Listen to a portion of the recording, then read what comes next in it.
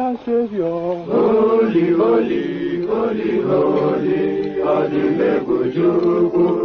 Another Savior. Another Savior. Holy, holy, holy, holy, Adimebujuku. Another Savior. Well, this is Obi'S. This is dedicated to the gallant heroes of the Nigerian Biafra War and IPO families all over the world. I remember the Nigerian Biafran War, in the thickness of the Biafra genocide. Hey, one man revived the vanishing hope to life. Let the great Biafran army to fight, and they were singing out, holy, holy, holy, holy, all the men will do is another Savior. They were singing out, holy, holy, holy, holy, all the men will do is another Savior. Holy, holy, holy, holy, all the men will do is another Savior. Many years after the genocide, whoa, yet another great leader has risen up now. Oh, and he's leading the Biafrans to victory. In your madika, yabika kokwanam no. Hey, anamekele mazuche mefo. Manemo, it's an honor having you on board. When I'm singing along, holy, holy, holy, holy, Nandekano is another Savior. Gonna sing along, holy, holy, holy, holy, Nandekano is another Savior. When I sing along, holy, holy, holy, holy, holy, holy, holy, is another Savior. Getting moving right and getting moving faster now. Holy, holy, holy, holy, is another Savior. Holy, holy, getting moving right and moving faster. Yeah, for freedom. Is another Savior. Yeah, for freedom. Holy, holy, holy, holy, Nandekano is another Savior. Another Savior. Holy, holy, holy, holy, Adimebujuku. Another Savior. Another Savior. Holy, holy, holy, holy, Adimebujuku. Another Savior. Well, this is Obi'S. This is dedicated to the gallant heroes of the Nigerian Biafra War and IPO families all over the world. I remember the Nigerian Biafran War, in the thickness of the Biafra genocide. Hey, one man revived the vanishing hope to life. Let the great Biafran army to fight, and they were singing out, holy, holy, holy, holy, all the men will do is another Savior. They were singing out, holy, holy, holy, holy, all the men will do is another Savior. Holy, holy, holy, holy, all the men will do is another Savior. Many years after the genocide, whoa, yet another great leader has risen up now. Oh, and he's leading the Biafrans to victory. In your madika, yabika kokwanam no. Hey, anamekele mazuche mefo.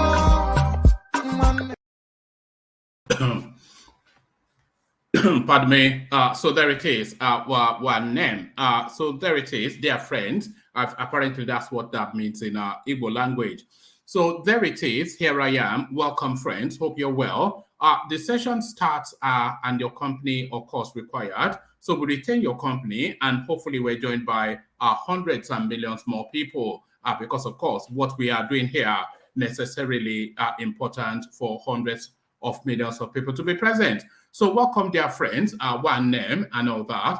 So holy, as guys, I bring you this. why we, should I start from there? I think there's one that precedes this actually. Let me start it from here. Let me start it from here. You need me as much as I need you, Tinubu tells APC candidates. So there's somewhat of a symbiosis in the relationship with the party and the candidate, because it is important for the candidates to win an election, for that party to be relevant in that space in contention. So the flag bearer of the APC is Bola Tinubu. Is it their preferred choice? That's subject to debate. But nevertheless, what is not subject to debate is that the flag bearer of the APC party is Bola Tinubu. Now, for the APC party and other candidates and other functionaries within that party, for them to be relevant post-February, it is necessary that Tinubu should win. And I think that is what is saying, that it's an unholy alliance of uncomfortable fellows, unholy alliance of uncomfortable fellows. All of that embedded in this headline. You need me much as I need you, Tinubu tells APC candidates. And there it is right there. Even if they win their individual slot, but the presidency is not with their party, it will be that much more cumbersome for them to administer their victory post the elections as it would be otherwise if their party was at the central space. So that's all of that wrapped into this. You need me as much as I need you. That is the Luther from Lagos bringing reality to his own party people. Three major challenges Nigerians expect Buhari's success. Three major challenges Nigerians expect Buhari's successor to tackle once he assumes office on May the 29th, 2023. Pardon me. So there it is right there, and there it is exactly right there. So I want to know what those challenges are. So what would the three things, of course, are to preempt it. I will highlight that to be around the oil subsidy. It will be around the insurgency and banditry, and then the collapsing economy. So I cannot say past those three, but I wonder what this menu has to offer. Three major challenges Nigerians expect Buhari's successor to tackle once he assumes office on May the 29th, 2023. So what challenges those are, and how and who can surmount them? All of that up for discussion. Nigeria-Niger Kano Maradi Railway Line construction update. So Fulani Railway, a lot of you, of course, unless you're not Nigerian, you would that's the only way you would not be aware of this. Buhari, of course, building a Fulani railway service for his clansmen. So pardon me, let me just do something quickly.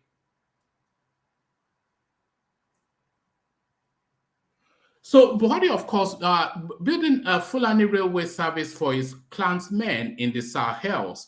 And the project was actually started barely 2 years ago, and the central bank vaults has been completely thrown wide open, with unlimited, unfettered access to however much money is needed to complete it. And the determination then is that the project will be completed before Buhari leaves office, because of course it's not a project that has any economic value whatsoever, and it's a near 3 billion, 2 point some, it's several billions of dollars anyway. I'm sure we'll hit the figures once we start the reading. But the project serves no purpose for the Nigerian state. It is entirely a Fulani project, taking them from how far they cut deep into the Nigerian state into where they cutting them all the way through to their homestead in Niger Republic. So entirely, how do you even administer the borders between the two countries when the trade service just runs right all the way through those borders? So a borderless Fulani landscape is what Buhari wants to give as a legacy to his own people. And is insistent that this must be completed within his administration, and he has thrown open the central bank vault for them to access as much as they need. Nigeria Niger Kano Maradi Railway Line construction project update. So we'll find out exactly where they are, but I suspect that it may well be at the completion phase. Ohaneze Indigo urges Southeast governors to declare public holidays for PVC collections. So there it is right there. So every stone, no stone rather left unturned in efforts to push as regional interest. And that's fair dues, by the way. That's fair dues. There's no criticism of that because, of course, that is the sort of move that necessarily has to be made for this thing to for their will to come through. But does the state, because there are even other states that are straddled by opposition parties. But I don't know, what am I even saying? Because irrespective of whichever party, of course, we will argue, people should still get their PVC. But then the PVC push in the Southeast, we all know what motivates that. Ohaneze Indigo urges Southeast governors to declare public holiday for PVC collection. Good idea, bad idea, how practical is it? PDP crisis. Why I am quiet on G5 governors rift with Atiku and Ayu. So this is Amuno Tambuwell, of course, who inserted the most brutish of blades behind Yemsin Wike at the PDP primaries. That has now, of course, what has now spiraled onto where we are now in that narrative. So the first blood drew by him. PDP crisis. Why I am quiet on G5 governors rift with Atiku, Ayu, Amino Tambuwo breaks his silence to speak to the crisis in his party. But what does he have to say? Just hang around and you'll find out shortly. Hang around and you'll find this out shortly as well. Anambra government launches attack on Peter Obi, pulls down Billboards. So all the campaign regalias of Peter Obi turned down in Anambra State. I suspect this was not necessarily singularly Peter Obi's regalia or campaign materials, but they would, of course, couch it in other people being affected. But of course, with the amount of virulous attacks that has been going in Peter Obi's direction from Soludo in recent times, no equivocation. This was targeted at Peter Obi. Anambra government launches attack on Peter Obi, pulls down Billboards. So quite what's led to that, we'll find out shortly. This to be found out shortly as well. 2023 presidency, Obi Tinubu war of what continues. Labour Party candidate fires at Ondo rally. So the tete-a-tete, it's not a tete-a-tete, it's not even cheek by jowl. Is daggers drawn. It's open warfare now, actually, between Tinubu and Peter Obi, because Tinubu has been throwing jibes in the direction of Peter Obi for quite a good while now, and the guy has tried first to take the gentleman tack, but it looks as though that has now been abandoned, and it's now a slugfest. 2023 presidency, Obi Tinubu war of words continue as Labour Party candidate fires back in Ondo rally. So quite what the latest installment is there, we'll find out shortly. Supreme Court sacks Obong of Calabar, orders fresh election. So fresh election is what I said, yes. So there it is right there. If you're talking about paramount kings, there's no more paramount within the creeks than the Obong of Calabar, of course. It is tantamount to the Supreme Court sacking the Oni of Ife or Alaafin of Oyo, something that almost sacrilegious. But what has informed this? What's led to this? You have to hang around to find out. Supreme Court sacks Obong of Calabar, orders fresh election. So what are going there? We find out shortly. Group ask anti. Oh, which one did I skip earlier? Oh, yes, let me give you this one. Why we chased out a Rise TV journalist, APC finally opens up. So a lot of you, of course, you'd have come across that narrative. Is this a simmering battle between the APC as a party and the Arise television studio as an outfit? So of course, this has been it's been bubbling in the ethers, and it looks as though it's now going to crescendo to an open slugfest. So so the latest installment there, while we chased out Arise TV, APC finally opens up. So we pick it up from there to find out the latest installment. So there it is, a rich and diverse menu as always is the case. So lean back, kick back, take it easy, relax into it. The usual protocol, click on the like button as you're coming in. If you're not already subscribed, then please correct that immediately. If you want to come join me on the screen, click on the hyperlink that says StreamYard, brings you into a studio space. Soon as I finish reading the body of the talking points, I'll let you onto the screen and a conversation ensues. So I will let you onto the screen and a conversation ensues.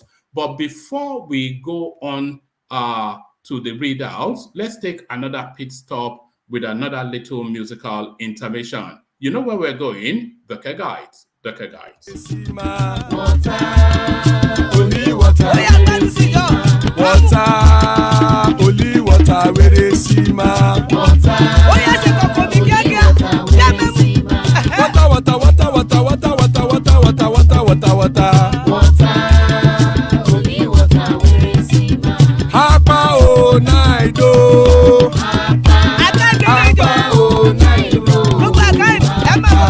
Hapa you don't come o.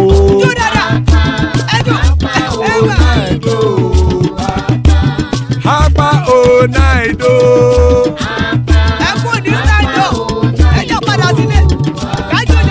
Oro kẹ̀kẹ́ ẹlẹ́mù yé o. Ibe sodi kẹ̀kẹ́ ẹlẹ́mù rẹ o. Obi master kẹ̀kẹ́ ẹlẹ́mù rẹ o. Chief Wáìlà tí kẹ̀kẹ́ ẹlẹ́mù rẹ o. Eruku lẹ̀lẹ̀ ẹlẹ́mù dé. Eruku lẹ̀lẹ̀ ẹgbẹ́ ẹlẹ́mù dòde ojàre o. Eruku lẹ̀lẹ̀ Ghana ti dé ẹgbẹ́ bọ́ọ̀dì o. Ọmọ ẹlẹ́yẹ ẹ̀yẹ o ó dilé o. Odúyẹ̀lá ẹ̀yẹ o ó dilé o. Petrosoname ẹ̀yẹ o ó dilé o. Petrosodúnkẹ́ ẹ̀yẹ rẹ̀ ó dilé o. Ẹlẹ́kọ̀ ọ̀run mú ìní o.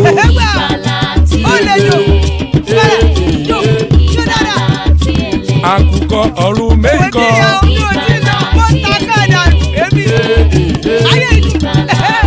Ikú kò ní ríwà gbéṣe o.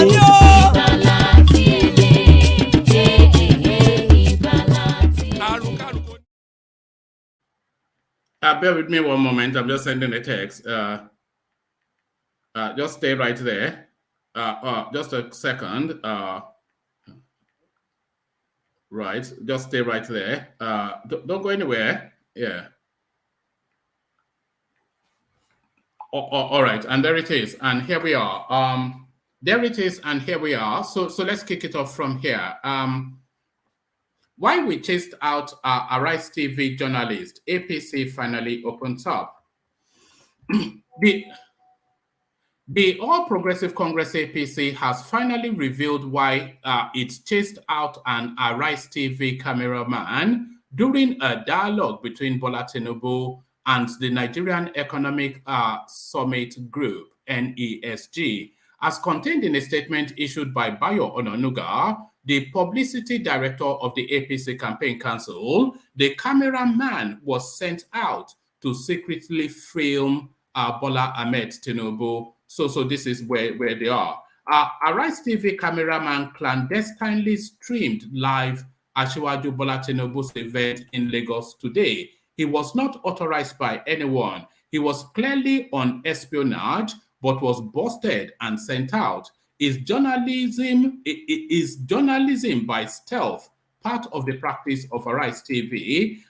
This action by the APC was greeted with a lot of criticism, but Ononuga explained that the dialogue between Tinubu and the NESG was not meant to be a live telecast. It was gathered that other TV stations invited to the event did not breach the stipulation laid down for the event.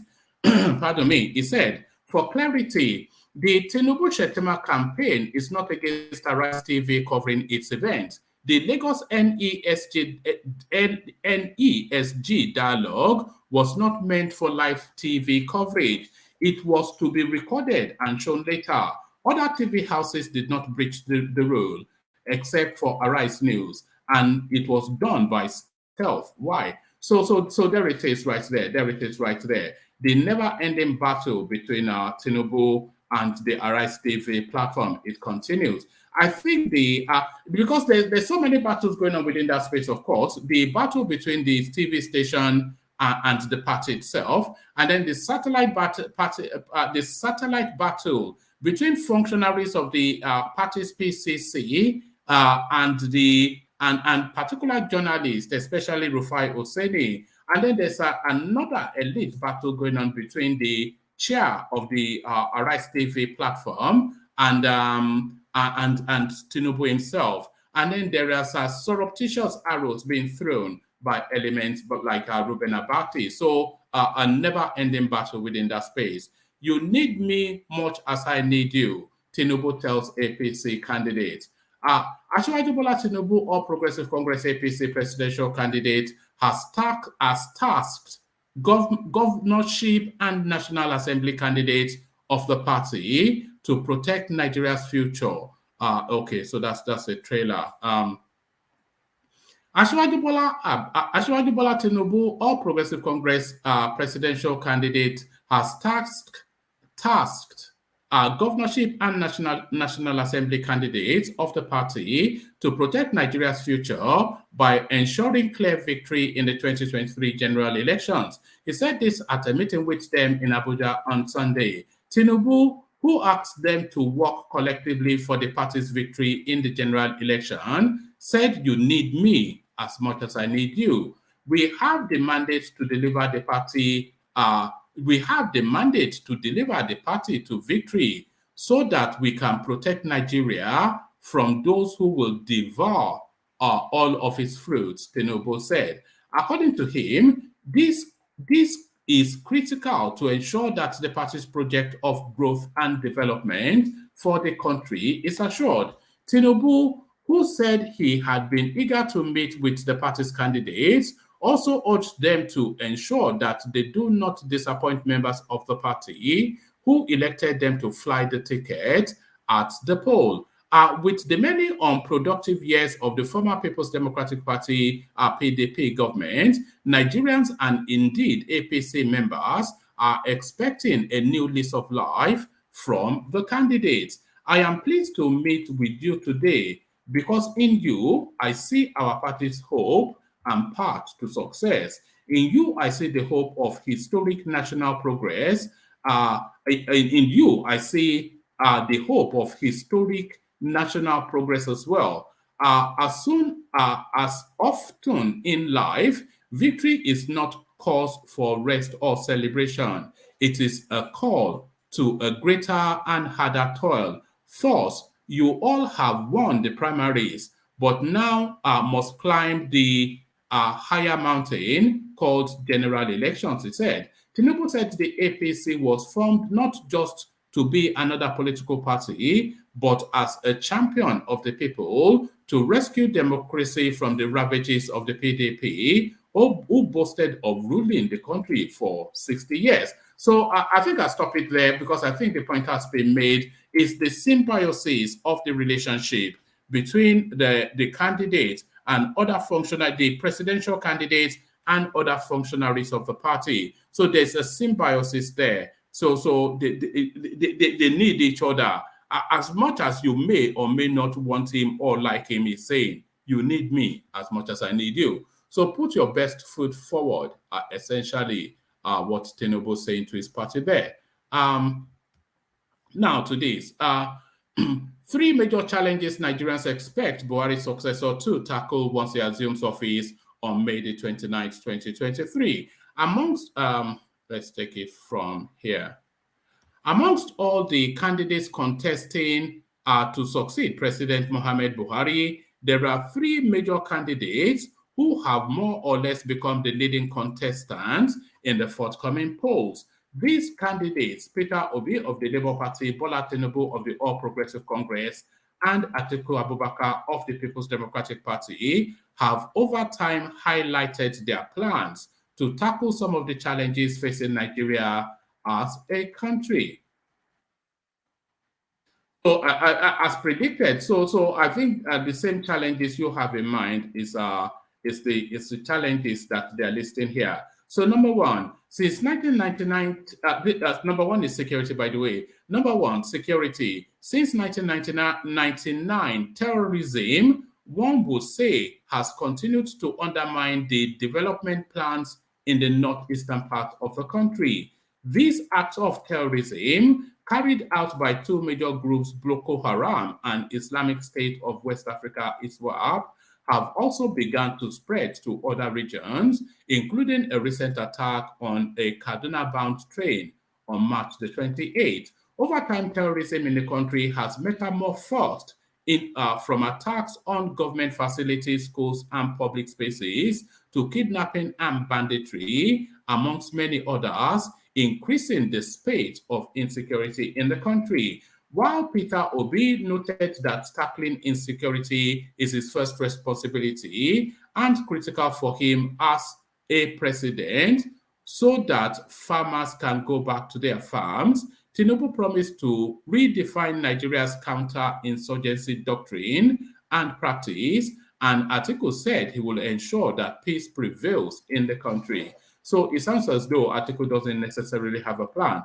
So number two, electricity. Poor electricity transmission and distribution have continued to be a bane to Nigeria's development for a long time. While many leaders have campaigned with promises of fixing Nigeria's electricity challenges, the problem persists. Sunday Oduton, the Executive Director, Research and Advocacy of the Association of Sunday Oduton, the Executive Director, Research and Advocacy of the Association of Nigerian Electricity Distributors, the umbrella body of electricity distribution companies, DISCO, said the country since 1960 has not generated up to 6,000 megawatts of electricity, despite needing 30,000 megawatts to meet its demand. So just look at that.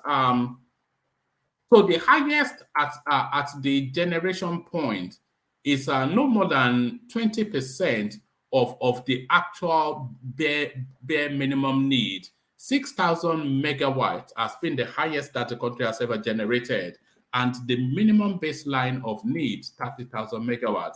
So what's the difficulty? Are they first going to invent electricity before they let us have it? Is the question. To this end, Peter Obi, while speaking on Channels Television at the People's Town Hall 2023, said his administration, if elected, would generate nothing short of 20,000 megawatts of electricity in 4 years. His words.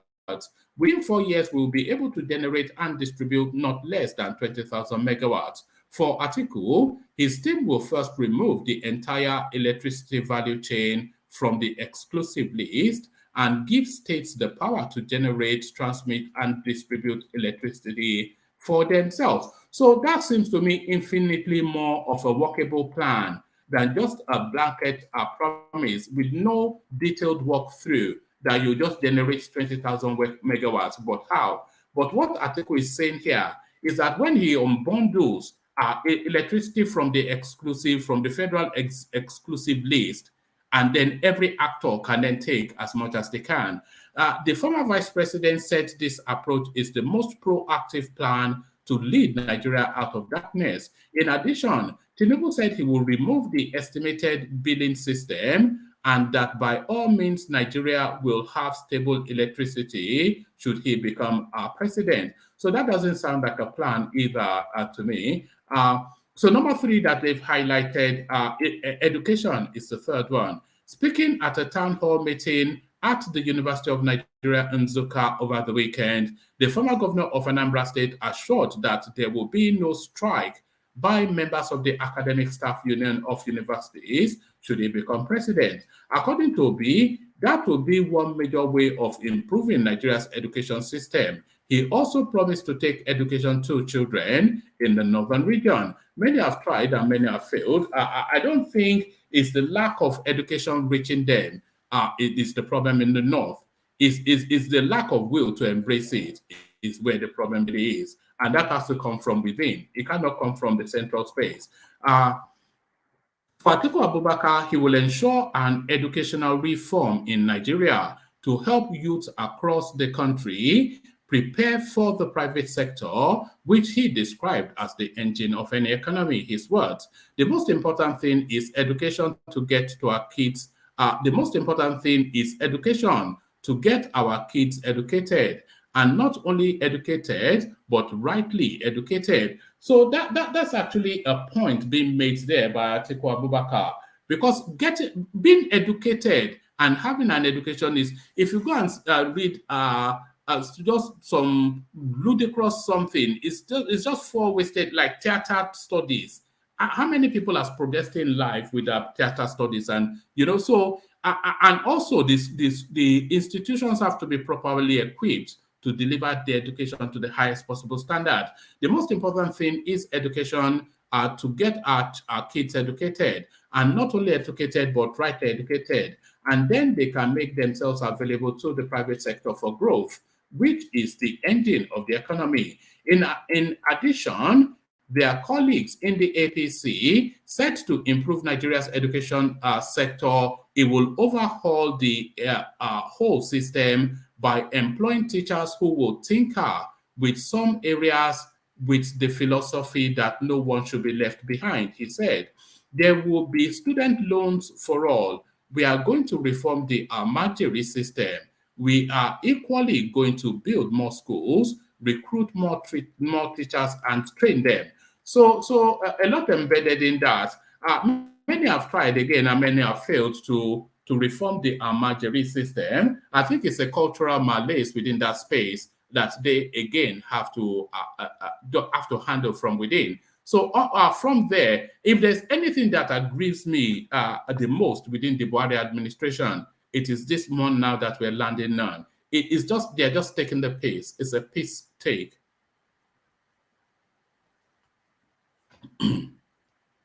Right. Nigeria-Niger-Kano Maradi Railway Line Construction Project update. So this just nauseating news all the way through.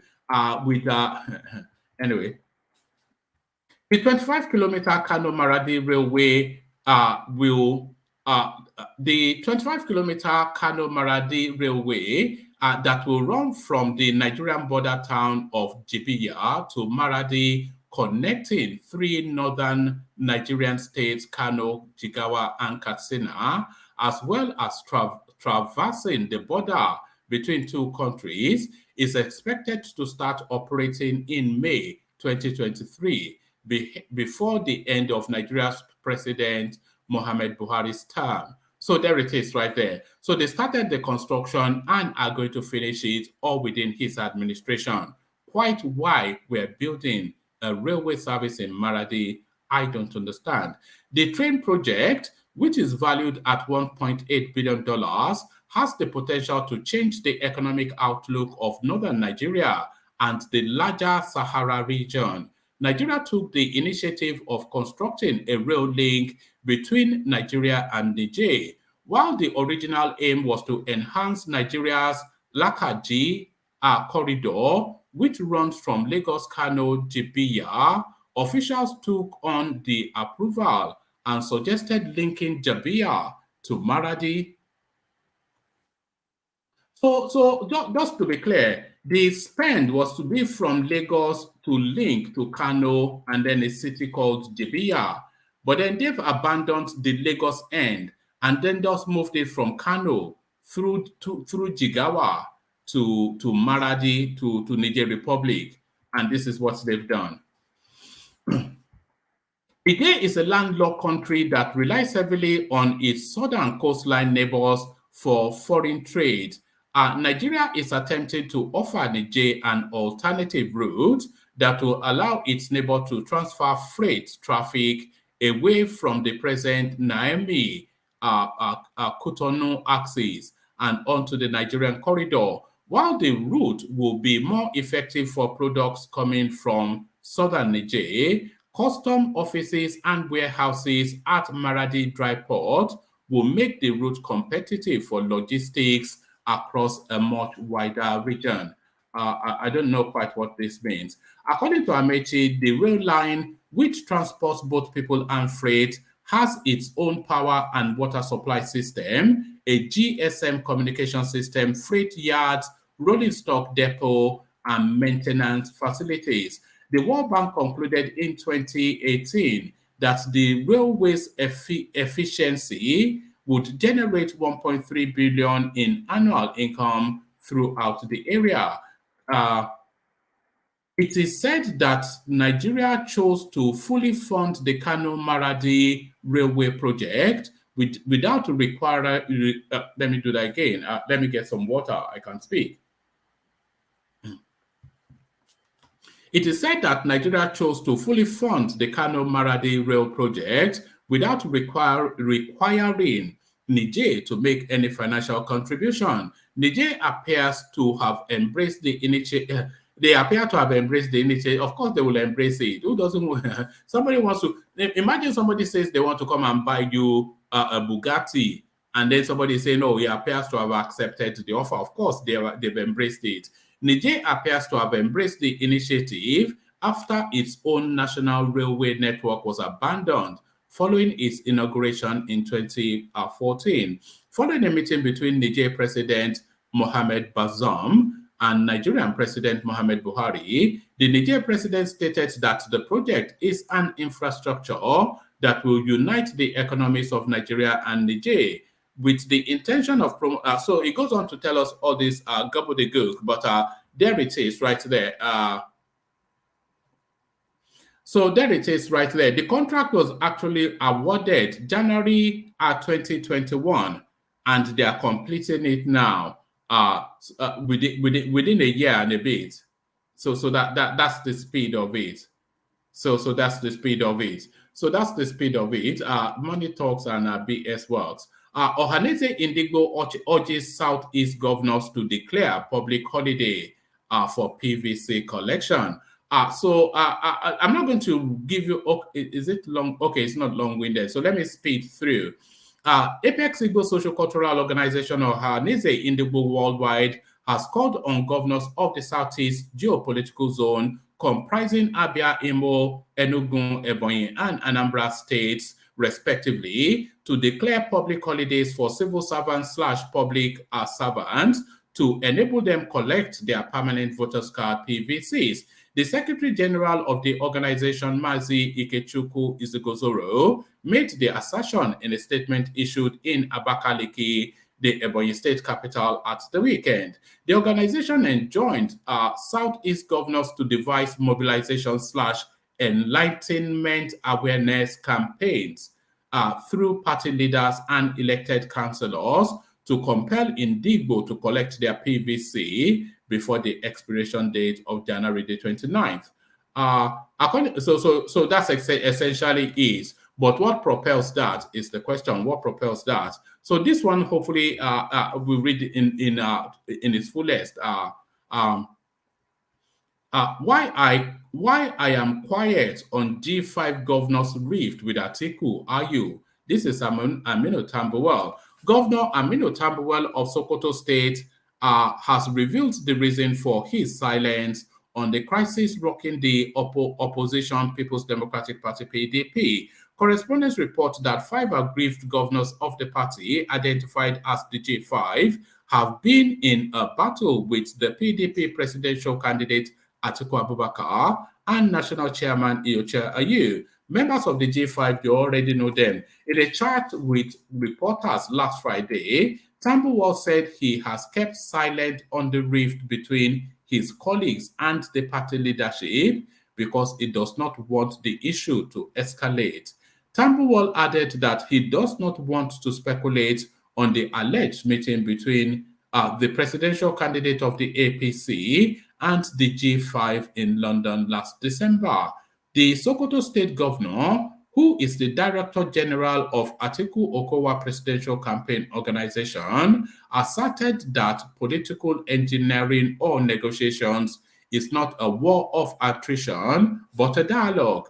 Tambuwal added that the party would act when the 5 aggrieved governors announced their preferred presidential candidate. He said, "My 5 good colleagues that are in the J5, you see, I have always been saying that political engineering or negotiation is not a war of attrition, and I will not speculate.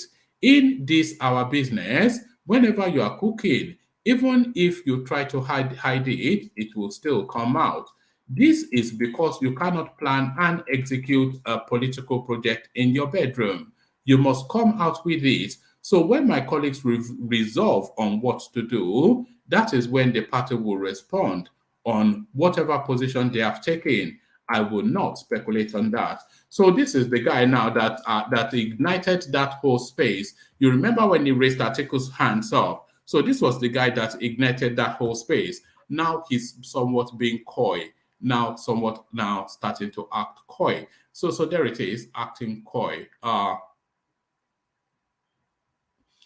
Let's go on to this, just a couple more. Anambra government launches attack on Peter Obi, pull down billboards. 82 months after Anambra State Governor Professor Charles Soludo criticized Mr. Peter Obi, presidential candidate of the Labour Party LP, for worthless savings, the state government has expanded the battlefront further by pulling down the campaign billboards of Obi and the senatorial candidate of the party for Anambra. Let's take that again. I don't know, my voice is going. Barely 2 months after Anambra State Governor Professor Charles Soludo criticized Mr. Peter Obi, presidential candidate of the Labour Party, for worthless savings, the state government has expanded the battlefront further by pulling down the campaign billboards of Obi and the senatorial candidate of the party for Anambra Central District, Chief Victor Ume. They mounted at a strategic places in the state. The Labour Party accused Soludo of giving order for the action to be taken. A chieftain of the party, who spoke on condition of anonymity, said that Obi and Ume's large billboards at the Unizik temporary site flyover was pulled down on Saturday by the Anambra Signage and Advertising Agency. He alleged that the billboard at Unizik temporary site junction was removed on the order of Soludo. He argued the advert, which was placed by an APCOM registered advertising agency, was fully paid for. Soludo said he does not want Labour Party advert on such a strategic place and ordered the Anambra Signage Agency to refund the money it received for the advert. He also ordered the removal of the Labour Party advert at the Afo Nobi gantry. Let's click this up.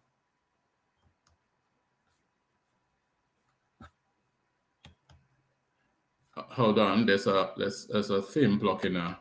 There it is.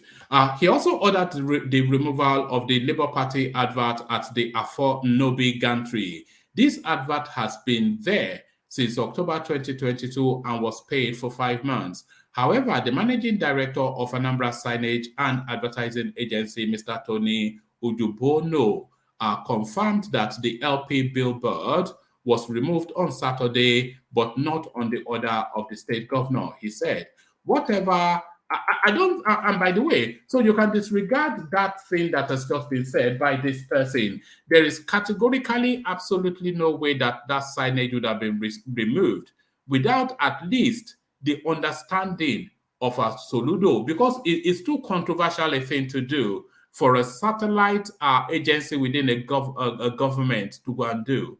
So it's too controversial. They could not have removed the prominent Peter Obi campaign billboards from major streets in Anambra State without first running it by Soludo. But this is what the functionary of that agency had to say. He said, Whatever that was removed was as a result of a challenge we had with the agent that erected the billboard. First and foremost is that the bridge you are talking about was having a Labour Party billboard. If you recall, in August, we sent out a message to all political parties to pay up their campaign fees.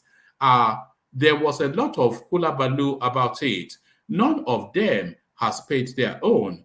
So most of the parties that have not paid theirs, that have adverts on government assets, were removed. It has nothing to do with the governor. Governor did not give the order. If they said they paid the campaign fees, let them give me any evidence. I should know. I am the ANSAAMD. They did not pay the campaign fees, and we spoke to their media head several times.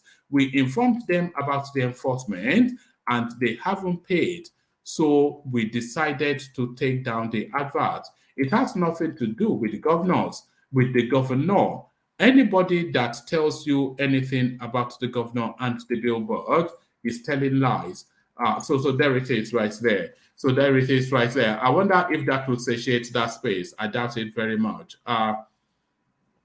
Still with the Peter Obi space, 2023 presidency, Obi Tinubu war of words continue as Labour Party candidate fires back on Ondo rally. The presidential candidate of the Labour Party, Mr. Peter Obi, has once again responded to jibes from his counterpart, Bola Tinubu, of the ruling All Progressive Congress APC. As reported by correspondents, Obi, during his rally in Akure, the Ondo state capital, on Saturday, January the 14th, expressed his commitment to commit to Nigeria's funds and resources if elected. I'm not quite sure what that means. He expressed his commitment to be committed to Nigeria's funds and resources. I wonder what that means. This was in response to Tinubu's remark in an event that Obi was stingy and could not be trusted with public funds. So I think we are back to that space. So it says, yes, they said I am stingy, but we are not out to steal the nation's wealth. All we want to do is to use the nation's money for our people and the development of the country. They said that I am stingy. We want stingy people now so that we can keep the money. We want to make sure we use your money to transform this country. He further urged supporters not to be sentimental with their choices whilst urging them to base their voting decision on the premise of competence and character in order to salvage the country from its current predicament. So I wonder why the Obi space continues to push that narrative of competence and character. Because there is nothing to suggest that Peter Obi was especially competent during his governance of Anambra State. No, we've gone through it endlessly. It was the poverty capital, according to the National Bureau of Statistics. It had the highest poverty level in the country during that phase when Obi was governor of that space, and the economic growth in that space it was very, very pedestrian in comparison to his there is nothing to suggest competence. It's just the thing. The only narrative you hear that it took the schooling system from one base to a higher base, and that is even subject to a lot of debate. So I'm not quite sure when they keep hammering this word competence, where has that ever been demonstrated? He further urged supporters not to be sentimental with their choices, whilst urging them to base their voting decisions on the premise of competence and character in order to salvage the country from its current predicament. So it's just quite a thing. Okay, so I think we make this next one the last one. Supreme Court sacks Obong of Calabar, orders fresh election. The Supreme Court on Friday delivered a ruling that sacked the Obong of Calabar. Let me make sure I get the name right. Let me see. All right. The Supreme Court on Friday delivered a ruling that sacked the Obong of Calabar, Edidem Epo Okom Abasi Otor, putting a legal tussle that has lasted well over a decade to rest. So there it is. In the ruling written by Justice Amina Agid, so I'm not quite sure. It puzzles me sometimes when the sitting, and maybe it should be the case, of course, but it puzzles me sometimes when the sitting judges on a matter of culture, especially ascendancy or ownership of a particular stool within a community. It puzzles me sometimes when the people sitting on judgment on those cases are completely alien and foreign to that culture. I'm not sure that should be the case, or should that really be the case. In the ruling written by Justice Amina Agid, who of course a northerner, and delivered by Justice Akomoye Agim. So he sounds more like a Creek sort of a person. The Apex Court upheld a much earlier ruling by the Appeal Court in Calabar, which held that the selection process where Mr. Abasi Otu emerged was marred with irregularity. Delivering the judgment on June the 4th, 2013, the lead judge then, Mr. Justice Garba Lawal, now Supreme Court Justice, ordered that. So there it is. The Obong of Calabar has been gotten rid of. But can you so casually get rid of a monarch? Is the thing. A case lasting decades. A case lasting decades. So there it is. So there it is, and here they are. DOG, I see you. Ajane Koko, I see you. The Progressives, I see you. And World Peace, I see you. So good to see you, gentlemen. Let me send the link for others who may want to join. So let me send the link for others who may want to join. But before we get into the conversation, there was a clip that I wanted to play yesterday. But the conversation pushed it out of the opportunity. So let me now play it today, and we may well pick it up from here. We may start it off from here. One day in 2020, there were rumors that the Senate wanted to amend the requirements for the office of president to raise the minimum qualification. And Atiku had felt that he was the target of that process. And so he had reached out to me frantically via email. In that email, he said that beyond the Senate, his children were also pressuring him, his family basically were pressuring him to run for office, and as such wanted him to acquire by any means necessary a higher certificate that would make him eligible to run for office. And so he wanted me to help him secure admission to any Nigerian polytechnic where he could purchase such a certificate without scrutiny. I secured admissions for him at Federal Polytechnic Ida and Durban Polytechnic in Abuja. He sent money and I paid his fees. But I had advised him that the scrutiny he wanted to avoid was not going to be possible because the ever-vigilant DSS were always around these schools investigating. And so there was no way he was going to avoid scrutiny. Acting on that advice, somehow he secured admission to Anglia Ruskin in the UK. I do not know how he did it, but he secured a master's degree from there. But he didn't go to school because he loves education. He went to school to fulfill his desperation of becoming president of Nigeria. In that email, he had mentioned the fact of his children forcing him, putting him under intense pressure to run for office again. I wondered why. But it didn't take too long for me to find out why. So Hawa is Atiku's daughter, one of his daughters. And she had told me herself that one of the reasons her brothers, especially Mo, whom she mentioned, would do anything for their father to become president was the fact that he knows that he must become a multi-billionaire should his father make it to that office. In her words, nothing will stop him. Now, when you put into perspective the fact that Atiku has 31 biological children, each one of them wanting to become a multi-billionaire, then you'd understand why you should be afraid of letting this family near that space. I was later to speak with Mo himself, and he affirmed what his sister told me. He said that there's no other goal in his life right now than for his father to become president, because he knows that when his father wins, his appetite will become larger. Also, these children want to emulate their father's royalty or royal lifestyle lived abroad. And so it is their dream to relocate abroad with their various families. But they feel that the billions they already have, even by the admission of their father, they are living comfortable lives here, that those billions are not yet enough. They need more. And so they need their father to be in office so they can embezzle more money and relocate. Do you know what it will cost you, this country, for 31 children to aim to be multi-billionaires in a country where we are already short of funding for major critical projects? They'll rip Nigeria dry. You can listen to them. You don't have to take my word for it. Who complained bitterly about Chidoka. He said Chidoka used daddy's money and didn't deliver.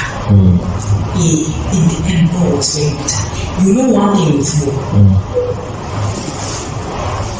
Mo wants daddy to be president because Mo knows that when and if daddy becomes president, he will be a multi-billionaire. Nothing will stop him. So he will bet his everything. The thing is, Adamu is highly ambitious, and so is Muhammad. Adamu is very selfish, and so is Muhammad. Adamu likes money, and so does Muhammad. Just two of them. And so it is two. And everybody wants to feel closer to that. There have been instances where I've been interested in, going for an office maybe or whatever, but for whatever reason, that didn't happen. But I'm just at a point where my primary interest is to see Atiku Abubakar become president. There is no secondary interest for now or tertiary interest or anything. That is the only interest I have now. Now, once we are successful, then I would say my appetite will now become very, very large. It makes sense. So that's more what I'm focused on. I'm trying to make him president, like you. We'll try our best. That's I love you. Let's see how things go. Okay. If I have plenty money now, I can even move my family out of this country. Money to move your family out of the country is not something you'd lack, Mohammed. Really? And now you just a disguise. I am my investment advisor. Do I need to be? No. I don't need to be now. If you are my investment advisor, so if I have plenty money, but I move them out. See, abroad is not enjoyable if you don't have money. So I agree. If you're in Nigeria, you are used to having one cook, 2 nannies, 1 driver, 1 houseboy. How many people have 5 staff? To afford 5 staff abroad, you have to be a multi-millionaire. It's not easy. And I'm not a multi-millionaire. And I don't want to be living this kind of lifestyle here, and I'm living in Nigeria comfortably. Then now go abroad and be living one kind of life. I can relate. You do have a point. You understand? So, moving is one thing, but moving comfortably to match your current lifestyle is another thing. I agree. So, unless it becomes essential for them to move, I'd rather not move until, if God has blessed our hustle, our struggles. How many houses remain for you now? How many houses remain for me? Yes, no. How many houses remain for you? At my young age, you're asking me how many houses remain for me? You and the Oyo State Governor. Mike, you know this.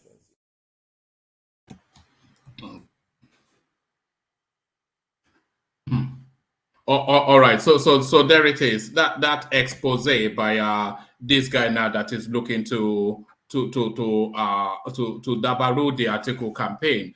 So let's kick off the conversation and let's actually kick it off from DOG. So DOG, are you there? Are you ready to go? Oh man, can you go to the next person? All right, let's kick it off with Akim. So Akim, we don't often hear from you, so perhaps we hear from you now. Akim, look at this guy. He'll log on and then go to bed. So let's start. Let's try Ife. It's going smoothly, isn't it? Ife, are you there? Yeah, I'm here.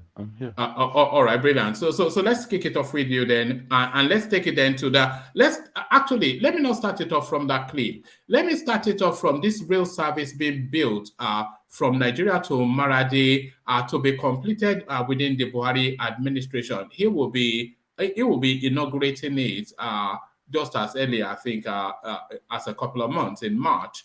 So what are you making of this first? It was started in January 2021, and it must be a record for the Nigerian state, completed all the way from Kano through Jigawa to from Kano, Jigawa, and Katsina to land in the Niger Republic. What are you making of that? Let's kick it off from there. A $2 billion spend. Well, every project is good for the country, but the question is, this type of projects are more or less what I call trophy projects. Trophy in the sense, what's it called, sense of I did it, not looking at what's the economic benefit it gives the whole country at large. Look, whatever then the question is, the rail system, is it for a freight service or what? It's for freight and passengers. Look, first of all, I don't know how our leaders think. What they said is so that the Nigeria corridor will be linked, so that they will be using the Nigerian ports for their freight services. It sounds weak and tenuous as an economic argument. I align more that is a vanity project, as you are suggesting.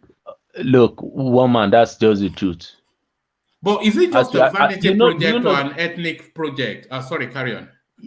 Because of the ethnicity attached to it, makes it a vanity project. It's not as if it will not work. It will work, but it will be working on deficit. Because at the end of the day, the services it will be rendering will not be commensurate to the revenue it will be generating. Yes, or what it will cost to run it. I'm betting you that in the next 4 years, I don't see any freight going on it. Even if there's any freight, because there is already a Benin Republic Niger freight services for Niger goods, and we know that Niger, Benin Republic, they are French colonies, and there are treaties binding all French colonies together. France has the right of first refusal for any goods coming from all French colonies. If France says no, that's when another country will have the opportunity to to get those goods and services. Niger, Republic of Benin, and Nigeria, which one shares the largest border? Everybody knows that Niger shares the largest border with Nigeria, but lo and behold, one man, Benin Republic and Niger are building a pipeline project so that Niger's crude oil will be exported from Seme. Have they discovered crude oil there in Niger? Niger has crude oil. As we are speaking now, if not for the the COVID that came, they would have finished that the pipeline project and not discovered in Agades. And if you know Agades is towards the Borno Maiduguri area. But Niger was able to push pipeline. Look at that huge distance from Agades to call over Nigeria, the Nigerian border over there. Now call back down to Western Nigerian part through Benin Republic to Seme. port. Ideally, you would think that the pipeline, even because from what Nigeria even said, they said they are laying pipeline to Niger. Ideally, you would think should lay that pipeline through Nigeria to be going through maybe Nigerian port. But all these francophone countries have treaties binding them. They wanted to do that pipeline through Cameroon before, but because of some maybe security concern, they opted to use Benin Republic. So I don't know where our leadership are getting all these ideas from. And that's why, as you've rightly said, it's just ethnic induced project, which more or less I see as a trophy project. Maybe at the end of the day, when they finish this project, they will go and collect a chieftaincy title for their families, not for the country, unfortunately. But if you look at the value cost of this, though, then it highlights it even more because this is a near $2 billion spend running a train service, like you said, that has no economic argument from Nigeria into a foreign country. And that train service, by the way, it was meant to run from Lagos to land in the deep north. Does this not highlight? Go on.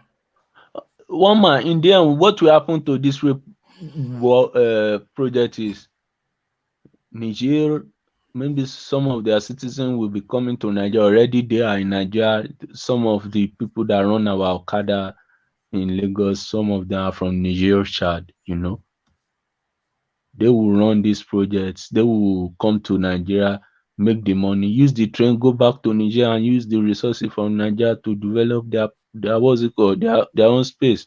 If a country decides to be stupid, it will be stupid to the detriment of our own citizens.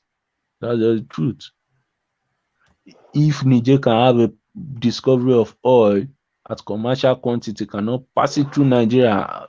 One man, if you have time, maybe you can even show the map of Nigeria, the map of Africa, so that we see this thing properly. What will we say there? The border between Nigeria and Niger. Right. For you to look at how that's the longest pipeline project in the whole of Africa as at today. Yes, our border between Niger and Nigeria is almost 1,000 kilometers. Even if it cut across about 5 states in the north or 6. Very long, line between Nigeria and border line between Nigeria and Niger. You have to support it. Adale Koko, ọ̀rọ̀ ìlú yẹn sú mi bákan. Yeah, but what does that highlight, though, that we have a long border between Nigeria and Niger? Look, do you know where Agadez is? Agadez, look at, from that map, Agadez is, you know where Maiduguri is? Yes. Agadez is just up of Maiduguri. So now ask yourself, if they are discovering oil in that Agadez part, up of Maiduguri, Niger prefers to push a pipeline to pass over Nigeria's border. Look at how big that border is. Then pass that pipe down to the Benin Republic. The same thing, they are building a what's it called, a rail. They are upgrading their rail system now for freight service to pass through the same Benin Republic. But we are using our own money to look for. But I don't blame anybody. I don't blame. It's just showing us the dynamics of the country, where you as a Southerner thinks more economy, what will be maybe betterment for the whole country at large, for the southwestern space, for the southern space, for the northern space. You have some people who are just thinking only for their own, what's it called? Maybe northern space or ethnic space,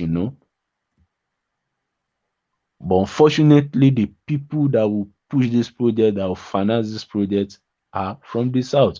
The minister handling this thing is from the south. And I remember when he went to defend that budget in the National Assembly, they were just lambasting him, all the senators, they were just lambasting, especially some of them from his own region. That what happens to the, what's it called, the rail project in the the south is nothing. Even we don't even have a connecting rail project from Lagos to Kano directly. If there is, even let's say we want to be You know that's really the most important rail service we should have. exactly. In Lagos to Kano and then to land in Abuja, that's the economic corridor of Nigeria. Of Nigeria. You know, not Maradi, Niger Republic. What? Maybe when we are serious for development. How do you expect the incoming administration to handle this? How do you expect? Do you expect The them incoming to? administration cannot do anything because more or less they've already laid the. No. I'm not saying to dismantle it, but do you expect the incoming administration to continue? Because of course, it's something that will necessarily have to subsidize because there's no economic argument that says it can self-sustain. So, do you anticipate that the incoming administration will continue to subsidize it, or should the recommendation be that they just privatize it and let it collapse? A project as big as that will not be left to collapse. You know, these are modern systems. These are modern rail networks. The only thing is, it will just be what's it called, a project that will Another be cash cow, subsidized another cash exactly drain. by the whole of the country. Because at the end of the day, let's say there will be spare part needed for maintenance. You know, people will be trained. So it's just a project, a retrogressive project at large. You know. All right. Wow. Because at times when you want to push this type of project, most times it's a give and take scenario. You know. Okay, we Nigeria will do our own from, even let's say we'll do our own to our border. You handle it from your own space to Maradi. But Nigeria handled everything. Even the minister was saying I had to even beg them to accept. Can you imagine that I had to beg them to accept? Because that means at first they did not even want to they did not want to sanction the project. So I had to beg them to accept. Okay, he accepted. They financed the whole project on, unfortunately, the Niger Delta resources. What I would have expected is, okay, we are going to build a railway project from Nigeria to your country. I will expect you guys to export your crude or some. Let's say you don't want to export, or you have to export some percentage of your crude through our own space. We will provide the pipeline network so that it will be a win-win situation. The pipeline project going through Republic of Benin, we add about 1/4 of the GDP of Niger Republic at the end of the day, and it will add about, I think what they said will be 1/10 of the budget of Benin Republic. So it's a win-win situation for the two countries, because there will be, what's it called, some royalties based on you are using our space to transport your crude to the international market, you know. But lo and behold, I will not be even surprised. Maybe at the end of the day, all the oil they are getting from Nigeria. You know, Nigeria even process oil from Niger. Nigeria transfer his crude to Niger, and Niger, what's it called? For refining. For refining.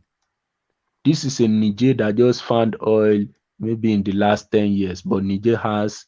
I'm pretty certain that the refineries in Niger Republic are owned by Yes, now the Nigerians. refineries in Niger Republic. No, I said I'm certain that they are owned by Nigerians.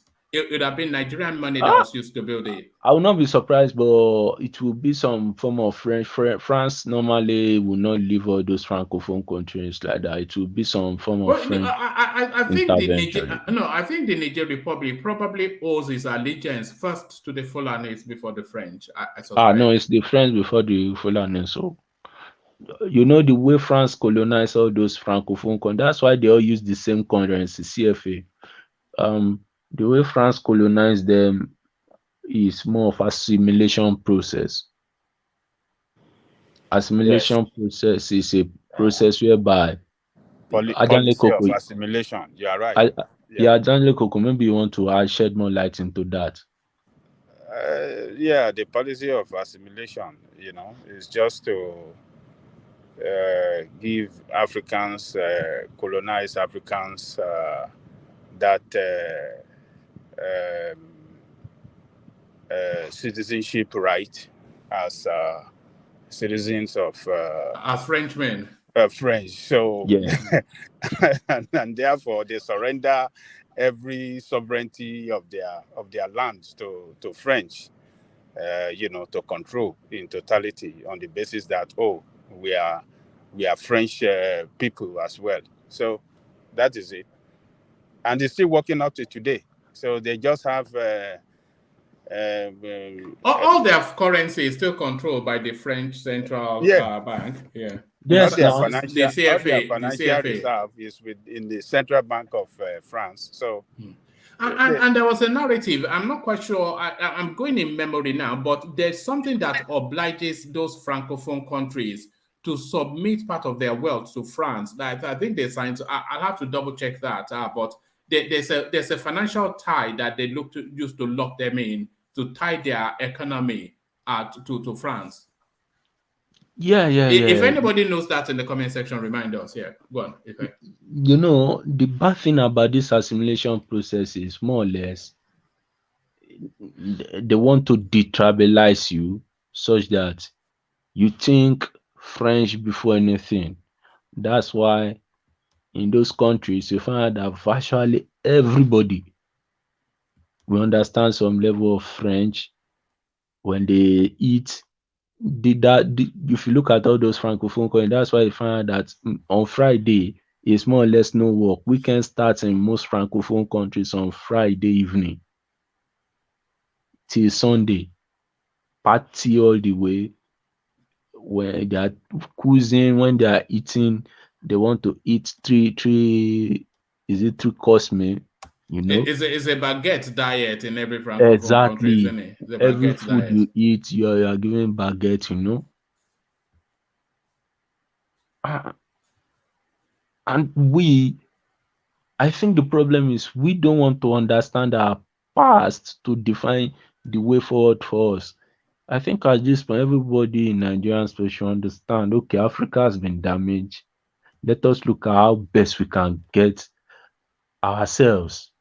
Because everybody, can you imagine what will happen? Let's say instead of channeling that Niger Maradi project, they even do only Lagos to Kano or Abuja to Kano, because there's already Lagos to. Is there the most important rail service in Nigeria is Lagos to Kano. There's nobody argues against that, of course. But what's a Maradi? Even the people in Maradi, because at the end of the day, if you want to connect there. Lagos to Kano, you will connect Lagos, Ibadan, through possibly Abuja. You are going to go through Niger State. You are going to go through Kaduna. You are going to go to Kano. Can you imagine that southwest northern corridor?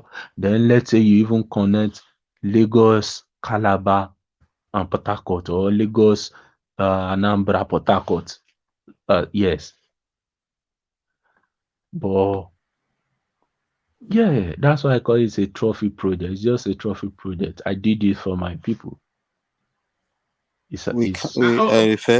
We can't also write off these guys having invested businesses in Niger, and they want to just use that access Another thing is the colonization of Nigeria. It's not easy to transport in large people through train line to the country. And I won't even dispute if all of this Nigerian oil magnates has refinery in Niger, because they have ally with France. They go to France, they hang out with the president of France. So it's a possibility, and that's why they build such relationships. So I just think they have their own reasons, but economically, it's useless. But they Double have gauge an ni o, ulterior double gauge motive. lẹ ń rí line double gauge. And now, so I think they have ulterior motives. It's not just they are not just doing the rail line because of that. Because I don't see how it helps the country in any way. But all the borders in the south are still being blocked now.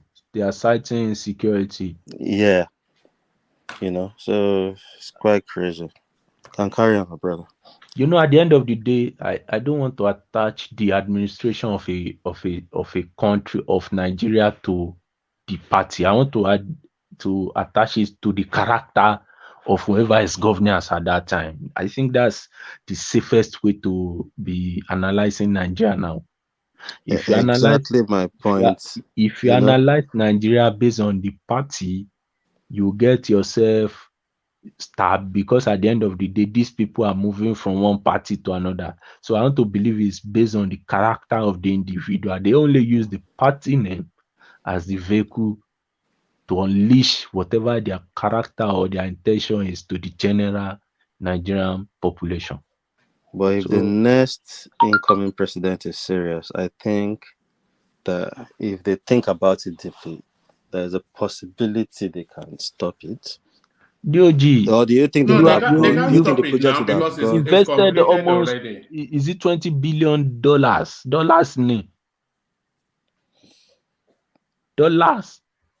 No, you won't stop it. Well, how will you just leave it redundant?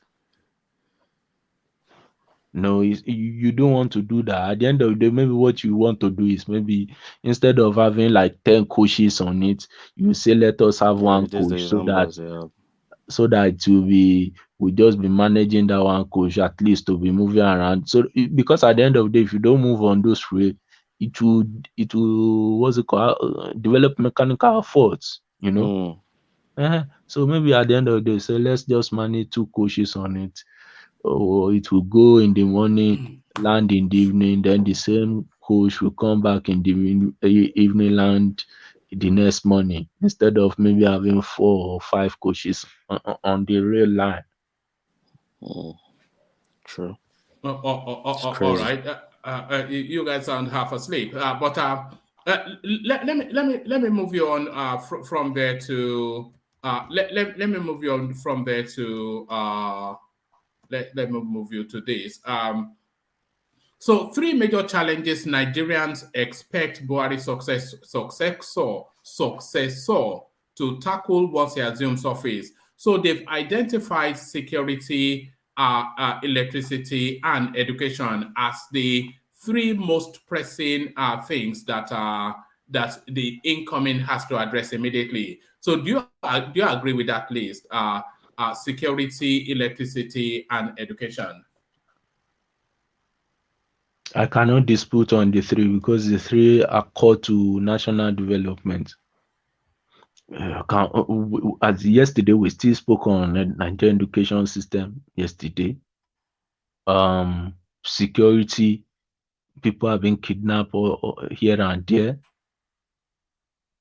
And of course, electricity. If Nigeria has electricity, I'm telling you, many people will be employed.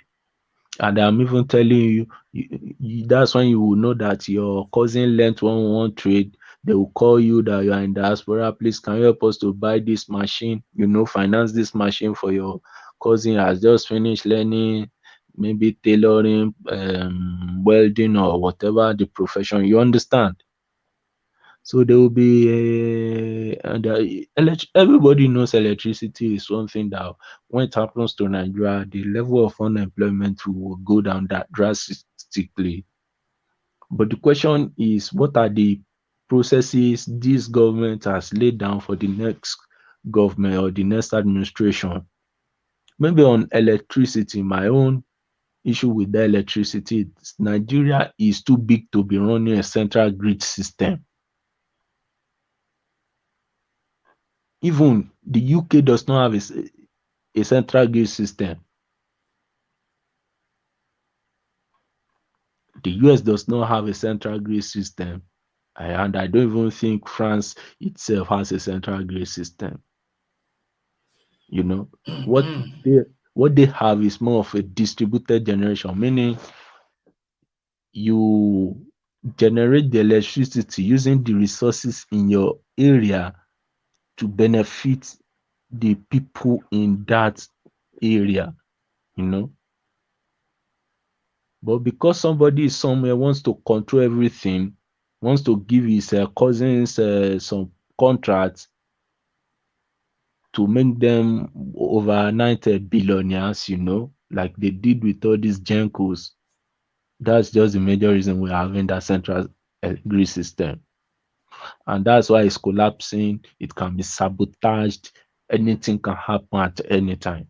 But I think did they say they've removed it from exclusive list now? No. Maybe Some of the I think that's already in the pipelines. Most to remove it from the exclusive list, yeah, I but think that's also on the promise list of one or two of the candidates.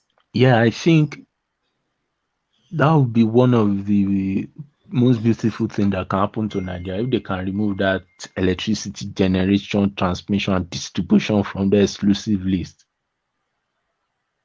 The federal government should just be maybe it should have a working document for whatever states wants to have a generating. And can you imagine? This thing has stifled the development of many areas. There is this dam in the northeast. Is it that dam that normally cause flooding? That caused the last flooding that they attributed the last flooding to? Oh, is it That the dam, one coming from Cameroon? yes. There is a dam Nigeria needs to be. That dam should generate hydroelectric power for the country, you know. Let's say they will still want to run that central grid system. But you just find out that maybe a senator will be somewhere stifling or embezzling the money to go to that project. But I'm telling you, if you give the state government the exclusive right to develop that space, they are going to develop it. Maybe another state can say, okay, come, we know you want to generate electricity from this project. Let us partner in this project and have some percentage so that when you generate the electricity, we have a certain percentage of the electricity you are generating, you know, to widen the space. But I think another thing this administration is doing is maybe at the end of the day, the gas pipeline they are laying would help to build those projects, you know, enhance the building of gas power plants. And the Siemens, the funny thing is, there has always been deal upon deal in Nigeria when it comes to all these transmission deals, you know. Obasanjo had his own, Jonathan had his own, Buhari too is having his own, nothing is coming to fruition. Maybe they said they are moving those transformers across the country, but most times all these things are more of playing to the gallery to generate some news feeds than the reality on ground. But I'm saying that thing needs to be removed from the exclusive list. Yeah. On security, the same thing. No, do you agree with that list first? Did you say you agree with that list? Yeah. 100%. 100%. 100%. You know. Is there anything? Look, at the end of the day, I think at the end of the day, Nigeria should come out and say, look, all this giving us 2020 campaign promises, we don't know. We need it. We just need 3 or 1. Or the education, fix education, electricity, and security. If you like, don't do any other thing again. But just those 3 cardinal points. Let's just get it done. On security, can you imagine a I'm not disparaging anybody or anybody from a space, They bring an inspector of police from Katangwa to your space in your state. The person that insecurity happened to cannot speak the language of the policeman, but wants to report or describe an incident. How is that possible? And funny enough, they will now say they should write statements in a language most of these people cannot even write, because before you used to think that insecurity happens in the urban settlement. I'm telling you, the insecurity going on in the rural settlements now are just unbelievable. Killing people for ritual sakes, what's it called? Kidnapping for money, going on people's farm, cutting their hands off, grazing on people's, and these are people who that's the only source of income they have. If they don't go to their family, it's more like you've killed them. But I'm telling you that if they have their own security, if they have an architecture that addresses all these things, yeah, we are not saying it will be eradicated, but to be brought down to the barest minimum. So that's the way I see security. Security is a local business. It's not as if somebody should sit down in Abuja and be giving what's it called orders. And this shows the suspicious nature we have towards ourselves in the country, where you believe somebody, because he's handling the security of his state or of his region, will victimize you because you're in another place. There are channels that these things can be can be addressed. It's just to create a working document that everybody abides, and the federal government looks at it and checkmates any excesses.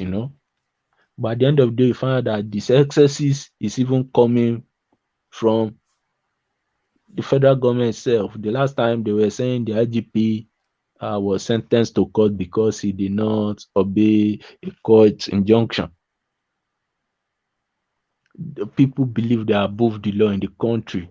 So whatever security system they have, even though it should not work. For it to be in the police now, if you don't know one Baba from one place, one ex-policeman, a governor, you cannot join the police. The police that in these countries where they are begging people to join the police, These are the situations we have in that country, and that's to be addressed. For anything, security should even be a sector that should be financed properly to make it lucrative. The same thing with education. And that's why I was saying yesterday that what does the average Nigerian person on the street of either Lagos, Kano, Kaduna, Benue, Cross River is getting from the government? So these are the things we have to look at, but that security is very, very paramount, because without security, the last time they were saying that in a state, I checked, I think I've forgotten the state, because of insecurity, they could not write WAEC. Can you imagine that? They had to cancel WAEC in the state because of insecurity issues. So it means even if there's no insecurity, somebody will wake up, sabotage any electricity installation, like Boko Haram did when they bombed all those transmission lines. They can go to the school, kidnap all the children. You want to impart education or good education. So these are the issues that needs to be addressed in that country. But security is very, very powerful. The last time they went to a train station in Edo State, kidnapped people, and the government is not even saying anything about it. I think at some point they want to make this insecurity issue normal to Nigeria. Do you not think the economy is the most paramount, which is near collapse already? You see, these things are insecurity, yes, but education, yes, of course, as well. But I thought the top three, by my reckoning, the top three will be probably insecurity, even just the top two, insecurity and the economy. That's just where really the country is. yeah, but at the end of the day, if you want to run an economy, do you want to run an economy on half-baked brains? What are the quality of services they will be bringing out to compete with the other international market? Because now, what's it called? Trade is more global. You can be in the UK and you look, okay, I want to buy gym products. If you do a Google search on that, it will give you international brands. So the question is, are you going for the quantity or the quality? Is it based on your price? So you still want to run an economy that is, even if it is not international standards, which should be the primary aim, it should have some form of leverage to some international products, So I think all these three are symbiotic. You cannot isolate anyone from the other. That's my own submission. If you say you want to leave education, focus only in security and economy, how do the people that have baked, which type of police personnel are you going to have? And that's part of To the problem. even sort the economies of power is very essential. Yeah. Because businesses in Nigeria now, the money they are running on diesel, many businesses are full up now. The truth is, some people that I knew that were had to sell off. I have a friend here. He sold off his car, he sold off his house, brought the wife, children, and they're in the UK now. He was telling me like, guy, if I don't do this, my children are in doom. A lot of people are doing that. What was his pathway through some education system? Yeah, sure. He registered for some school. Yeah, but he sold. There's a tsunami of Nigerians coming into the UK at the moment. Just signing up for some random course in some. These were people that were even doing far better than I was when I was still in Nigeria. They were doing like these were people that I was, I'm alone. Like let me even get to this stage in life, and they were like coming back. They had to sell off their properties. Some of them, they used the money to sponsor their wife to come for their education. Then they were dependent on the wife, and luckily some of them were, because they are professionals, they've gotten jobs that are now sponsoring their visa to stay in the UK. The other one, he sponsored himself, but because he's more of an artisan, the wife was working in the care home. The wife visa was sponsored, and he is now a dependent on the wife's visa. He's now practicing his artisanry, and they are living fine now. In essence, the last time I was asking, do you regret selling your house, selling your car to finance this move? He said, look, this is the best move I've ever taken in my life. Why? Just because the economy of the country was not working. So we cannot isolate anyone. Insecurity, economy, electricity. Look, on average, my family spend at least, if they want to be very, very conservative, they spend at least 40,000 naira on petrol per month just to power the generator through the night. That's all. Or pump water for the borehole. That's all. It's not as if they want to use the generator throughout. Just let's be conservative. Let's use the light for the major things in the house. So you cannot imagine people that cannot afford that. There are even some level now that if your parents have businesses, they will be telling you that oh mommy later and with anybody more. Me later with when they come. That is I cannot sell on credit because nobody is paying any goods and services they've owed you in monetary terms. So those, I think for now, the electricity, economy, insecurity, and education, they are just things that our country needs.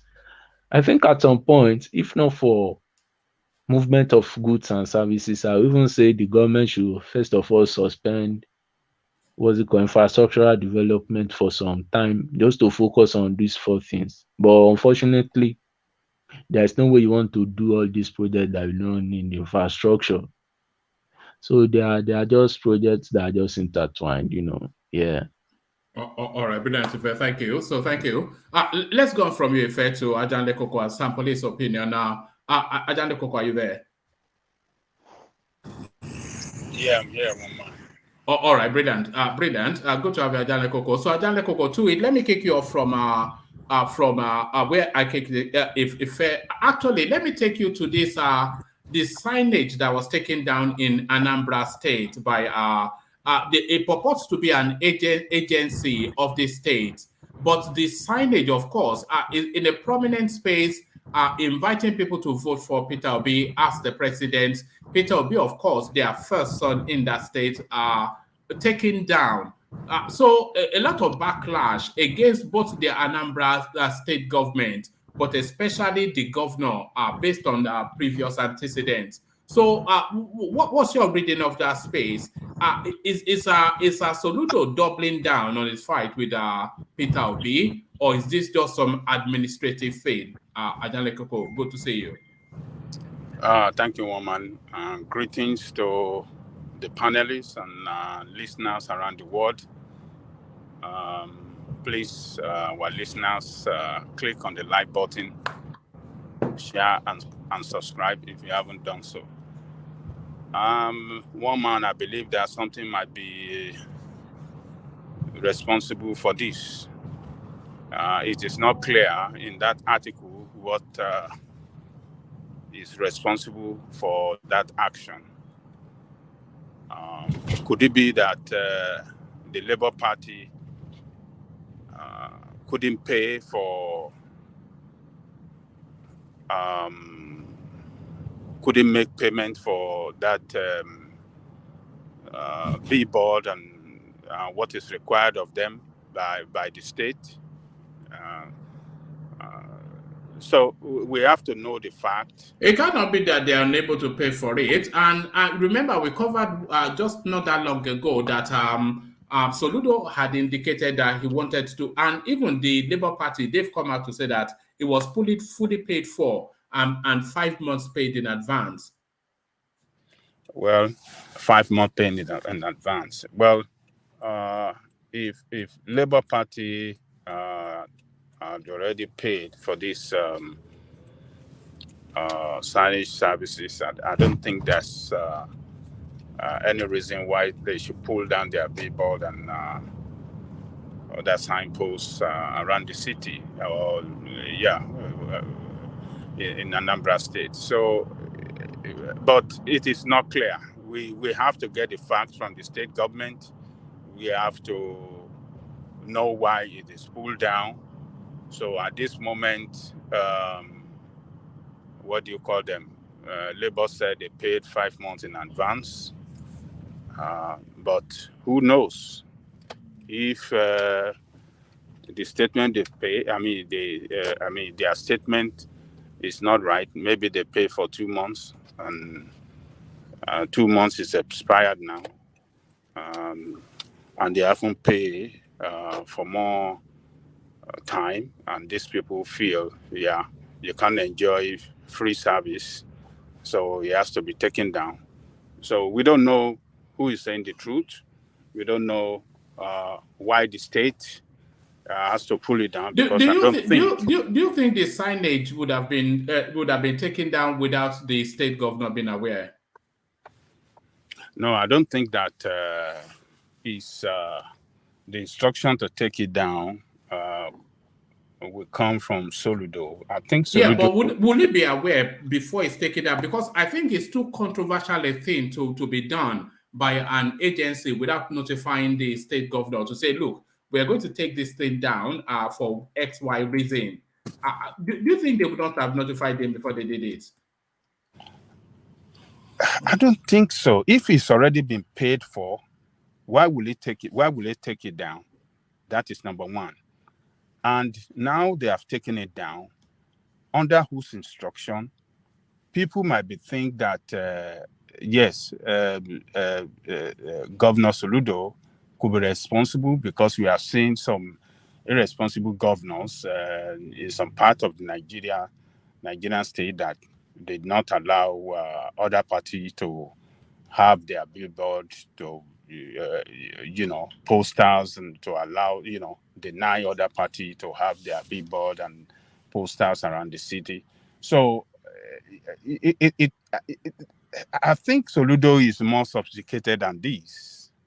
He's an international citizen. He's a man that look to me more disciplined than this nonsensical act. So I will not conclude that Soludo is aware, or he's the one that gave them instruction to pull it down. But Ajale Koko, Yeah. it said the head of the agency said they've not paid. So I think you pay, then it expires at the point that you have to renew the payment. I think they've not done the renewment. That's what I was saying earlier, that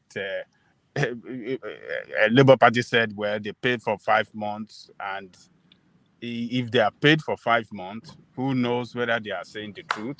Who knows? Maybe it was 2 months or 3 months they pay, and it's expired, and as a result of that, it has to be pulled down. So, but D, are you saying that the state agency said that their payment for that service is expired? Is that what you said? Yeah. Oh, okay. Yeah. If it's expired, what are we talking about? You said it's They should take it expired. down. Is that not the outcome of no dispensation? Because No, this is not another pay issue. If the agency of the state, issued out a statement that they didn't pay for it, and that's why it's taken down, I think they are on point. That is how it should be.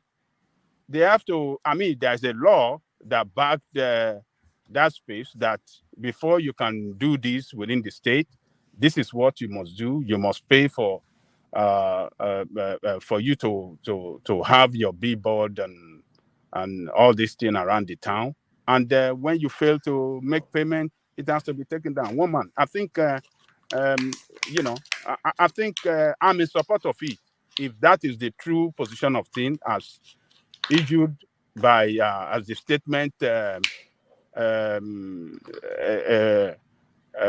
issued by the state agency, I think we have to be disciplined and be responsible for our action and inaction sometimes. So I'm in But support of it. what level of backlash though? Because they are already circling around Soludo, so almost certainly there'll be a backlash against this. Almost certain. For what backlash? If what they just need to know, they know. I mean, there's still sentiment on the ground for Obi for president in that state. Yeah, the people of that state, particularly the LP and obedient, they be shouting around now and that, Soludo hate him and that's why he took it down. The government agency must come out clearly. They must make a loud noise about it, if possible, on the state TV and television. I mean, state TV and radio, and said, yes, we did this because they did not pay, and we cannot allow any party to violate the law or go against the law of the land. This is what the law says. They are not ready to follow the law, and this is the consequences of disrespect to the law of the land. So they have to government agency. That's why every government have a Ministry of Information to dish out information to people, so that people can really know what is happening in the state. So that information services of the state have to come out and let people know, because this is a special case. He's from that state. Obi is from the state. The sentiment driving ambition for presidency by the people is strong. So the the government have to come out in a very strong manner to inform the people as well why they took that action, so that Soludo's name will not be dragged to the mud, because Soludo's name, the person that is in charge of information should act quickly and act well in order to protect the state government for their action, and particularly the name of the governor in particular. So I think the action is in order to me, if the statement they issued is right. So that's where I see it, one man. No shishi. What's the meaning of no shishi? When you are no shishi what's the meaning of that? Not paying for campaign Not paying for signages. what's the no shishi? What's the meaning of no shishi? No shishi doesn't run campaign successfully. You have to pay shishi when it comes to publicity. Publicity No is not shishi free. and lack of structure, because people, the structure based in Anambra should be the one handling such matters, not directly him. So those are the problems. Yeah. So, but do not anticipate a backlash against Soludo RD. If that's the case, I would just expect them now to come and tell us what the state agency is saying is wrong, because this state agency, from what I heard, is they have the receipts when their payment expired and when they should have renewed. So that's why they are taking it. So they should come out and disregard the news and tell us, no, this is our receipt, we've paid. So that clears them in. Because I don't think the state agency has to say anything else. If that's not the case, they should be the one coming out now to say something. Then if it now goes like now, it's now like a backlash on the governor, Soludo, I'm sure the state agents will now find reason to make another statement.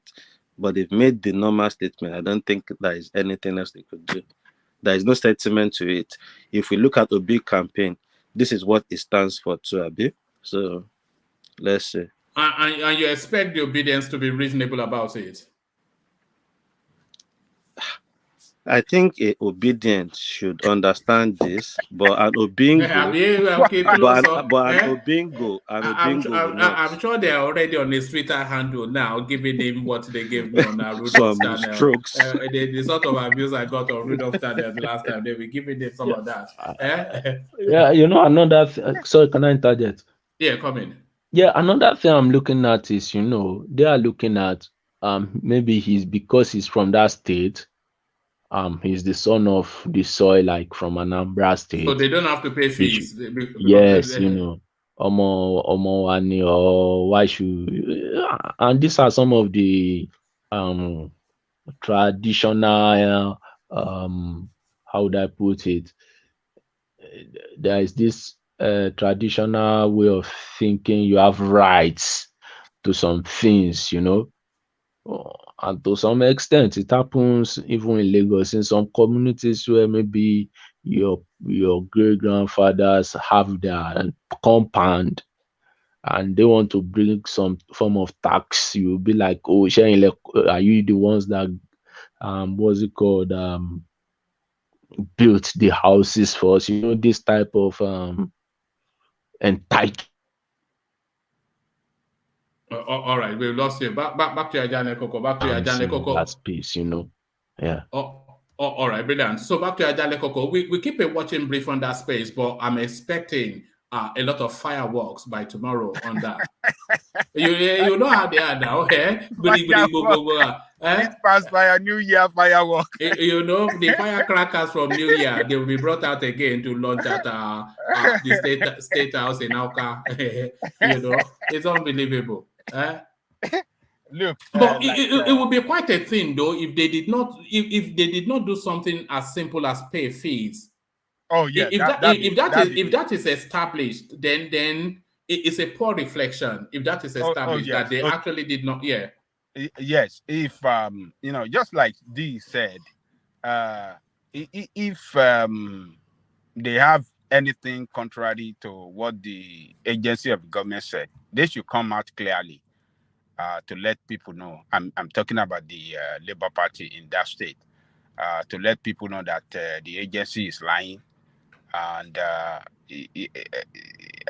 but if they couldn't come out to make it clear to the people that the agency is lying and they have paid according to what they said sometimes ago, that they've already paid for 5 months.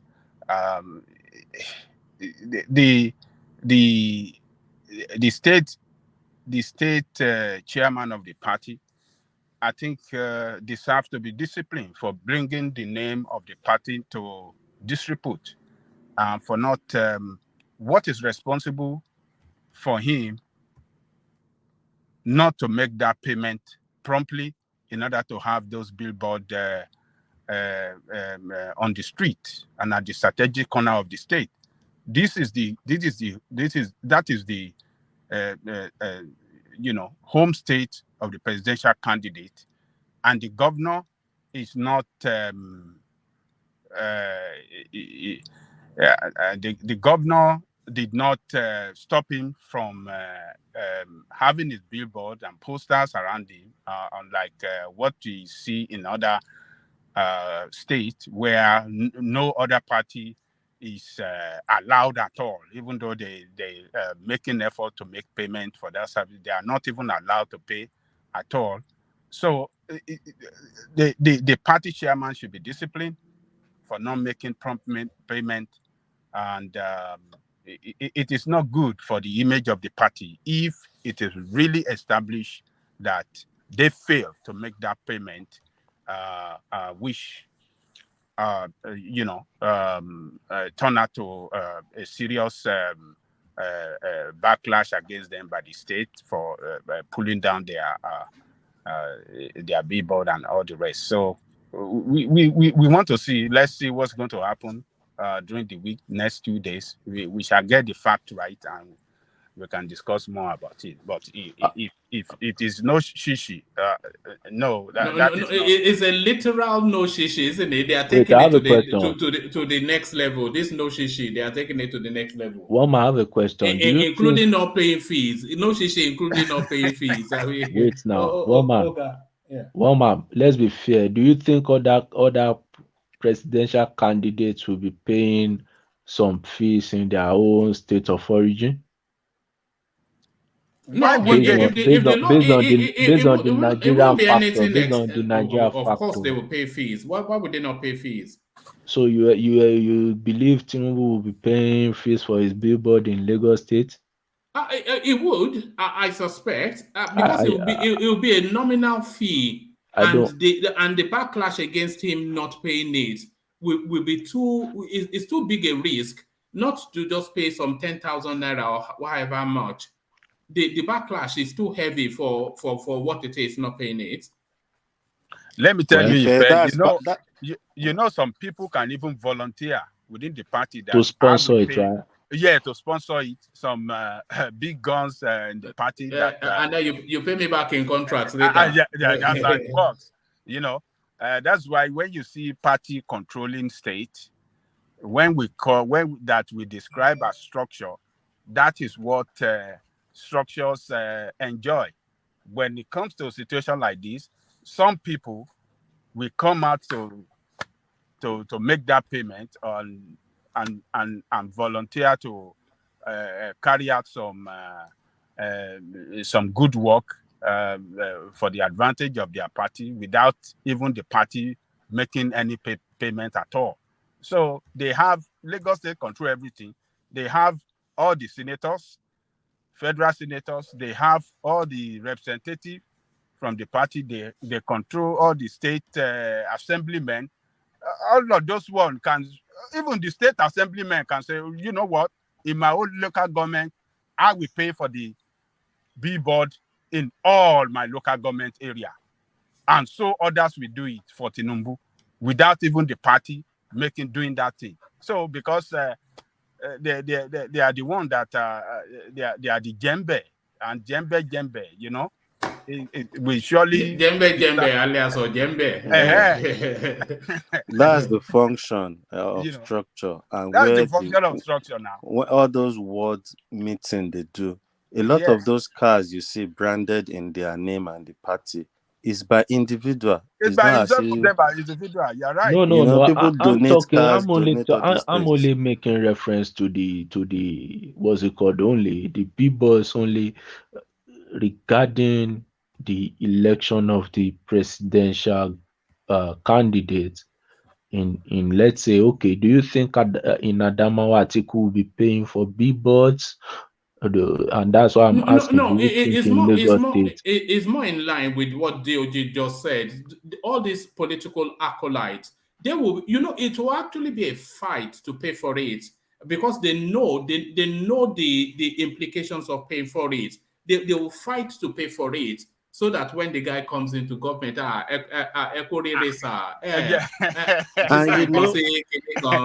one thing again. One thing again where I have problem with this Obi thing is Obi has never gone to a state, bring out people that are going for House of Rep, House of Assembly, because those are the people that are on ground in that locality. Those are the people that will be erecting all those boards. They don't really need the money directly from the aspirant to say, oh, Atiku brings us so much, we need to put board. That's why they have all. So that's the structure. And that's where me I have problem. You go to different states, you've never mentioned somebody going as governor under your party. You've never come out to bring out honorable people going as for House of Representative. You are not supporting them. You are just expecting other parties that have structure to vote for you in presidency. Is one of the mistakes you shouldn't even be making in politics. You know, even big parties don't try it. I think it was the AD that tried it one time or something. It affected them.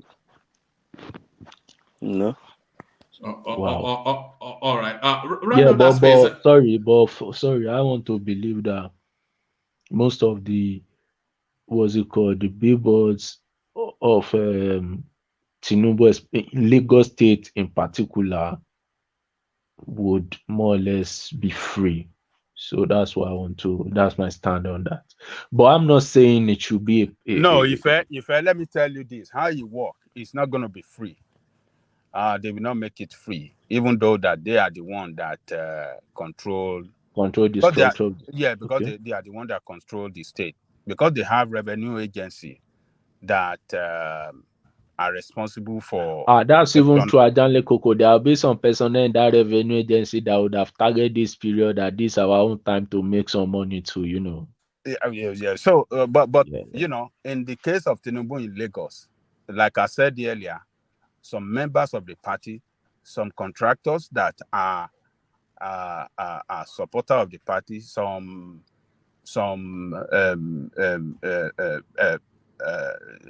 people who are well to do financially that are support the party could be responsible for those payment of those billboard and all the rest. But to say they will not pay, no, they will surely pay. They might not come from the party, but individually from other politicians and their supporter that are well to do. Support groups, right? Yeah, support group. They will do that just to show to contribute. Balogun Market Fish Sellers Association support. Just to show their own contribution. Then To individuals contribute maybe their own targeting support in their 20. own way, so that they will have it on Yeah, record that we support Baba when Baba is Baba. doing it, so that by the time Baba get to president, there's some kind of benefit. They will enjoy some benefit too. So that is the way it works. But to say they will not pay, I think they there's usually pay. Yeah, I think there's a term for it. Is it chronicracy or something? This sort of negotiated sort of government, which is based on somebody. If you know the term, type it in the comment section. There's a particular term that is used for this sort of help me, I help you sort of governance that we have in both Nigeria and the rest of Africa. Pro quo, or what did they call it? Kleptocracy. I think it's called kleptocracy or something like that. Yeah. I think we call it pro quo. Quid pro quo. Quid pro quo. You scratch my back, I scratch yours. Scratch your back. Yes. So that's the way it is done. They have to pay for it no matter what. Though they could be given discount if in some cases, but if the law allows it. But to say they will not pay at all, they will pay because they have record for it. Everything, it's a revenue generating point, and they want to generate revenue. And governments are they are the auditor. They have audit department that will audit that space too with regard to the revenue generation. So it's but that is what these look. The case of Atiku, PDP control Atiku State. The same thing will happen in Atiku State. You will see some legislators, some all these things that will pay for that. Atiku won't have to pay, or PDP won't have to pay. But you see some people that will come out and do that, do it as a way of giving their own little support for Atiku. But for party like Labour that doesn't have any structure, they don't control any government, they don't control any state government. It's a big money for them. It's not easy, but they try. At least they paid. You have to wonder where they're getting the money that has taken them this far, the Labour Party, because what they would have spent so far to get this deep and this high in the elections. Oh, they spend billions now. Yeah, it is beyond either Peter Obi's wallet or donations from the average person that throws in his 10,000 naira. There has to be some big money bags behind it. They have some big money bags supporting him too somewhere. So because look, he's flying around with jet, he's flying around with helicopter. Who is paying for it? And they haven't and to construct all these arenas, to all the woodworks and all the building the stage, renting the arena, the vehicles, the logistics, the food, the band. From state to state, like you said, the helicopter, the private jets. It's beyond Obi'S. He's a wealthy man, but not to that level of wealth. No, you can't spend it. Who is sponsoring all this is the question. Oh yeah, there are people sponsoring it, and they are not making it public to us how they are raising funding for this. So that is the ironical aspect of it, all the party. So if we are agreeing that there are people sponsoring it, are they sponsoring it through altruism and patriotism, or for oil blocks if Obi gets the position? Oh man, oil block now. Here is $500 million because I'm a true Nigerian. It's for oil block now. It's for something to get in return when they get to office. That is the way it's played in politics. Political appointments. Oh, political appointment. You're right. Political appointment, contract, a lot of things have to come in return for all those donation, big time donor and all these things. They will get something in return when they get to power. That is the way it's played in politics all over the world. So I won't I won't say anything bad to them on that. So, but big money is coming from somewhere for Obi to continue to pursue this race. So it's money. It's money consuming, man. This kind of political campaign in Nigeria, you have to mobilize people from various places. To we heard of the one that they did in Kogi that resulted to fight after when they had a when they couldn't hand out the money quick enough. When they had a poor showing, and the guy that were giving money to mobilize people remember we played the clip here. When the guy the guy disappear after this thing, they put fire. So you know, Atale Coco, if you don't have scruples or you don't have anything that restricts you, you see this window of this last 5 months. If you have a functioning brain, as somebody like you and I, for instance, this is a period that you can make generational wealth in Nigeria. You know that money that they found in some filing cabinets in some apartments in Ikoyi? Mm-hmm. You know those were campaign monies from the 2019 phase. When they would have given this guy a bunch of money to go and do something, he would have spent the barest minimum and kept the rest. Yeah. You can make generational wealth in this period. Some people are making hell of money now. Those that are in position of some people, this is the period they made their money. Yeah. Some people and they just relax for 4 years. Yes. Some people is when the government comes in and starts functioning, they make their money. Yes. So do you have a moral objection to making money in this phase? Just taking it off these politicians and helping them tell lies. One man, look.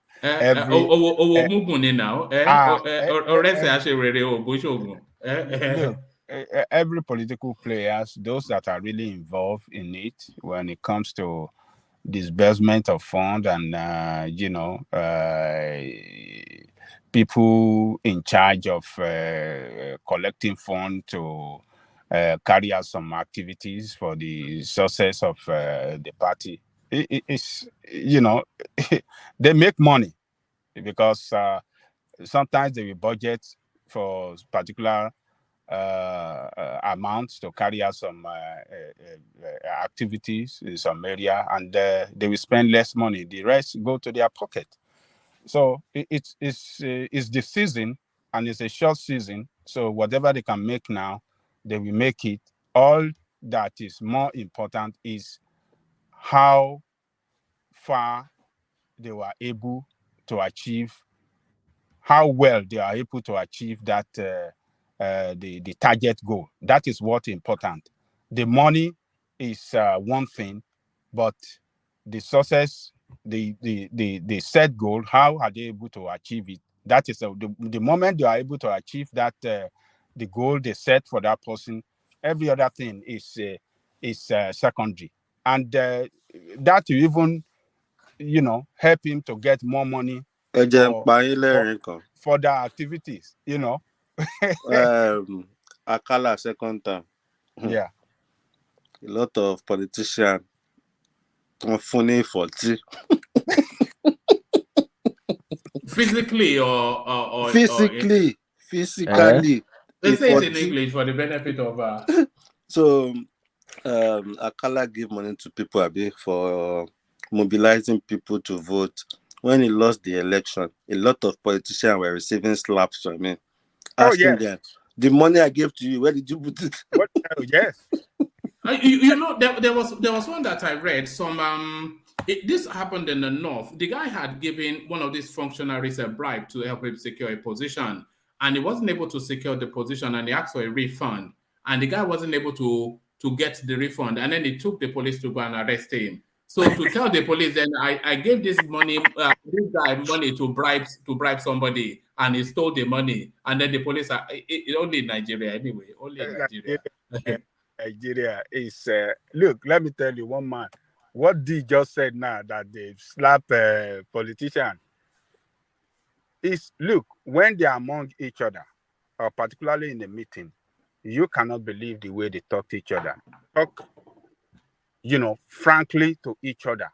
Those that fail in their own operation, if you see the way they will hear them right among themselves, that you that were given this amount to go and do, you fail. What did you it's when they come outside, you see them as, but when they are behind closed door, and they have to reassess or go back to the drawing board to channel another way of continue their pursuance of their goal. They will trash each other like crazy. So it's that's the way it works. So the success of it is what really matters. It is the amount is it doesn't really matter so much, though it matters, but it's secondary as long as they can achieve that success for what that amount is. You know the best position to be in this space, in the Nigerian space, is to be that guy that they'll give 10 billion naira or something, and they say go and secure the market women in Oshodi market or something. So go and secure them. So they once they've given you the 10 billion, nobody is asking you for any accounts of that money. All they want to know is that those women are now on board. So you can then go and spend the barest minimum to secure them, and then you pocket 7 billion naira, and then after the elections you say Adura Loba, Adura Loba. But one man, for you to get to that stage in the party itself, it's not easy. It's not as if you just wake up one day and just be given. It's not about speaking English, Abby. It's not No. English speaking. No. It would have been the work maybe you have done over the years for the party. Then they will People now say, will okay, get let us such just money. use this People like position Baba to Dibu. compensate the person, People like Adedibu. So people that have crowd that can mobilize people. Yes, is the one that will dictate how much he wants, and they will give it to him because he has built a record over the years that he doesn't fail when it comes. But where the Baba is different is if let's say Tinubu send Adedibu 100 million now. He will spend that 100 million as they are dropping it. He will give commissioner of police. He will send the money out. Then he will call the person back.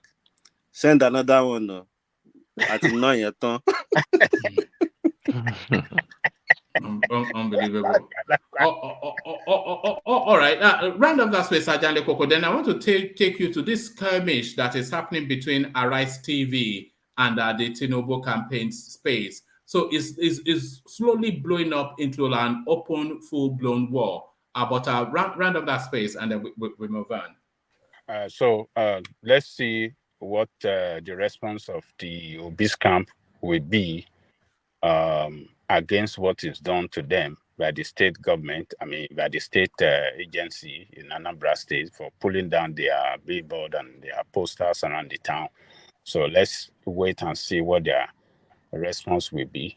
And the state government as well. Well, state government, state agency have said that they didn't make payment and nothing for free in the state according to the law. So we have to continue watching that space. But the obedience on Twitter will go wide. Well, they will just go wide, and they should call instead of going wide. They should call on the leadership of the party that what is responsible for that, and call on them, to make a public declaration if they have actually paid for this billboard promptly as expected by the state. So they should tell them to come out boldly and make a public statement, and even possible go on the video, throw it out to the media space, social media, and let us see it that yes, and post the a document for payment that shows that yes, they are still they are not owing. So that is what they should do, and not be calling names on Soludo or going wide and trying to damage the character of Soludo. That's the advice I will give them. All right. Yeah. Let me actually take you to where I'd said. So this thing that is going on between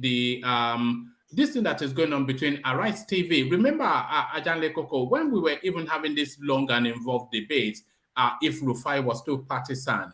So the war between, we have to describe it as a war. The war between the APC presidential campaign team and the Arise TV space is an open war. Everybody knows that there is beef going on there. So it ratchets up again. While we chased out Arise TV journalist, APC finally opens up. So let me just quick speed through it.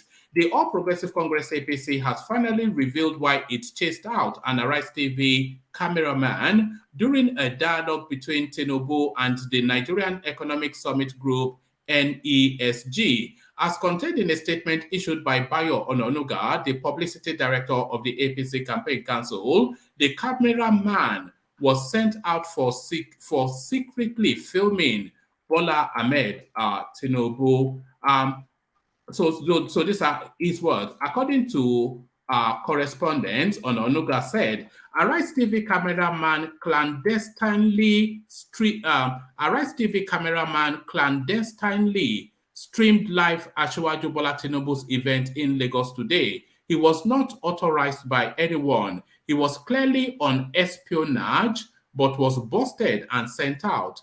Is journalism by stealth part of the practice of Arise TV? The action by the APC was greeted with a lot of criticism, but Ononuga explained that the dialogue between Tinubu and the NESG was not meant to be a live telecast. It was gathered that other TV stations invited to the event did not breach the stipulation laid down by for the event. He said, for clarity, the Tinubu Shetima campaign is not against Arise TV covering its event. The Lagos NESG dialogue was not meant for a live TV stream. It was to be recorded and shown later. Other TV houses did not breach the rule, except Arise News, and it was done by stealth. Why? So this you may think it's just a satellite little story, but I suspect that the Arise TV space, their body language is as though they are trying to undermine the Tinubu space, are sending an espionage cameraman to secretly live stream Tinubu looking for another Bulabalu moment. So Arise TV versus Tinubu Campaign Council. George Adele Koko, your verdict. Oh man. Listening to that statement of Bayo Ononuga, it's so shameful that what is shameful that the Arise TV are secretly filming Tinubu, or that the campaign council kicked them out. So is Tinubu now a classified document that cannot be streamed live or what? No, that wasn't the arrangement. That wasn't the arrangement with media, is what they are saying. Let me tell you. Sorry, was the event, was it Tinubu private event? What do you mean? It was an interaction with the business space. So why is he not the one controlling the media in that national business place? No. When an event takes place, before the media cannot just appear and say we are media and come in. They have to be authorized. So they have to either have been invited or indicated an interest. So an agreement for them to be there has to be in place. And an agreement also has to be in place as to how they interact with that space. And all of that was in place with a lot of our TV stations. But Arise sent in this spy cameraman to go and live stream the event, which is contrary to what the agreements were. I get what you're saying. That's why I asked before my first question. Is it private? Is it Tinubu private meeting? You said no. It's not Tinubu to control the media house. If there's any agreement, it's between the organizer of the event and the TV station, not Tinubu campaign team. Let me just put Tinubu aside, not his campaign team. So it's wrong. There's no way they're going to spin it and try to justify it. It's not with them to determine the rules and regulation of the media, how they cover that space. And they're not No, the organizers. no, it's not the rules and regulations of the media. It's the rules and regulations of the event. That's what I'm saying. It's not Tinubu private event. He has no order there to tell which media comes in or not. Is the No, media? no. Is We the don't. event? No. We don't know who has oversight of the media interaction with that event. Clearly, it's not Tinubu team. What do you mean clearly? He was invited as a guest. No. He could be invited as a guest, and they could concede media to him. Why would they concede media to him? Because he's the main event. He's the one that could say he doesn't want Arise there. Then if you see Arise there, you can leave because the breach of contract. But to tell Arise to bundle Arise TV out there, that's not his call. It's not his calling. He cannot make that calling. No. I'm not sure that I agree with that. You cannot agree because you only see that everything Arise did is wrong. Tinubu campaign team. I say Tinubu campaign team is wrong in this. It's a wrong move. Ajako, can continue. All right. Okay, thank you. I don't get that, but all right. I think listening to the statements, the words that are used, espionage, clandestine, yes, for media in Nigeria covering a person that wants to be our president, I think it's alarming and a call for concern. And why I say so is that what is the reason for inviting media there in the first place? If not for them to cover the event, to record it, and and present it to Nigerian people. Why inviting media? Media houses are not members of your party. We know what they represent. They are to cover events and report the news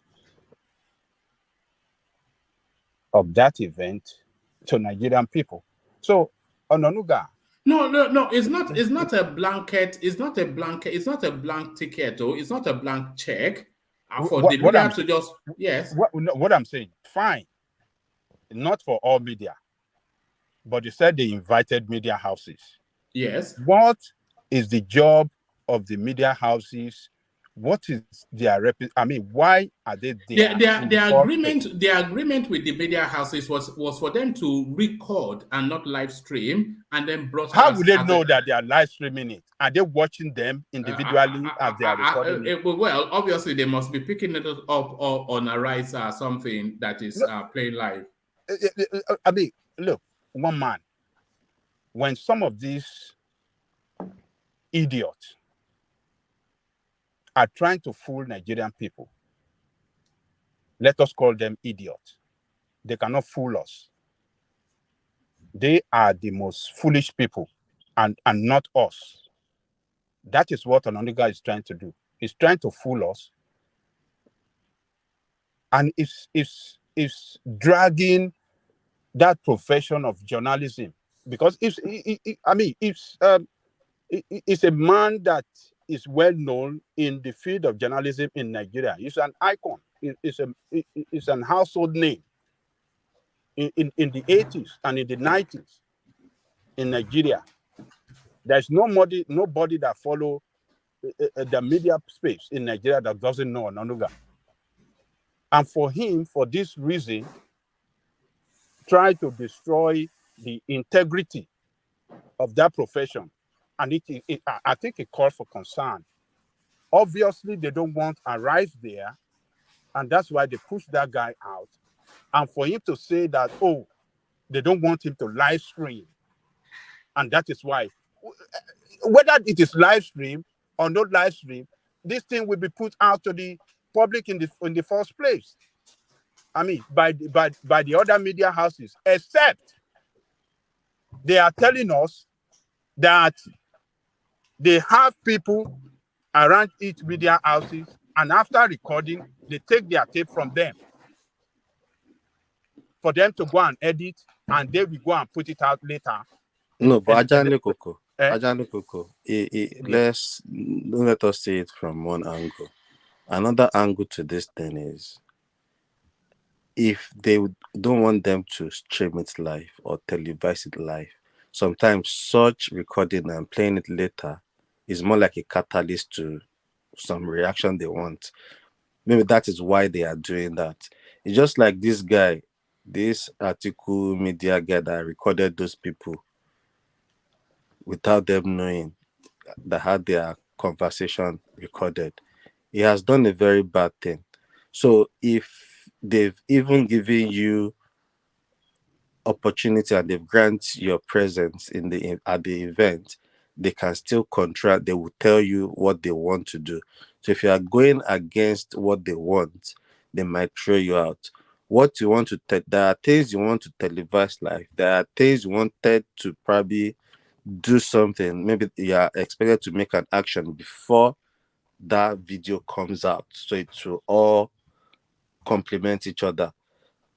So they might see that, and that might anger them to chuck them out. Then, based on how Arise TV in particular has been running, trying to the way they are trying to paint the person in question when it comes to his campaign is terrible.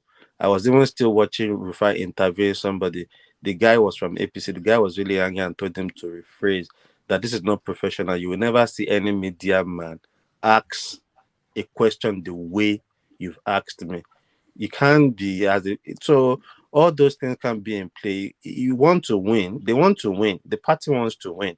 So they won't just sit back and watch someone going against the rule. And I won't doubt if Arise TV is trying to be cheeky there, trying to record it and stream it live. And if it's not part of what they've agreed for the event, they have the absolute right to chuck him out. DOG. Sorry, DOG. Let me ask you a question. Same question I asked one man just now. That event, was it for Tinubu campaign team to organize or for a separate entity that organized it? But if you invite just a somebody like, hold on. Regardless of who invites you or who is organizing it, you might tell them, okay, if I'm coming, my campaign team will be in charge of the media coverage and all these things, because they've had a lot of backlash from some Tinubu outing when it's being recorded, so they might be looking for a way to minimize that. Everybody's trying. You think all those things don't get to them. So it gets to them, all those buluba, gets to them. So they try to adjust. So they might have an agreement with the people that are putting up the event to say, okay, my campaign team will be the one that will be in charge of the media and control it. See, I agree with you, but it's not for them to bundle. It's not in their duty to bundle the Arise TV out. So if you agree with me and they are in charge, so they have the right to bundle anybody out. I've done, when we brought Neo to Japan, we did interview for them. They go to radio station.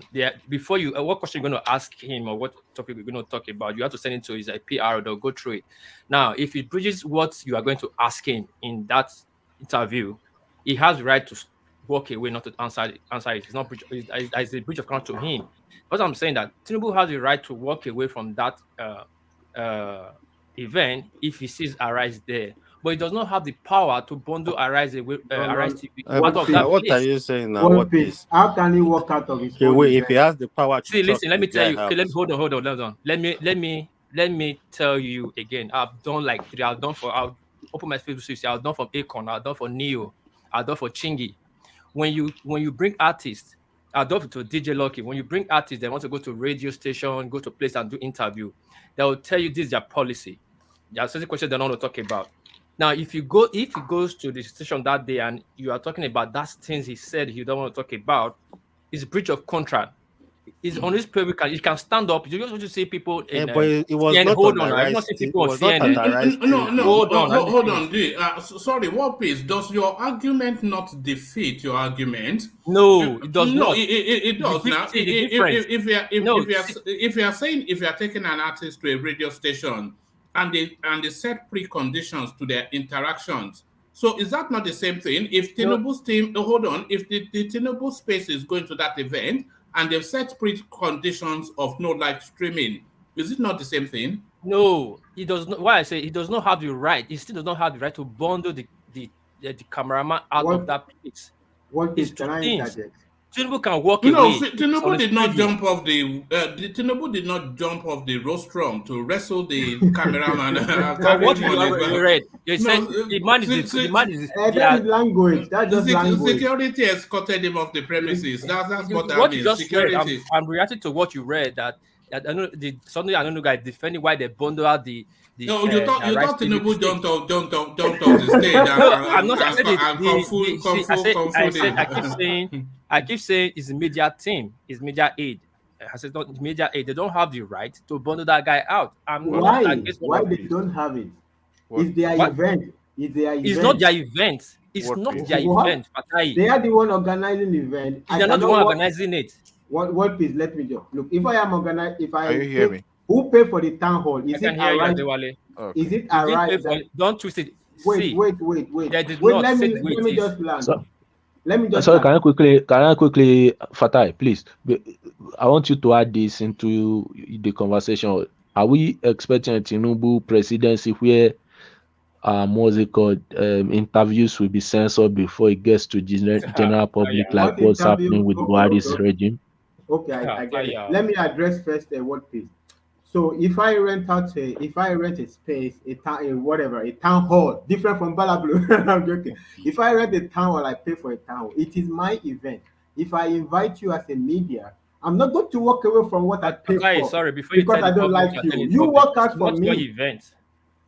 What The do you event mean? Tinubu went to is not Tinubu's event. Let's say the way it is. Whose event is it? Tinubu was invited. Something I think was something Okay, business okay. or The whatever. people that invited him has to walk Tinubu away. Tinubu or the event organizer have to either the event organizer have to walk away from the event for Arise, or they have to kick Tinubu out, or they No, you kick didn't hear Arise what I'm out. saying. It's like first of all, listen what my argument is. I said I said according to what one man read, Tinubu team does not have the power, the authority to bundle a rise out, except the organizers. But Tinubu have the right to walk away from that event if it's breach of contract. He sees a rise in that hall. Okay, I think that is just Well, language. what Maybe piece? they What tell piece? somebody to Let's look. look at it from this perspective.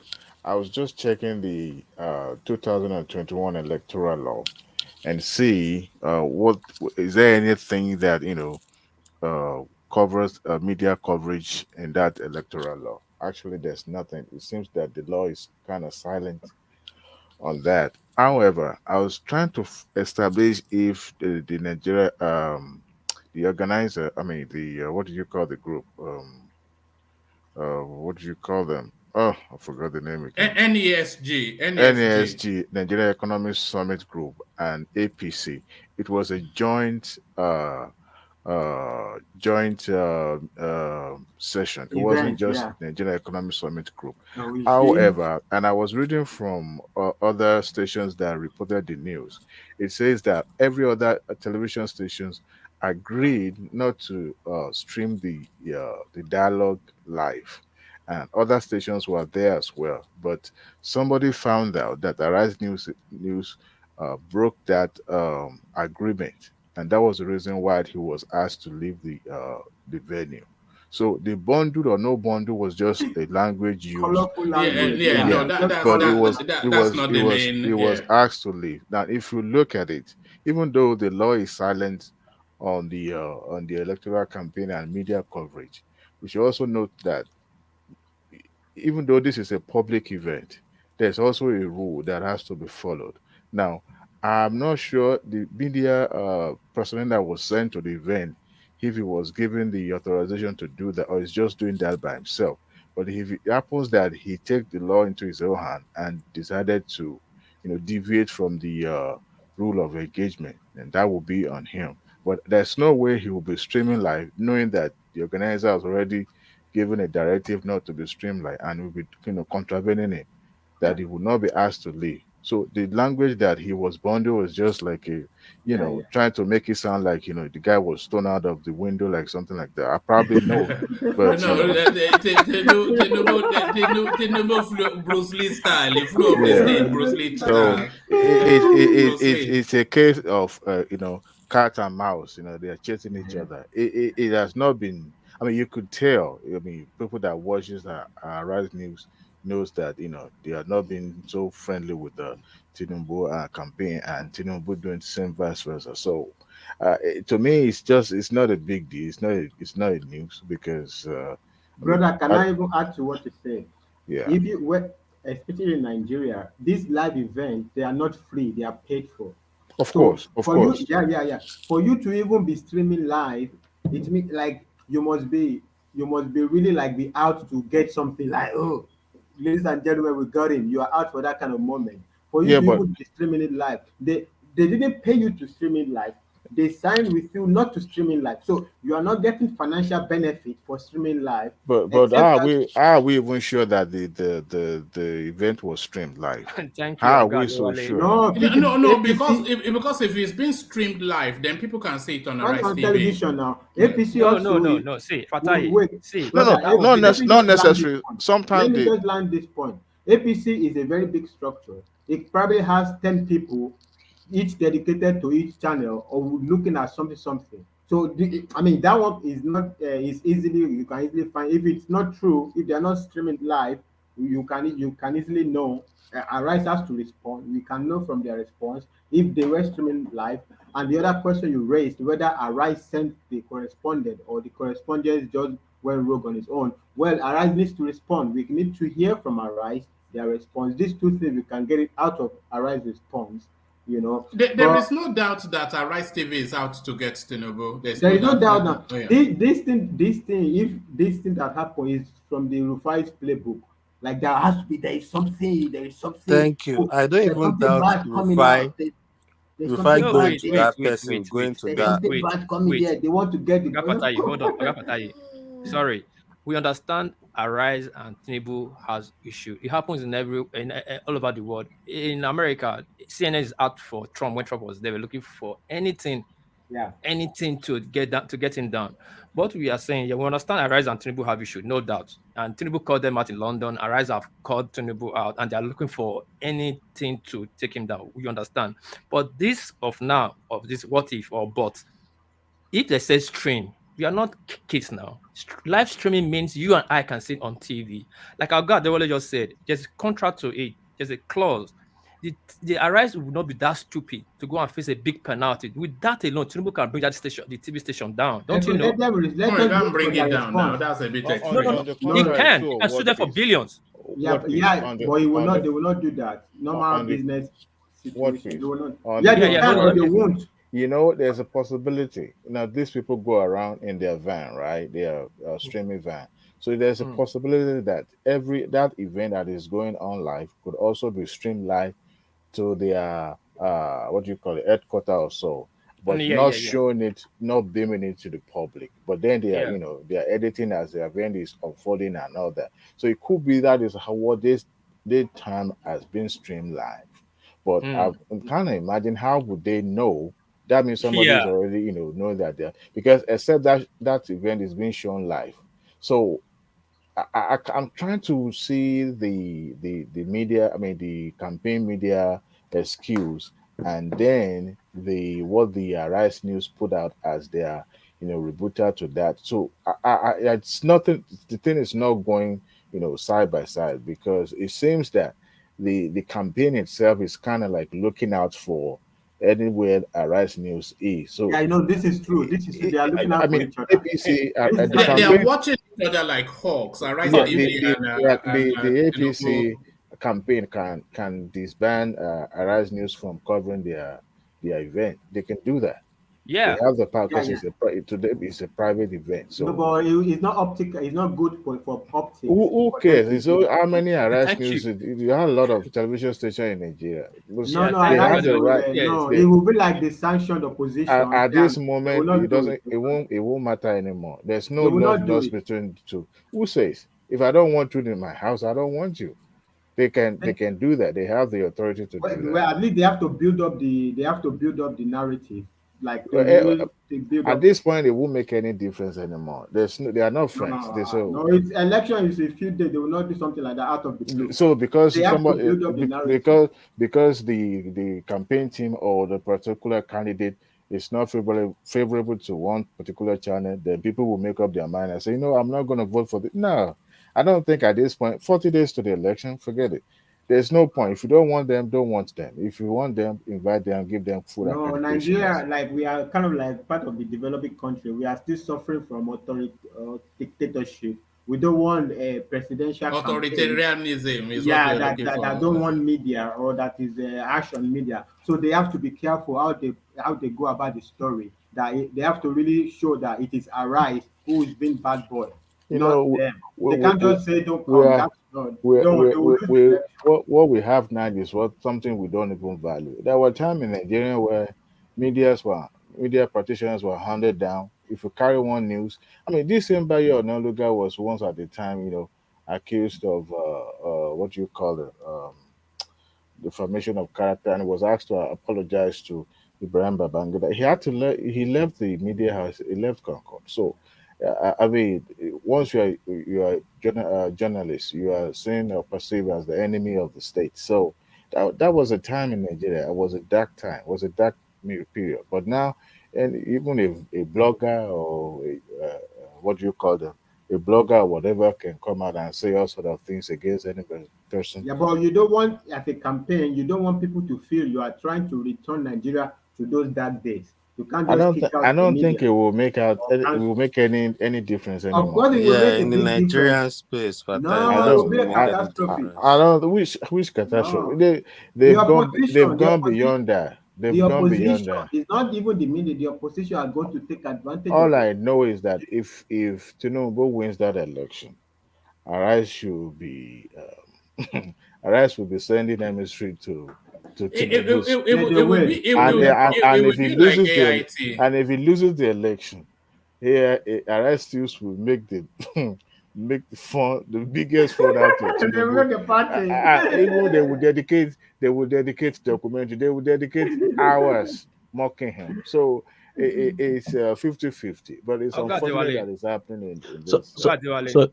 Yeah. okay. what's going on is not a big deal. To me, is the Tinubu campaign thing that is putting making it look special. It's not the first time that TV stations will be going after some particular candidate. We should not Tinubu campaign. I've said this before. They should not be giving giving attention to some certain issues. When you start giving attention to that issue, you now make it look popular. The If po- this thing that happened now and they didn't talk about it, nobody will hear about it. You are making it look yeah, relevant. but It's not relevant. you are trying to control the narrative, right? As an actor, you are the Yeah. one being covered. So you want to be portrayed in a very good light. So you don't want to leave that out in the hand of somebody who sit down Yeah, yeah, yeah. at the desk and started editing and hiding, Mm. a town hall. You don't want that episode. So you want to make sure that everything that goes to the public is already been, planned, orchestrated, and you want it to go in the way you want it. So when you have a media house who is acting, independently and is trying to, you know, portray their own narratives and all that. It's Yeah, yeah. 50-50. So to me, I'm glad there's an independent journalism, anybody can practice and all that. But then they are also, open to lawsuits and all that. So Yeah. everyone is trying to be careful. But at the same time, this is election season. So I won't be surprised if election is over and Tinubu wins and they're trying to patch their, make amend and, but the way I say things, Arise News goof right from the get go. They goof. So so Are sorry. we They all goof. agreed though? So sorry, are we all agreed that there's open warfare between the Tinubu team and Arise TV? Are we all of that thought that there's open warfare between those two spaces? Can I even answer that question? I want to agree that there is open warfare between the Nigerian media space and even the political establishment. So now, already during Sorry, this you said the administration, political establishment, not the political space, because there is no open warfare between media and the Peter Obi space. Peter Obi is the darling of the media. okay, but at the end of the day, if we look at even Buhari's tenure, they had to write laws or what's it called, some media um establishment in the country just to control the narrative of the type of information that gets to the public. So my own question is, I'm afraid that we would be going to another phase of that type of thing that's happening during this administration, which I wouldn't like to see in Nigeria. So the question is, are we packaging? We are trying to have a packaged presidency.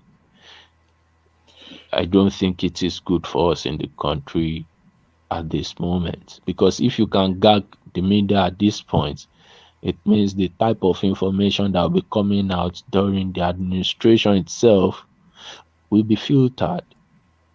Yeah. So that's my No, that's a own. bit excessive. Leaping from this to So gagging the everything can media, be open book. it's not Everything gagging the can be. media. Everything This can not be in the gagging open. the media now, please. And we can't fault them, to be honest. The Everything.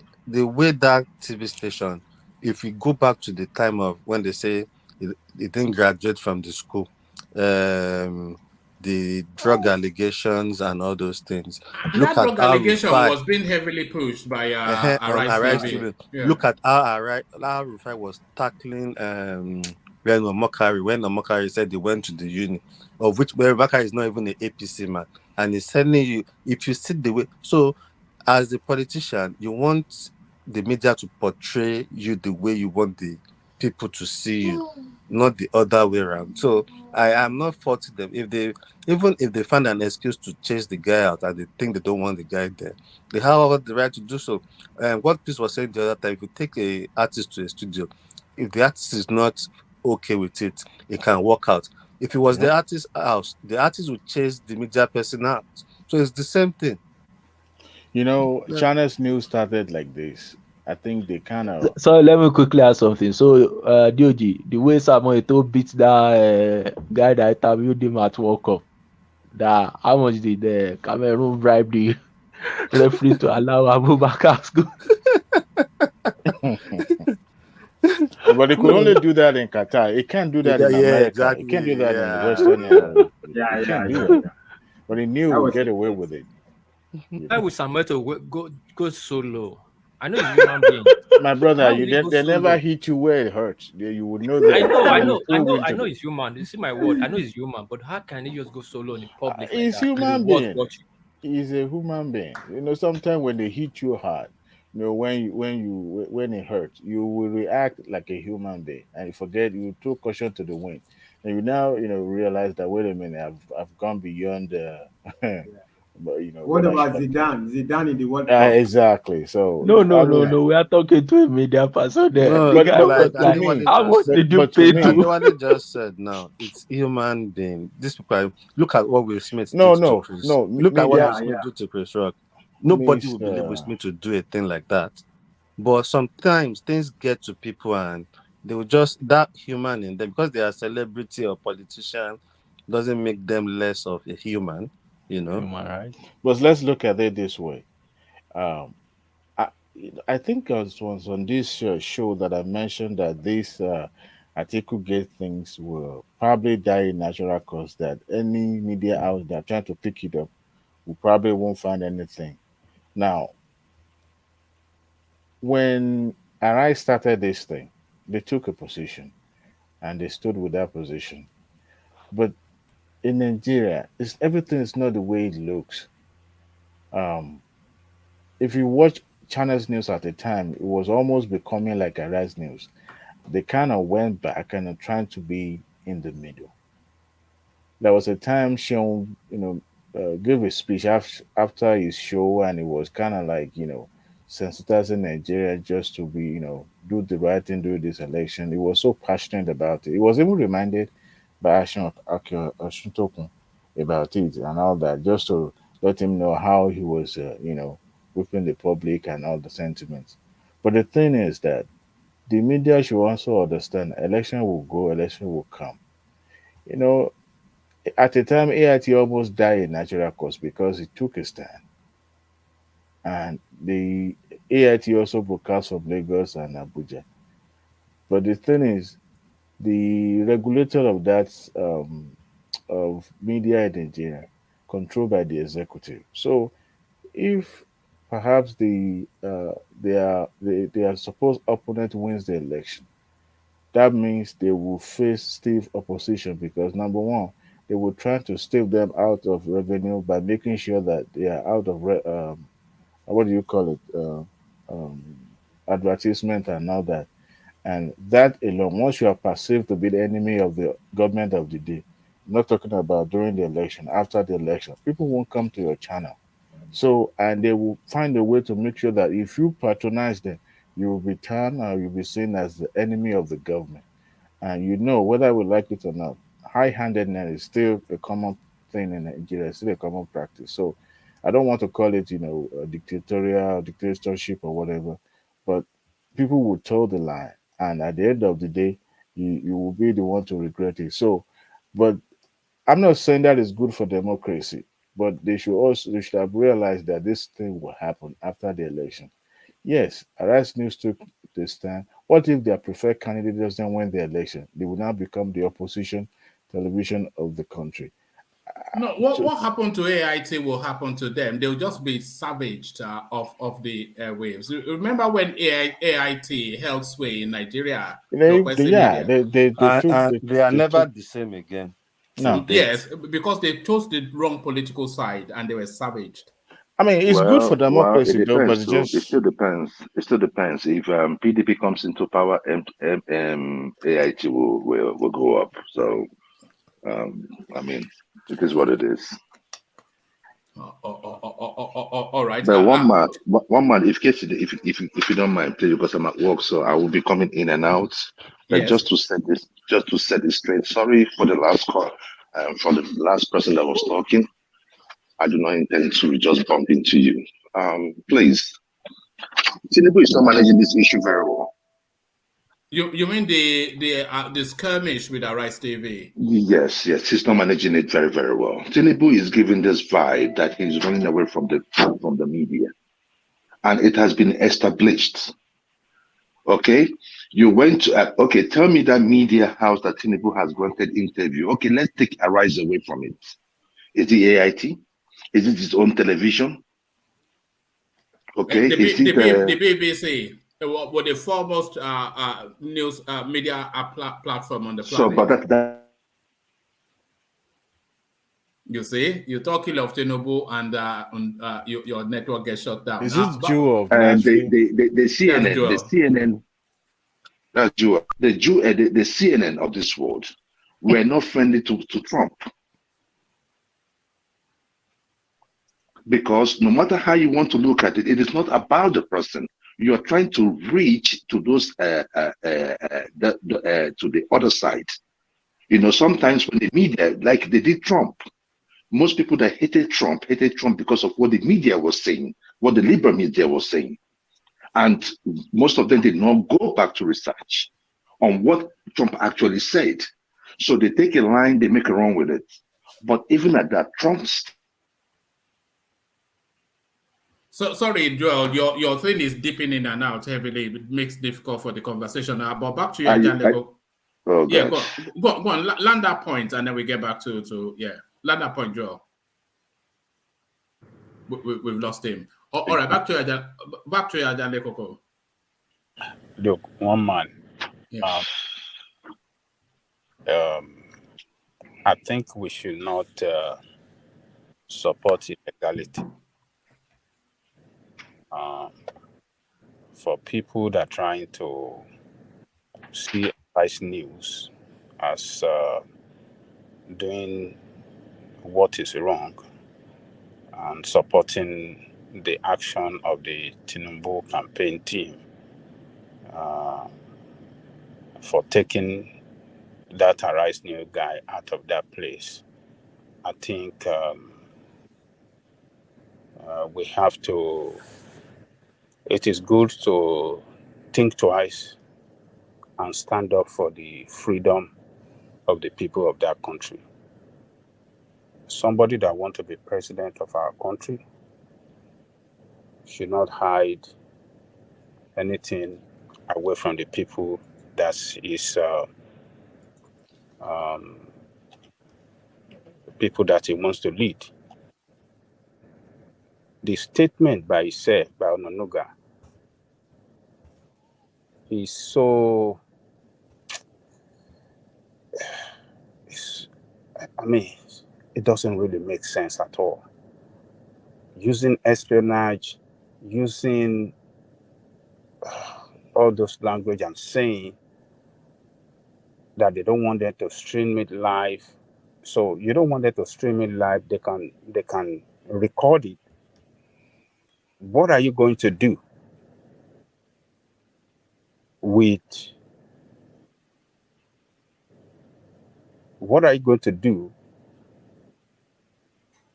their recorded tape after the event? Do you want to collect it from them? Why don't you want them to stream it live? That is number one. Then number two, they can record. And what after recording, what would they do? Would they not release the tape later? Or do you want to take it from them? And what is the reason of inviting the media house there in the first place?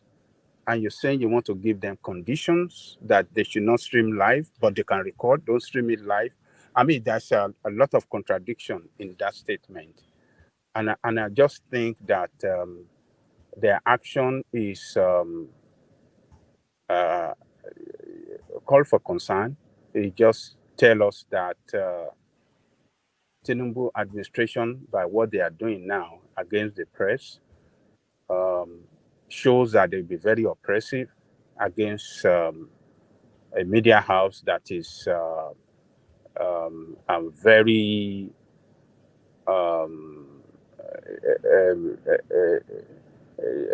a media house that criticizes them. They want to gag the press, and they want to, run the country in a dictatorial manner, which is totally contrary to democratic way of running the state. If you cannot have the freedom of press in democracy, then your democracy cannot work well. Ajay, I think you are being unfair a bit because I might agree with you that maybe it's a flimsy excuse, but to be honest, if I want to do an event and I don't want it streamed live, you don't stream it live. Okay. If I want it recorded, I want it recorded. Why are you going against the guideline? Hold on. And you and this person in question have a history of not in support of him. Okay, so you want them to record it, but not to stream it live. So after recording, what is going to happen? They want to edit televised. No, they want to edit it. They want to edit it. They want to edit it. No, so hold that on. It will look perfect to the viewership, which is wrong. Hold on, G-Well. They invited several media houses there, and they allowed them to do the recording of the event. After the event, what do they want to do? Do they want to collect all the tapes from all those people? And not no. The agreement, the agreement was for them to broadcast it at a later time. Maybe for whatever reason, they've identified the time for the broadcast, or that the broadcast cannot go out before this X time. I'm just, for the purposes of, I'm not saying that was embedded, but whatever the agreement was, they were in breach of it. Okay, Adanle Koko, let me quickly add this point to what you are saying. Even Yes. if they want to edit the video, individual media houses cannot have the same editing. What's it called? The same editing line for the whole event. So it does not make sense for us to bring editing into the contest. It's more or less trying to Thank you. control You the see, narrative. what I think about this is, you see, you are making this recording, but there is a time and a situation you want to let it to be televised. It might to be served as a catalyst to something. So if that is what they want, you must play to it. Hold on. Ajale Koko, let me give you Bayo Ononuga's words.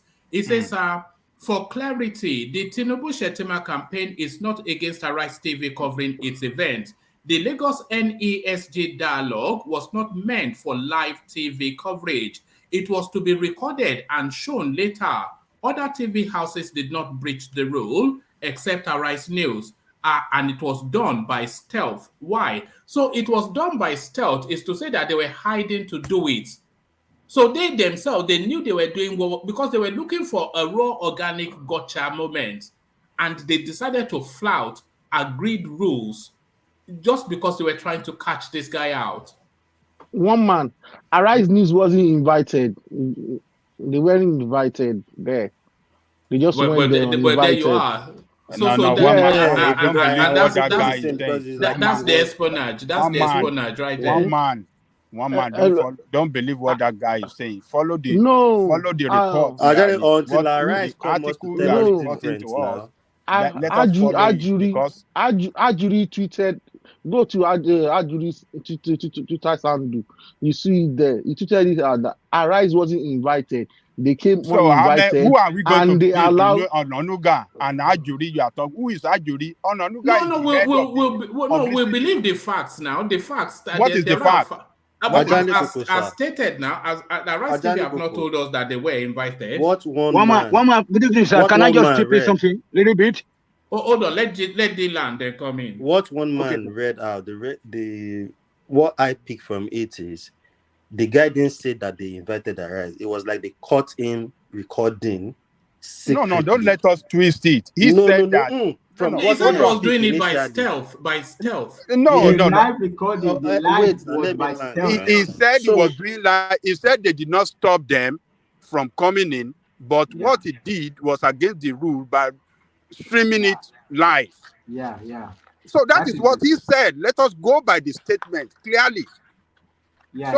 Somebody else lying saying that. No, it said they were not against Arise TV, which is they were not against. That's what he said. They allowed them. That means they allowed. Yeah, that means they allowed them in. But no, it didn't mean that. They allowed them in. It's negative the controversy now might make him even make that statement like we are not against Arise TV. But the situation was there's an ongoing history between those two spaces. Yeah. No. Don't let us twist this thing. You guys are trying to from what Anambra read, me I was listening to it, and that was the picture I get. It was this conversation that was even making me think they actually invited them. At any rate, whether they invited them or not, they are a media organization. They can go in there to cover the event. It's a public event. They are running for public office. So Arise, I'm sure Arise will have a right to go and record because they don't have an automatic right. That is why they get a pass. You remember media houses, they get passes into events. That is to say they are can I come in now? Oh, all right. Let's hear from you, Tony, and then after Tony, let me bring in the super chats. Thank you. Tony. Thank you very much, sir. So thank you, Esma. First of all, Ife, thank you very much, sir. Then what I'm saying that like we all live abroad. The journalists are supposed to be the fourth arm of government to watch over the judiciary, the executive, and whatever you call the rest. So the journalists have to go out hunting for news by omission or commission. Anyhow, they can get any news out. So that So the journalists have to. They are the top, or they are supposed to be the closest people to us, to the masses. They are the fourth arm to watch over these three other useless arms. That's it, sir. Yeah, the fourth realm of the estate. I think Tony is right, actually, the fourth realm of the estate, yeah. One man cannot come. Yeah. Look, Yeah, this particular point we are debating, I think is very, it's just wasting of the circle, going around the circle. At any rate, the journalist, there will be a way that the journalists have a right to go in to cover the event with part of whether they pass, because they are running for public office. They hold the public a duty to find story for the public. The problem here is the question is between journalists' rights to cover events for the public and the responsibility of journalists and the responsibility they have to how they conduct to conduct this event. Arise if there is an agreement, if it's an agreement, it's an agreement, and you breach the agreement, that is a problem. You are being, I mean, you are trying to feed the public over-colored news. There is an agreement. You are not allowed to breach the agreement. If you don't like the agreement, they could say that they are not agreeing to the agreement, and they will have a good case to make. If you agree to it, why are you breaching the agreement? This is the question. And you can and also you can know if there is a live coverage, because the camera, I think, is the red light, the button that will be beeping, something like that. Anybody who has ever watched Trump live events, rally, Trump will say, "Oh, look at that back there! Look at those, their car is live. Look at those red lights." So I think there is. Fatai, my friend. Hold on. That's a good spot to bring in the super chat. Sorry, Tony, but the super chat it rhymes with the point that Fatai just made. So Kulata comes in with the super chat. It says agreement now, and for emphasis, they spelled it out. Agreement now at agreement to reference wiki. So thank you. And then he comes back just to make the exact point that Fatai just made then. Arise is in the wrong. They broke an agreement. And that's just it right there. So thank you for the super chat, Kulata. Play Summer also with the super chat. Arise TV needs to trend to that's tread, by the way. Arise TV needs to tread softly. I don't see them whenever Wiki is flagging off projects. I think he also banned them. So there it is. Arise TV needs to tread softly. He did ban them. He did ban. They are getting out of control. Arise TV. Thank you for the super chat.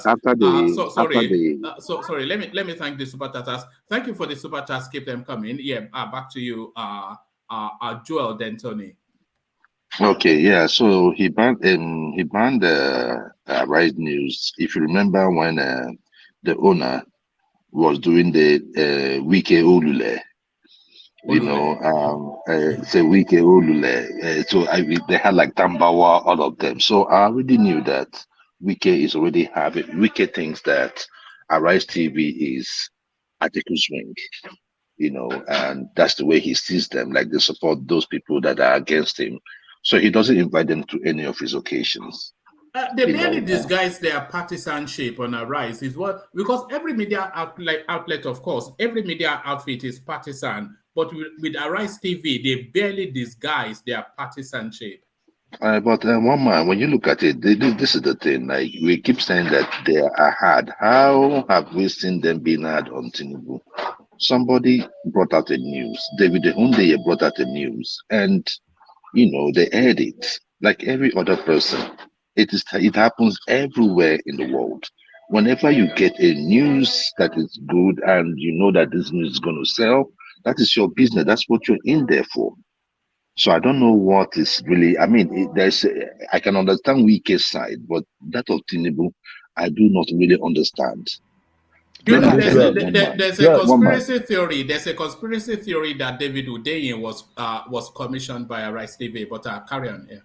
Oh, but one man, let me say this real quick, right?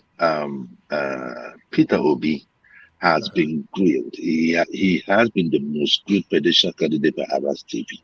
You need to see the kind of nasty questions they ask Peter Obi, but he still goes there. I've never seen it. Is a loving when Peter Obi no. One man. There is nothing. Even if someone on the streets, right, accuse Peter Obi of, immediately he comes to Arise, they will ask him, They have Yeah, asked it's him true. all the It's true. question, They drill of Obi very Pandora hard on that Papers TV. and others. They grill him. They grill They him drill him hard. Yeah, it's true. very, very, very Babajali hard, Boko. and he still Yes, goes out there. they He still drill him goes hard. out there Don't let us um, to talk to them, and But and Joel, there are times you can't call they even that ask Peter grilling. Obi. You can't call that That's grilling. not grilling at They are all. only asking him questions of the accusation. It's like Tinubu going And anywhere he, and they're and he asking him gave a about bland his No. answer. schooling. So that's not grilling. See, even when he had not brought out his manifesto, a lot of things that happened during Peter Obi's time, right? These guys drilled him. Go and listen to any of their interviews. They are not nice to him. But whenever they call Peter Obi, and Peter Obi is the one offering himself. That is how a leader should be. You understand me? I am seeing, let me just say this, one man, and I will allow the floor to continue. I am seeing a kind of editorial, a dictatorship under Tinubu. My God. And yes, I am saying, no, one man. I must tell you this. When you look at the way Tinubu talks, and you look at the way Shetima talks, there seems not to be any balance. It's like this one can talk to hell, and this one can talk to hell. There is no person between them that will say, look at Buhari and Osibanjo. One is an illiterate, the other one is intelligent. You will always try to create I'm telling you, always try to create the balance.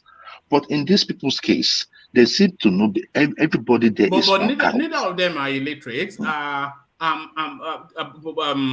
Tinubu graduated with it was an honors. And one man graduation has nothing to do with it.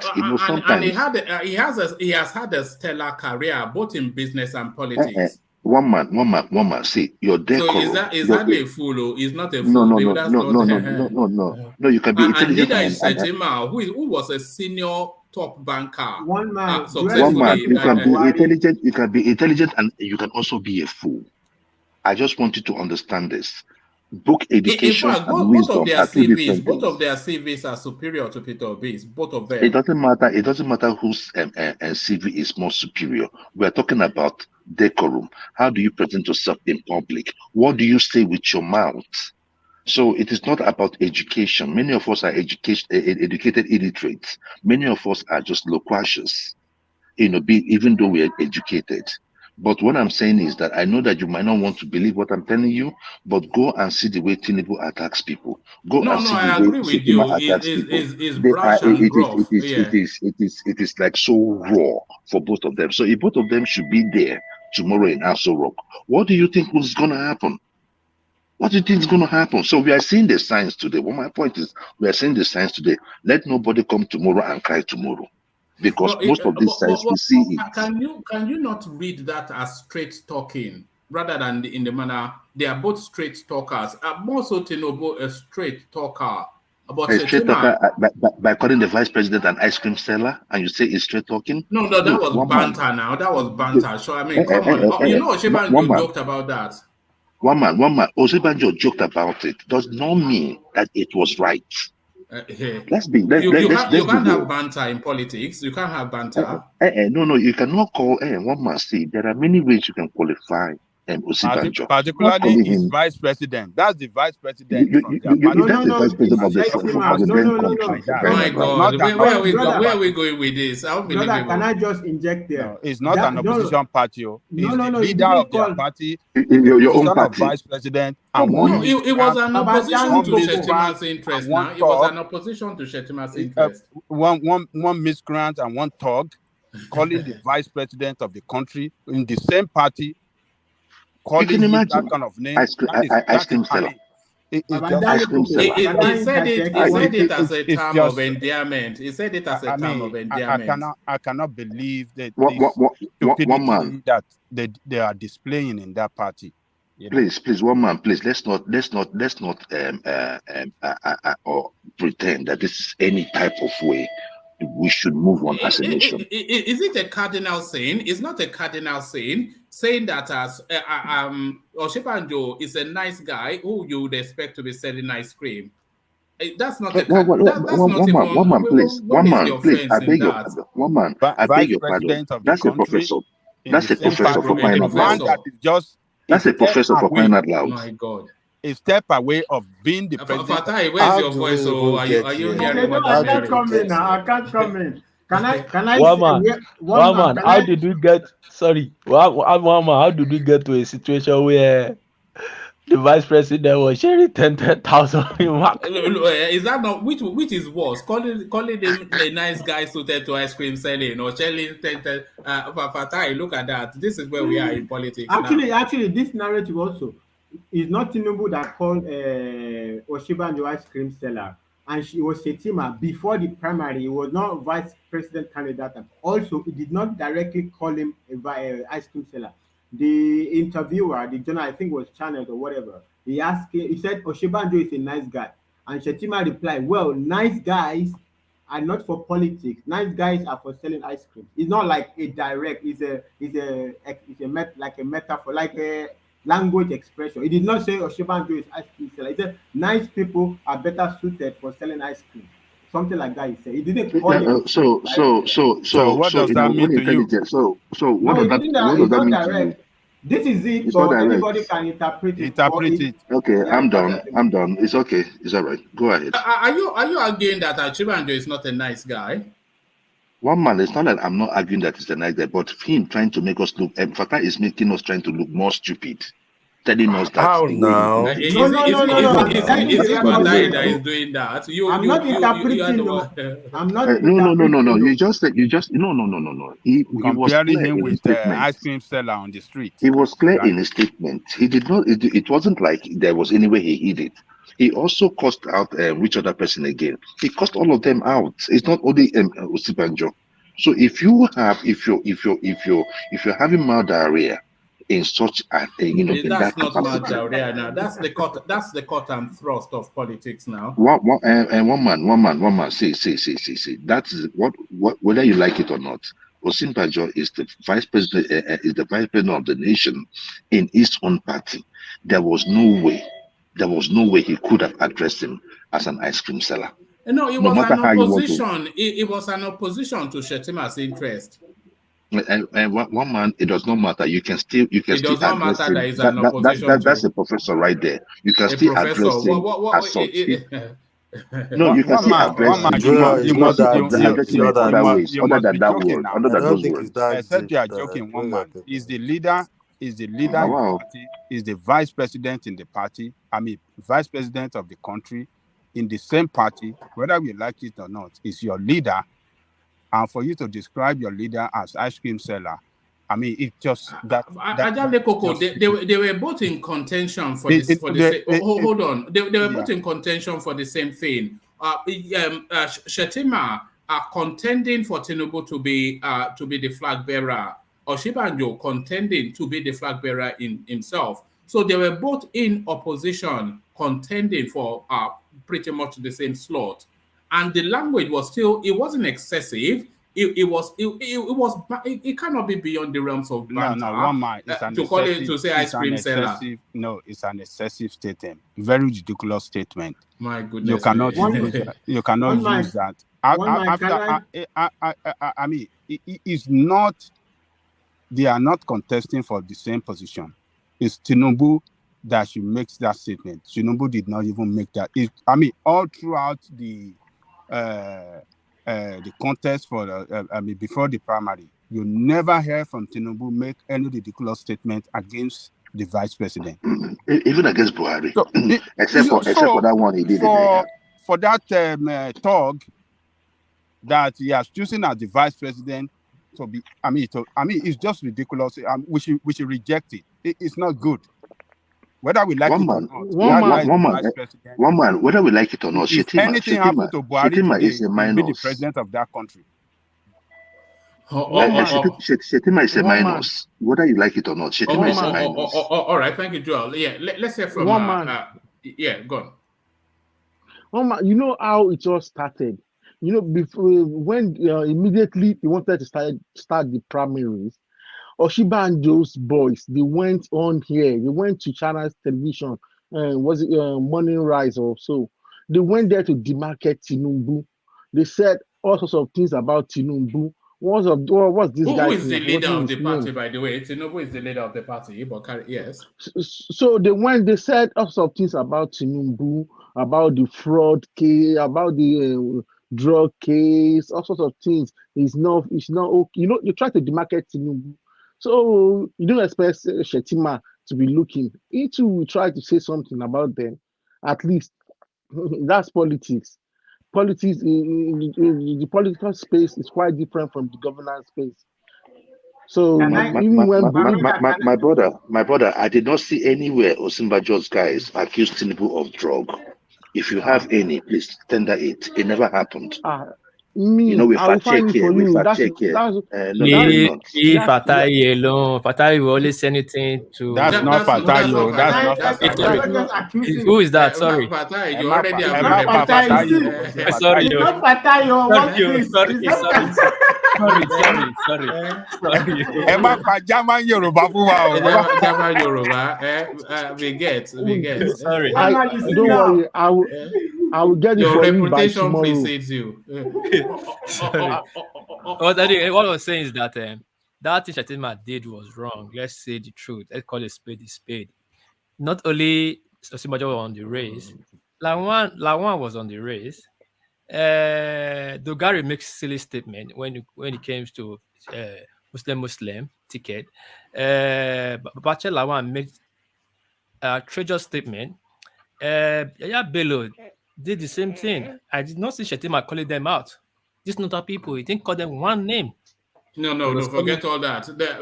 Why would you use that one brush? Just to get that one off. But he Woman.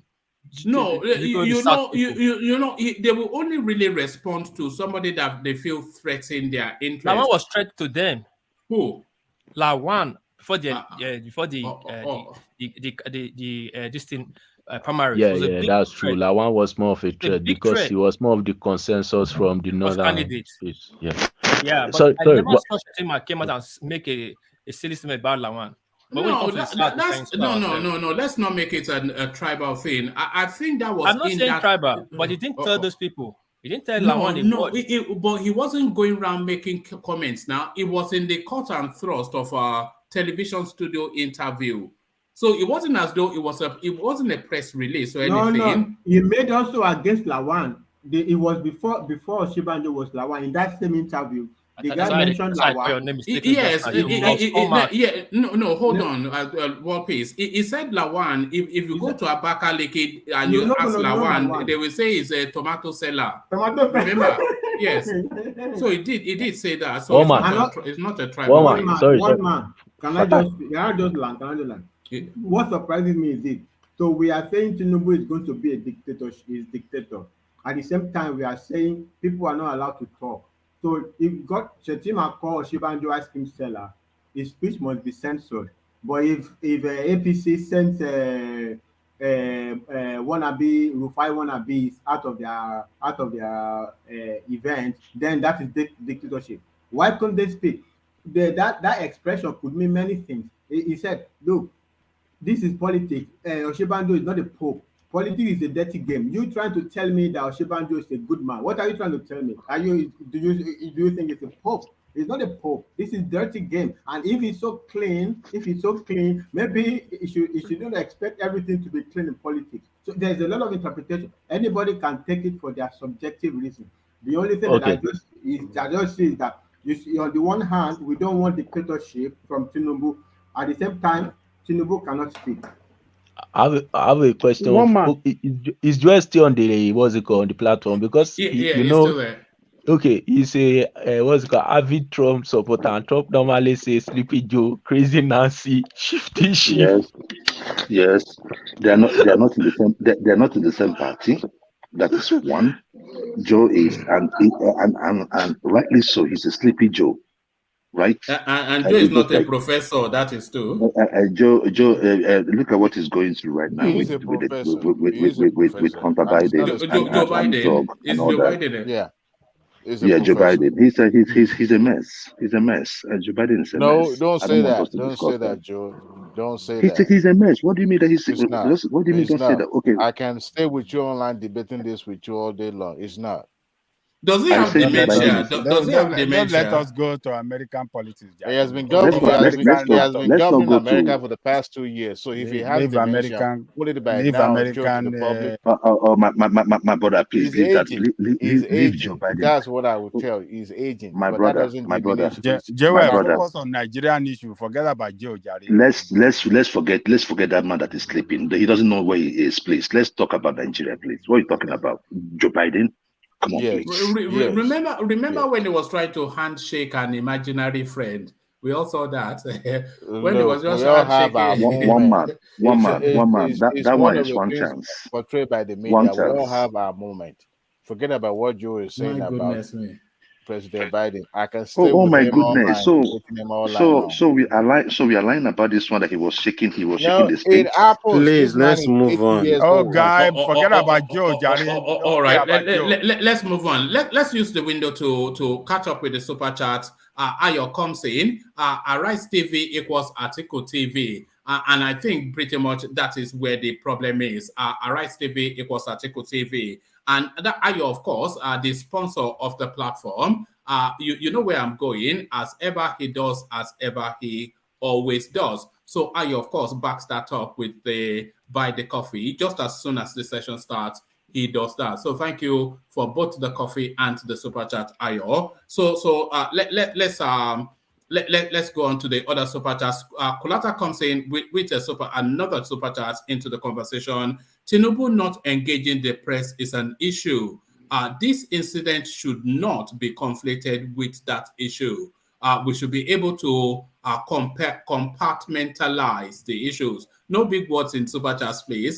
Don't make me have a headache. Tinubu not engaging with the press. So what article is what our collateral is suggesting is because there's echoes of Tinubu's lack of engagement with the media embedded now in this conversation. So this is a separate issue outside of what is a real concern, Tinubu's lack of media presence. Tinubu not engaging with the press is an issue. This incident should not be conflated with that issue. So thank you for that super chat, Kulata. Play Summer comes back with a super chat. It says if Tinubu needs a live TV interview to win, if Tinubu needs a live TV interview to win this election, he will do it. Tinubu is only doing what will land him in Aso Rock. And thank you for that play, Summer. But this seems so obvious to me that I struggle. Well, I don't struggle to understand why people are pushing that narrative because, of course, they want him to stumble. But Tinubu is by all of the measurements, even from the permutations we did a couple of days ago, Tinubu is in a comfortable lead at the moment. So he doesn't have to do anything that he has not done before. He only has to move out of that comfort if things look like they are slowing down or turning against him. But if things maintain as they are now, he doesn't have to do anything, no, just coast to victory. And that is what our play Summer infers in this super chart. If Tinubu needs a live TV interview to win this election, he will do it. Tinubu is only doing what will land him in Aso Rock. And I think anybody would do the same given the same set of circumstances. So I thought I saw one more. All right. So Aizan rescues his wallet from Fort Knox to super chat this. Tinubu has been consistent in showing arrogance. Called former President Goodluck Jonathan a drunken fisherman, insulting Oshibanjo a scary prospect. It's brash and crude anyway, because I remember once when I saw this clip that I was referring to the Southeasterners in Lagos, Awon Okoro, so that's what you'll get from Tinubu, just shooting from the hip. Play Summer comes back with a super chat. It says, Ajan Lekoko, you are beginning to lose followers on this platform with the positions you are taking these days. Dr. Joel, please rest a little. Joel will never rest, though. Even in his sleep, he doesn't snore. He just goes pito. So Joel is fighting tooth and nail for his candidates. So thank you for the super chats. Keep them coming. Yeah, back to the conversation. Who wanted to come in? So we want to round off that space quickly and then go on to another topic. So, one man, this action by Tinubu team the implication of it is that when they get to government, they will not run a government of transparency and accountability. You must allow the media and the press to have access to you so as they can inform the people of their country how the government is run. Democracy is defined as government of the people, by the people, and for the people. It's not government of politician by politician for politician. What they are practicing now purely tells us government of the politician. You cannot gag the press. It is wrong. It's not good for our democracy and not good for us as people.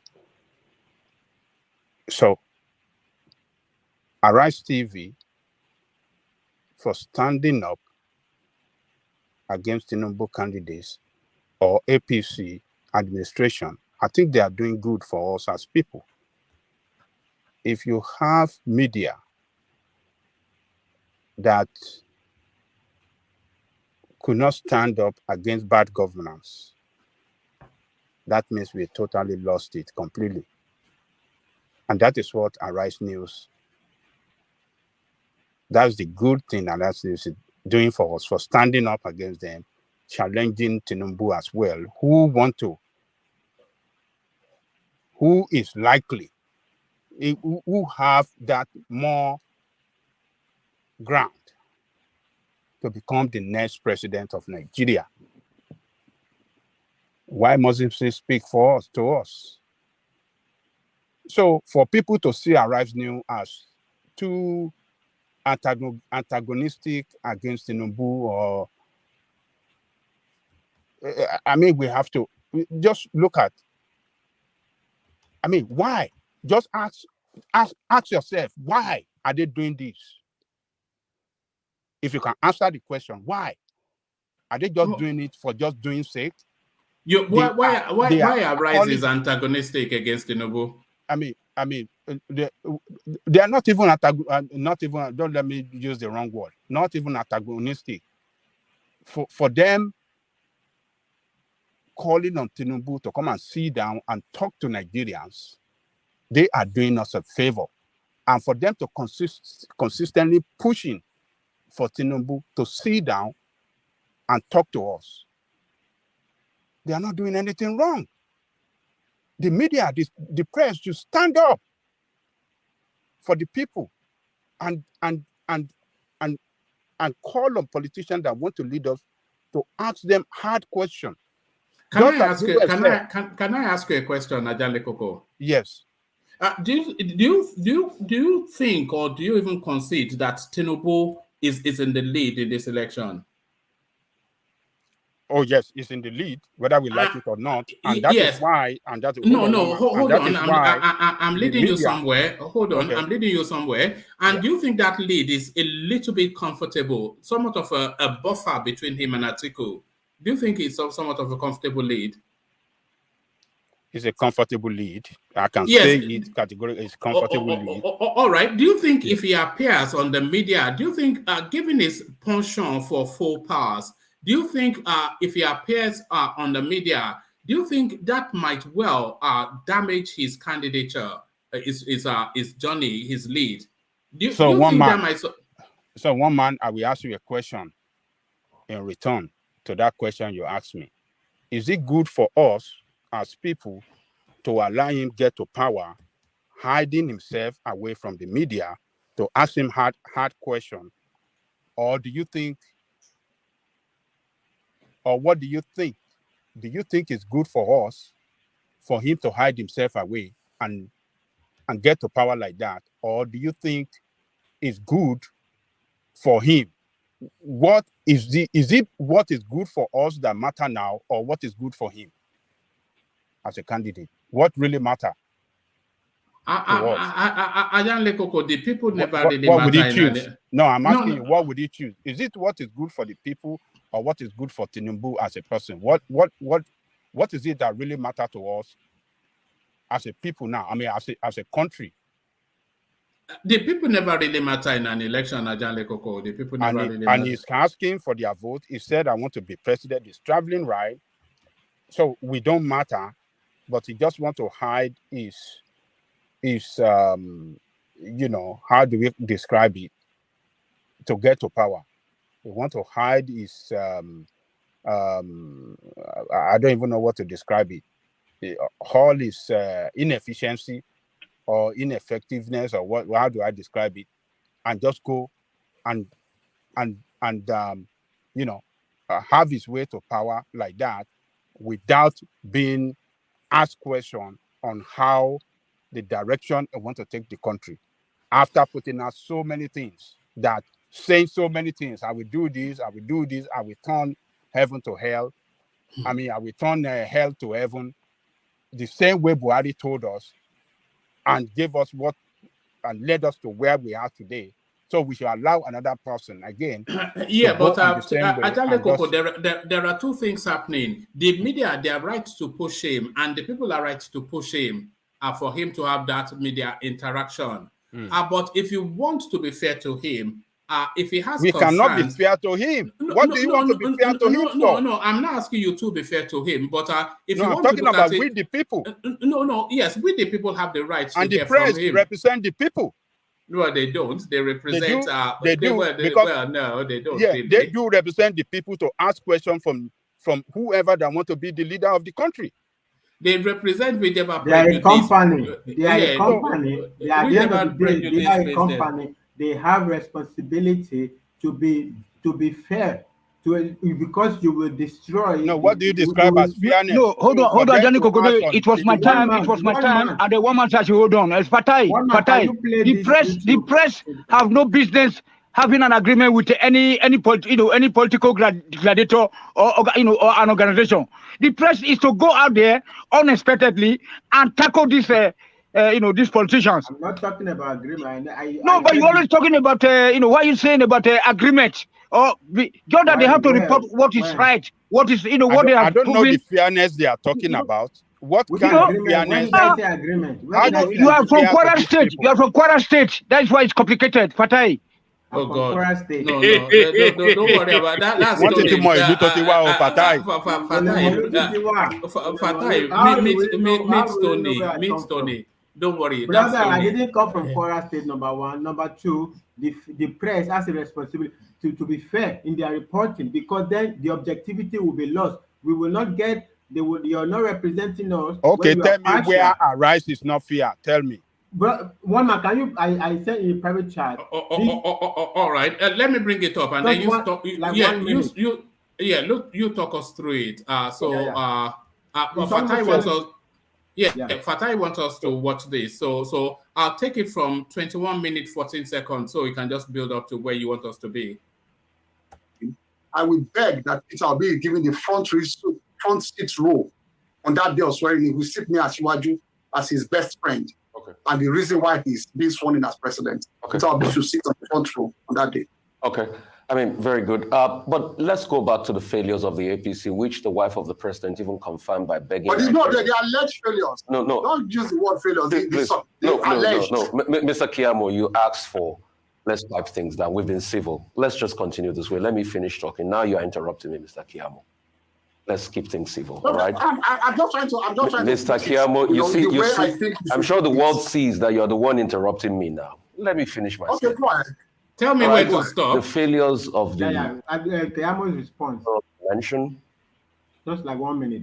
Longest strike in recent times, ASU strike, the Japa syndrome, the poor economy, the fact that as Minister of Labor, we've not had employment for the people, youth unemployment on the high, the fact that you'll be leaving one of the biggest debt burden behind. So when you were saying in 2015, everybody knew that Nigeria was headed for dire straits, people are even more skeptical about the future after this your government leaves, because you've left so much debt behind, you've crippled the economy, you're trying to tax everybody, and you keep breaking the laws.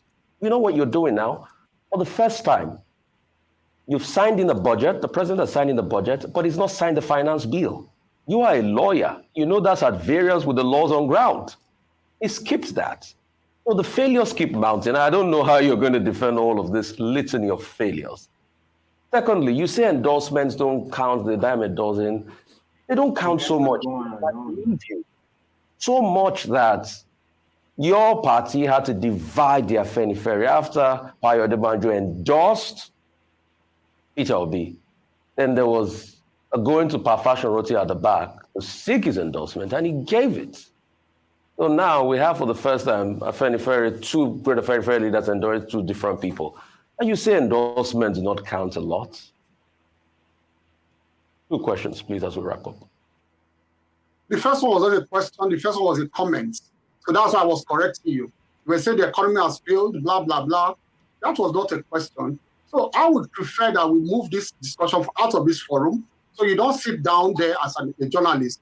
Move two of us as co-debaters to somewhere, and then we debate it, me and you.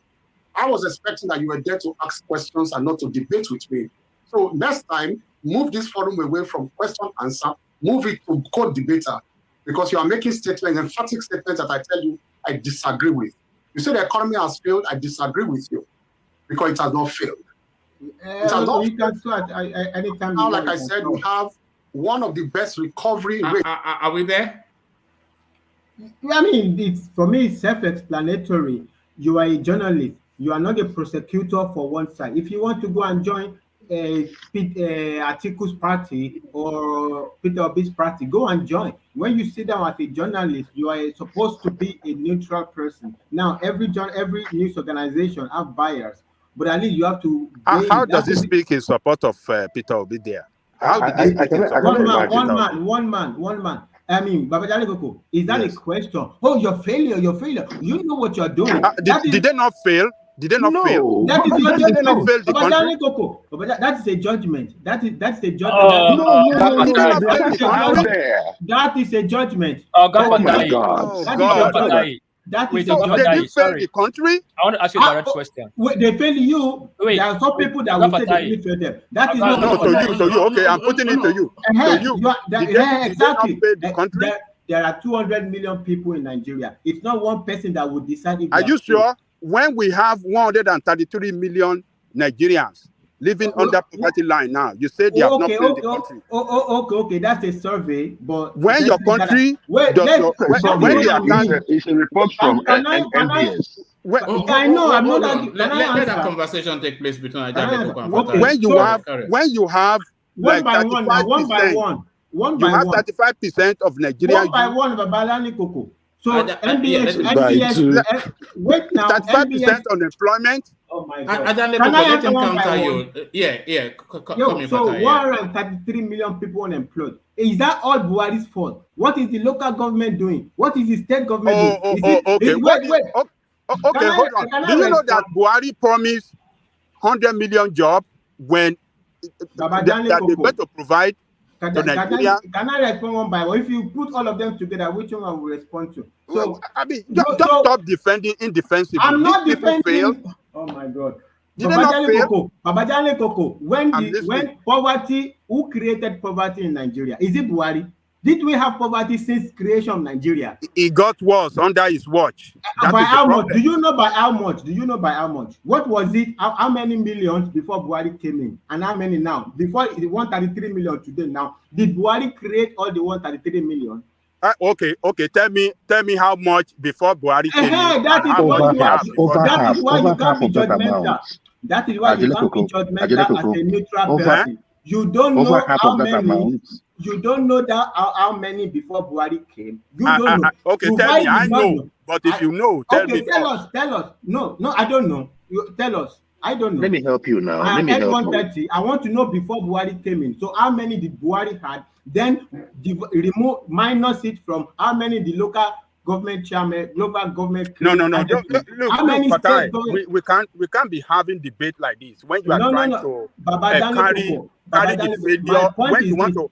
The failure of this administration, you want to rub it on another people, local government and not the rest. Just listen to what what Fatah is inviting you to consider is inviting you to consider that, are you attributing anything that has gone wrong in this last 8 years solely on Buhari? Because a lot of people debate this, that all of these state governors, that they get all these allocations, what have they done with it?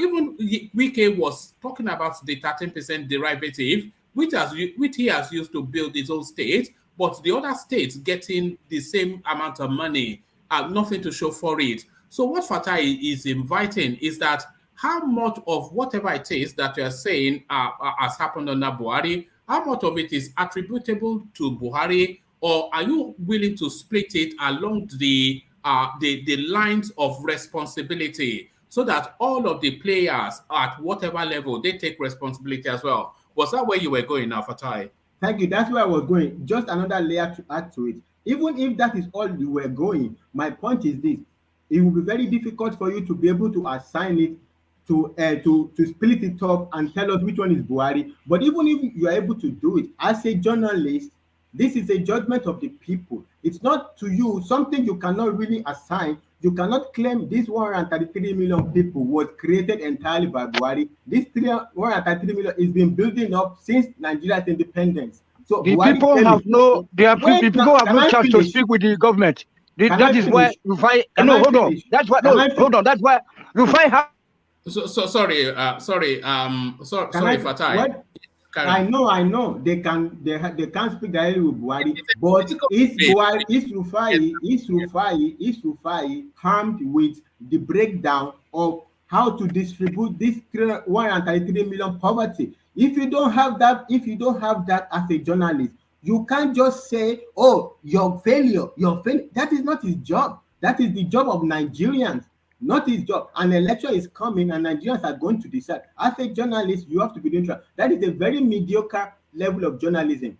Why it's not his job to be Fatai, is what you are inviting to consider, is it that Rufai and by extension the Arise media space, and even by extension the whole media space, but more so that space, is it your invitation is your invitation to consider that he and that space, they act more like political actors than independent journalists? Thank you, my brother. And that is the problem. If you are going to be acting like that, Tinubu does not owe you any responsibility to come up to listen to you. Tinubu might be running for office, but also he's also his own human being. He has his own right to protect his own for his own protection.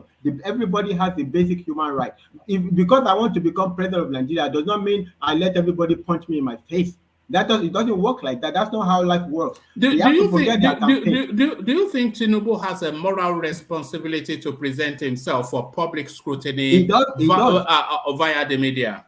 He does, and I go along with what Collateral tweeted or whatever I said with the super chat. It's a bit worrying, but when you have a media like Arise TV being too political actors, like they are the one running for election, like the opposition party, that is a problem, because you present a question whereby this party are looking at themselves. Why should I take myself because I want to run for office? So what? I will take myself and to go and be savaged by somebody. So what? That is not the running for office doesn't take away. Running for office does not take away your fundamental rights.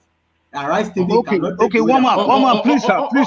Yeah, coming in a moment, but let me just do a bit of advertising.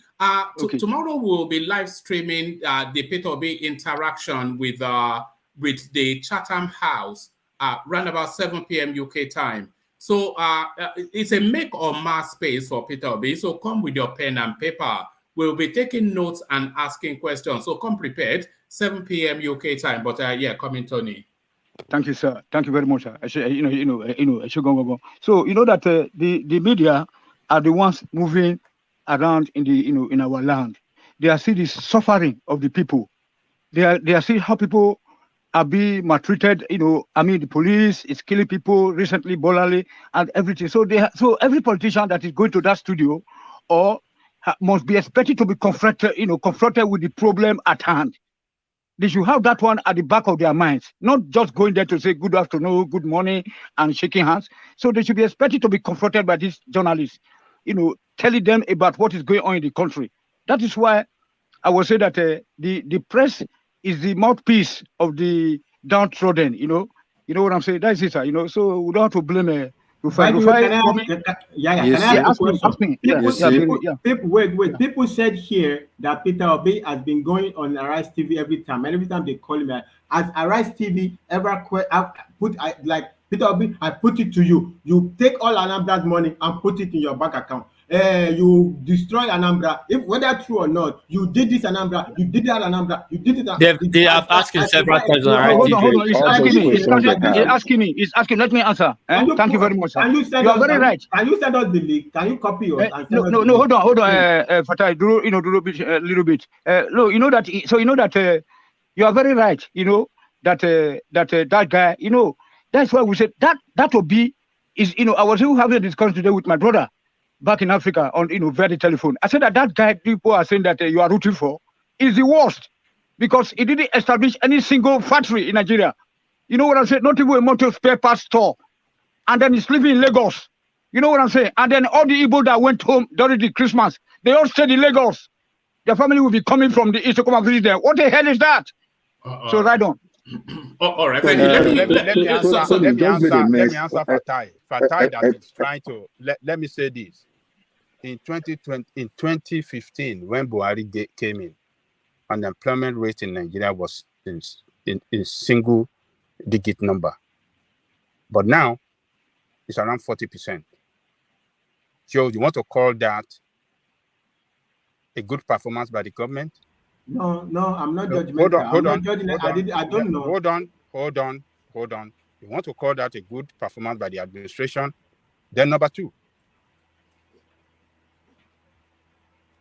our debt in 2015, when he took over, was 10 trillion naira. How much is today? They are projecting 77 trillion. All right. Did you have second Niger bridge in 2015? Hold on. So second Niger bridge is built for not only that, the new port, like five new ports built. Hold on.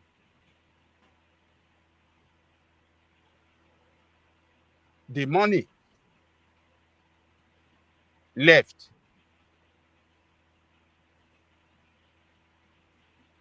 by Jonathan in crude oil, what do you call that? Excess crude account. Excess crude oil account. We had it at maybe 2-point-something billion dollars. Do you know how much it is today? It went down to like maybe $300,000. Do you know how much we were owing Central Bank? As at 215. Do you know how much it is today? This government failed on all fronts. No. There's a counterbalance to what you're saying, because what Fatai was inviting is there infrastructural development that is commensurate with the borrowing, and also when you are drawing the parallel between 2015 and 2019, the debt ratio. What exchange rate are you using, or are you denominating in dollars? Thank you. Have you? No. I just mentioned it to you. Hold on. I mentioned it to you in Naira. Okay. Yes. Yeah, so, I don't argue with you. I'm not arguing with you. Hold on. We don't need to prolong this issue. It doesn't worth the time. They promise us, Buhari promised us 3 key objectives before he became the president. He said he will improve on security. What have we had on security? Security got worse under him. He said on economy. When did you last hear the word Boko Haram? Look, it's there. They just took out the coverage in media coverage. Every day they kidnap. Every day they just burned a priest in Niger. No. Last week, hold on. Now let me finish. Last week, there was kidnapped in Edo State from at the train station, right? They kidnapped some people, and they kidnapped some people in Kaduna as well. So They he burnt failed they on burnt they security. burnt a father in Niger. In Niger, yes. Yes. So on security, Koko. he failed us. On economy, he failed us. And what's the third one that they promised that they're going to do? I can't even What about remember. our dollar? Economy. He said he was economy. I have a question for. I have a few questions for you. This Let Ajanle Koko land this point. Yeah, so this guy failed. So it's not. This Can guy I failed on respond? that I would front. like to respond to Babajale Koko. Sorry, before it Okay. expands. Yeah. This Can I guy go? failed on our front. So we don't have to just keep on defending this nonsense that is destroying the country. We are dying as people. Can I respond? I mean, it can be annoying sometimes. We can just let's spend the quality time. Is this not our pain period on our pathway to glory? One man. Can I respond to this? Respond, Fatai. Yeah. This is also what Keyamo was saying there. There are different spaces. Now, all this list of issues, this is different space from the responsibility of a journalist. Now, all these problems, Buhari government has their own defense. No matter how long the list is, the Buhari government has their own defense. Whether you accept it or you don't accept it, as a Nigerian, it's your right. Now, what we are talking about is journalistic ethical responsibility. Is if all these points you raise now, if Peter Obi raised all these points, of course, as an opposition, it is Peter Obi's job to raise all these points, and we have a debate between Peter Obi and Tinubu. It is the job of Atiku and PDP to raise these points. We have a debate. The question is it the job of Rufai to say, I put it to you, you are a failure. It's not even a question. It's not even, it's not like, well, that I think there is this, what is your response? There is this, but I put it to you, you are a failure, you are a this. And meanwhile, you, Rufai, sitting there, you are not putting before it the intricacies of this whole thing. This is a very trick. It's not one line story. If you say our debt is increased, Buhari people will tell you that you have second Niger bridge, you have 5 new ports, you have rail line, you have this. You have say security. I mean, Let him land. I will just land. My point is this: I'm not saying all these problems don't exist. This is not my argument. My argument is to be doing like that, you are going to destroy the integrity of journalism. That is a very mediocre style of journalism. It is not Rufai's job to be going like a prosecutor in the court and I put it to you, I put it to you, I put it to you. I think you are going to. Can I respond? Who is to define? Hold on, the politician hold on, Joel. Define the job of journalists for them. No, the politician defend himself. Hold on. So is it the politician like Keyamo that will define how Buhari should ask, Rufai to ask questions? No. Or define the way journalists must work. People that fail completely. I mean, we don't. Ajale Koko, that's why I was going to ask you a question earlier. Yeah, so they cannot define them. Does Rufai know journalism? The way he's talking, does he know what is journalism? Ajale Koko, Fatai, let DOG come in, and then after the Joel. Go on. Thank you, woman. Ajale Koko, my first question to you is: so, are you telling us, Fatai, or what is his name? Is he being professional? Then, secondly, Kayamo said something. No, professional in what sense? What do you mean? Rufai. Sorry. He meant not Fatai. No, he said Fatai, but he meant Rufai. Rufai. Fatai, the journalist. Are you the German journalist? The German Yoruba journalist. Are you telling us who is now from Kwara? Too many nicknames. Sorry, carry on. Are you telling us he's been professional? Secondly, Kayamo said to him, rephrase your question because you are not asking me any question. You are just accusing them. And like Fatah said, all this problem we are stating here, we all know that is this problem. Everybody knows. But there is a way and manner you will phrase to ask questions. Then they will obviously have a defense for it, which is what you want to listen and everybody wants to listen to. But if I just sit down there and he's attacking them, and it made the guy even said, okay, this is more like a debate. Kuku, let's leave this platform and go and know that we are debating each other, because as a journalist, you shouldn't be doing that. And I don't see why we are not agreeing to it. Rufai might be angry, and this problem is stating. We all know that is this problem. But okay, you want to question these people in charge. Let them answer. Question them. Don't just accuse. You're accusing them. You're not asking them questions. It's being unprofessional and it's not right. It's Can I not come in, right. please? Okay, let me answer him. Okay, Look, let me answer. tell you, Rufai was on point. The way journalism is practiced now is different from the archaic way of practicing journalism. We live in the West. We see the way that journalists ask politician questions in the Western world, where democracy is practiced, and that is what we are. Trying to copy as well. Copying democracy the way they practices democracy in the West here. So journalists, we have seen them asking politicians interrogative questions and question after question in such a way that, you know, they really want to put that politician out there for the people. His weaknesses is what they want to put to the people that look at your leader. Is it the person that is it representing you well? Those of you supporting him and those that are not supporting him. That is the way journalism is now, particularly when they enjoy the power of incumbency and they are failing. And they are failing the country. They will ask them tough questions. So what Rufai was doing, he was just highlighting their areas of failure to build up his question. And he eventually asked the question from him. So for Kayamu to say, he was just trying to hide away from,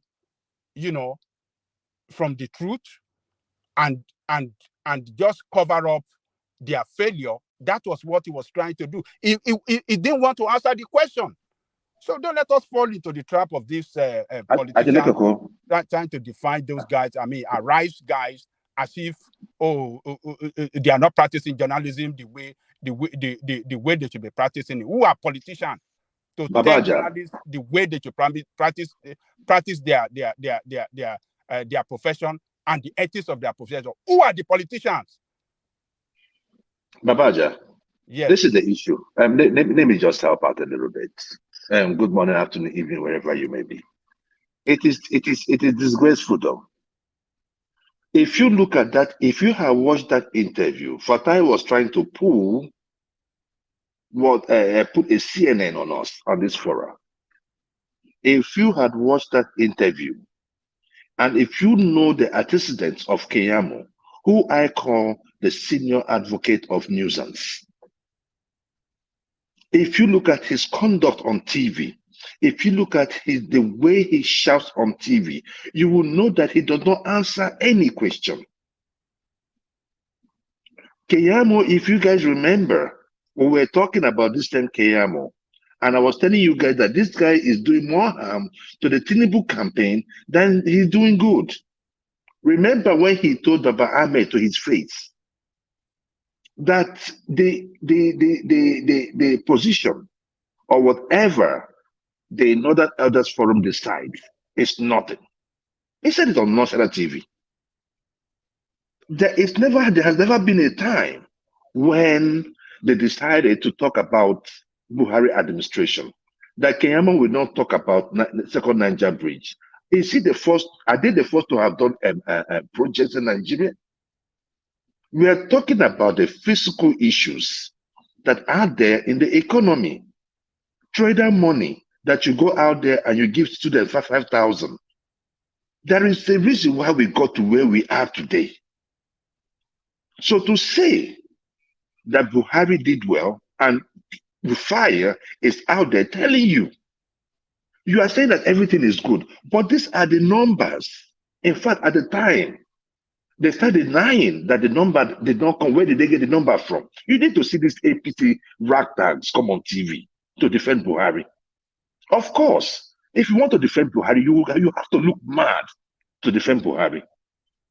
When Buhari came into power, a bag of rice was 8,000. Let's start from there.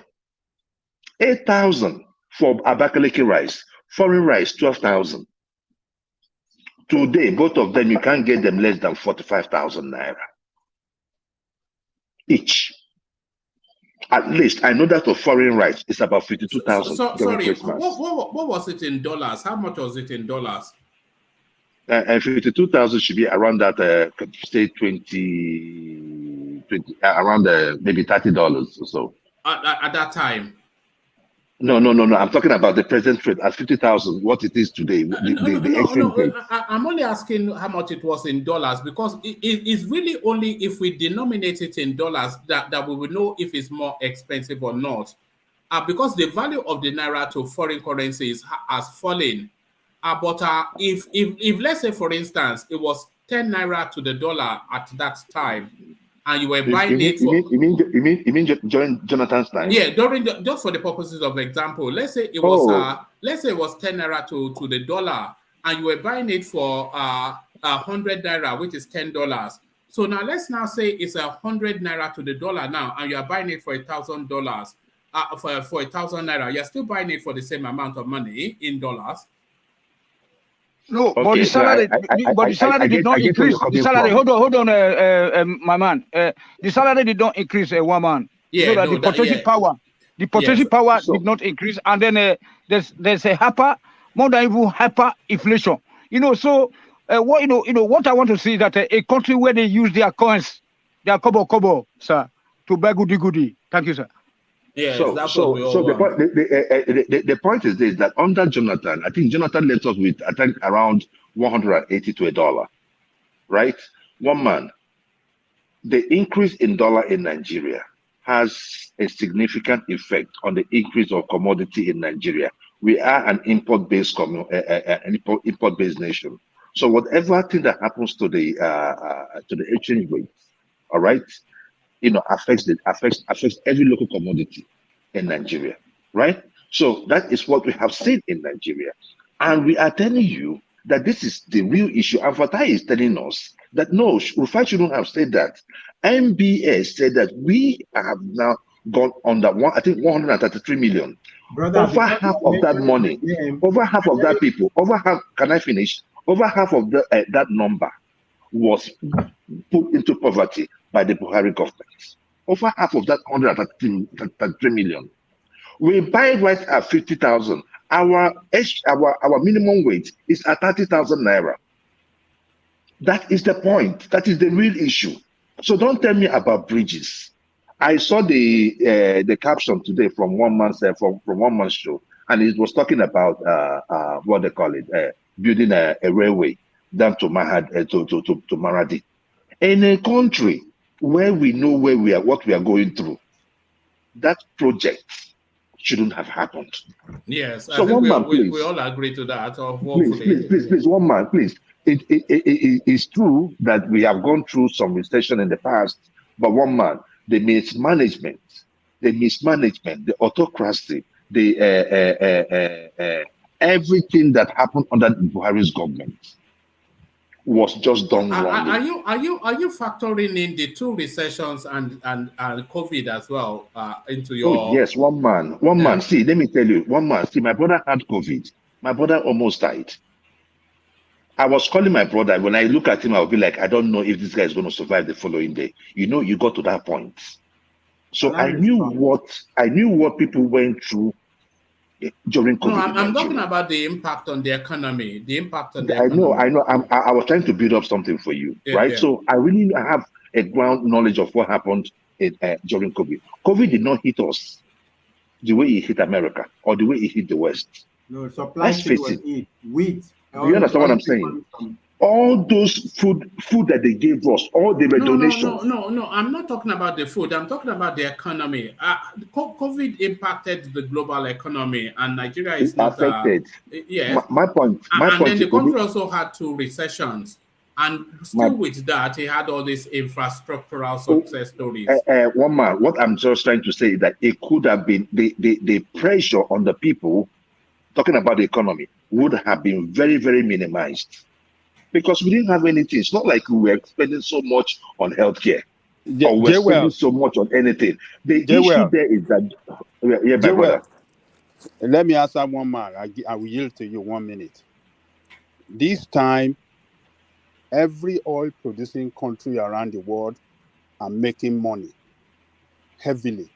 Nigeria is losing money. Who is responsible? What is responsible for that? Previous government, PDP government. Hold on now, Fatah, you don't defend the defensible. No, I can defend that one. To that? What is responsible to that? Poor management of resources. They cannot manage Nigerians' resources well, and that's why they are not using this opportunity of Ukraine-Russian war when all oil-producing countries around the world are making tons of dollars. But rather, we are losing because they are just failure. Yeah, but who didn't build the pipeline?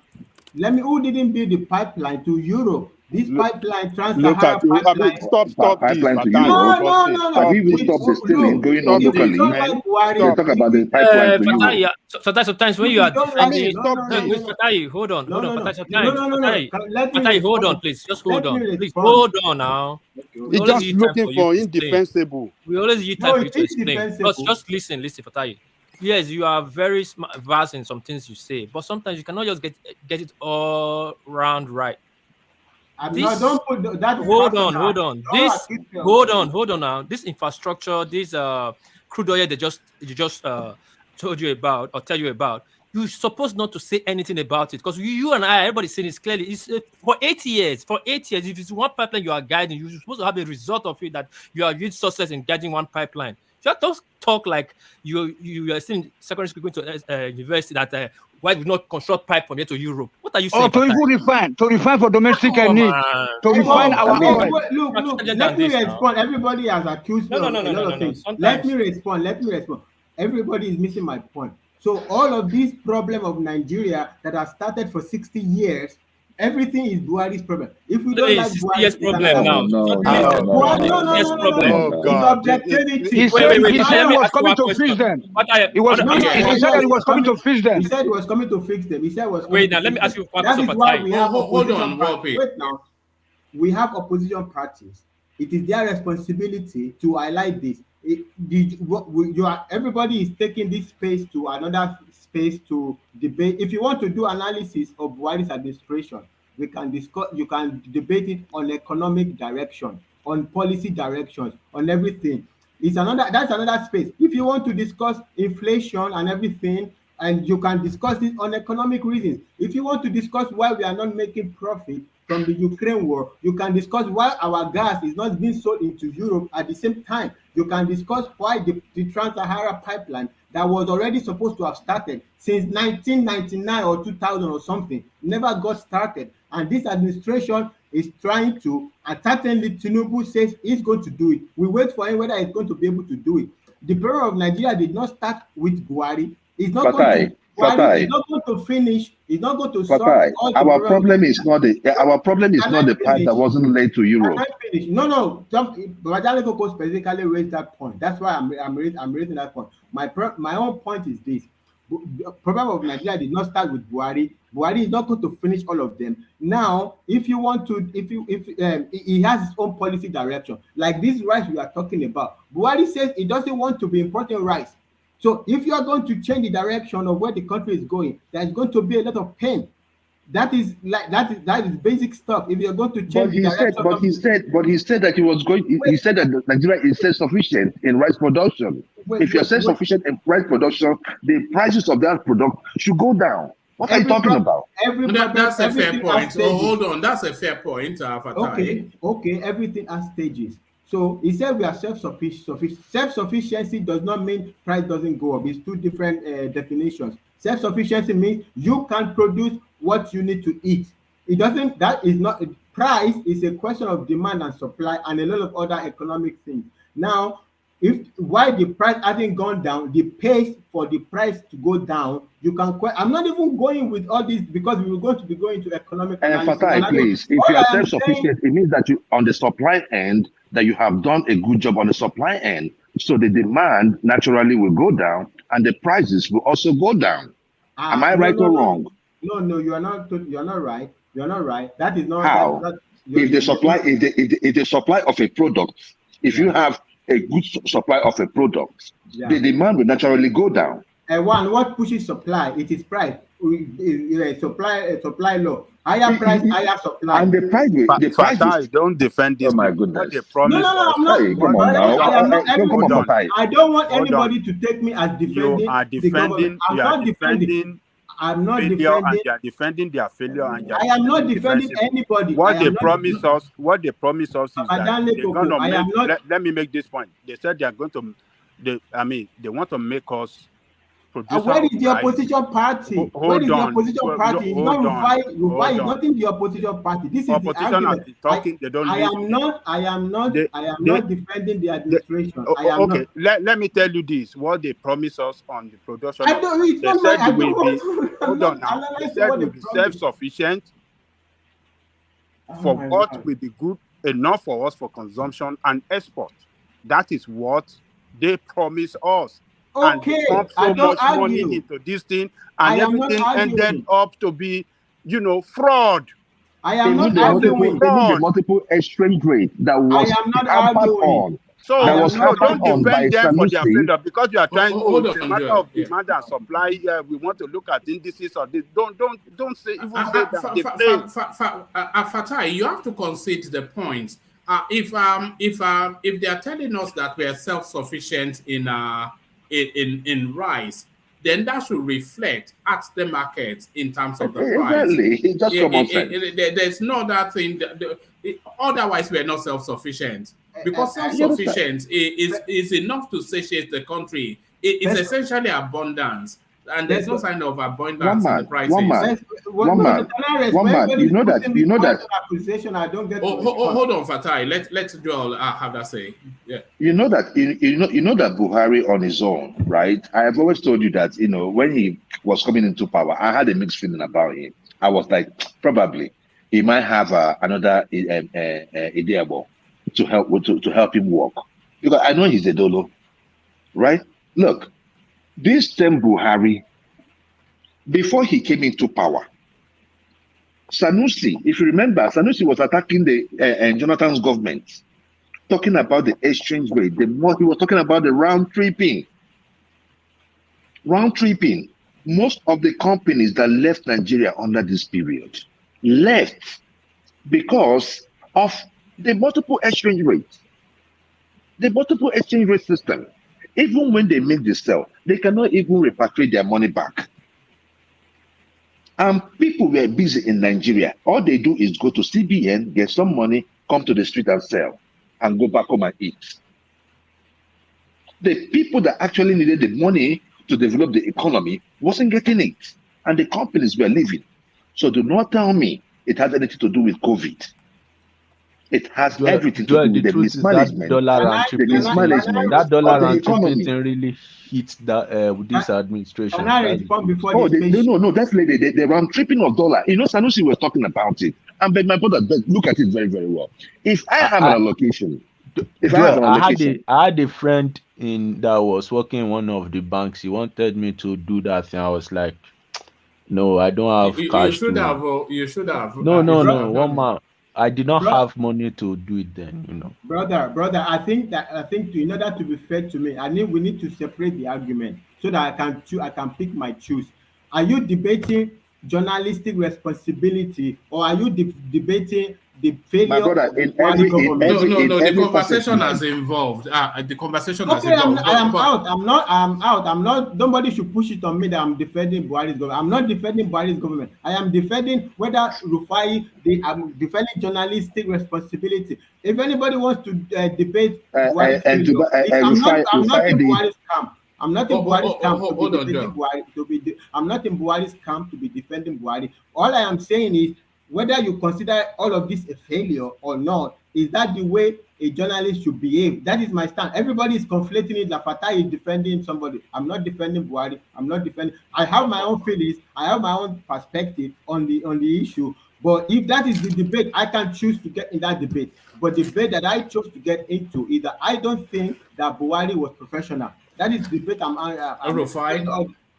that's the space. That's what I'm debating. It's not. I'm not debating anybody's government. That is another show entirely. That is not the debate. But everybody is making it look like I am defending Buhari. No, I am. Well, saying, you were somewhat, but now you are reversing position.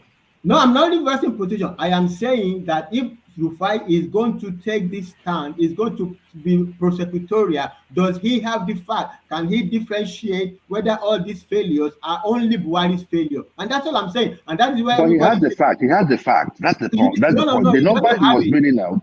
The number he was bringing out was from MBS. It wasn't from any other source. The MBS because at the time, the MBS did not say how many from the 133 million did Buhari contribute?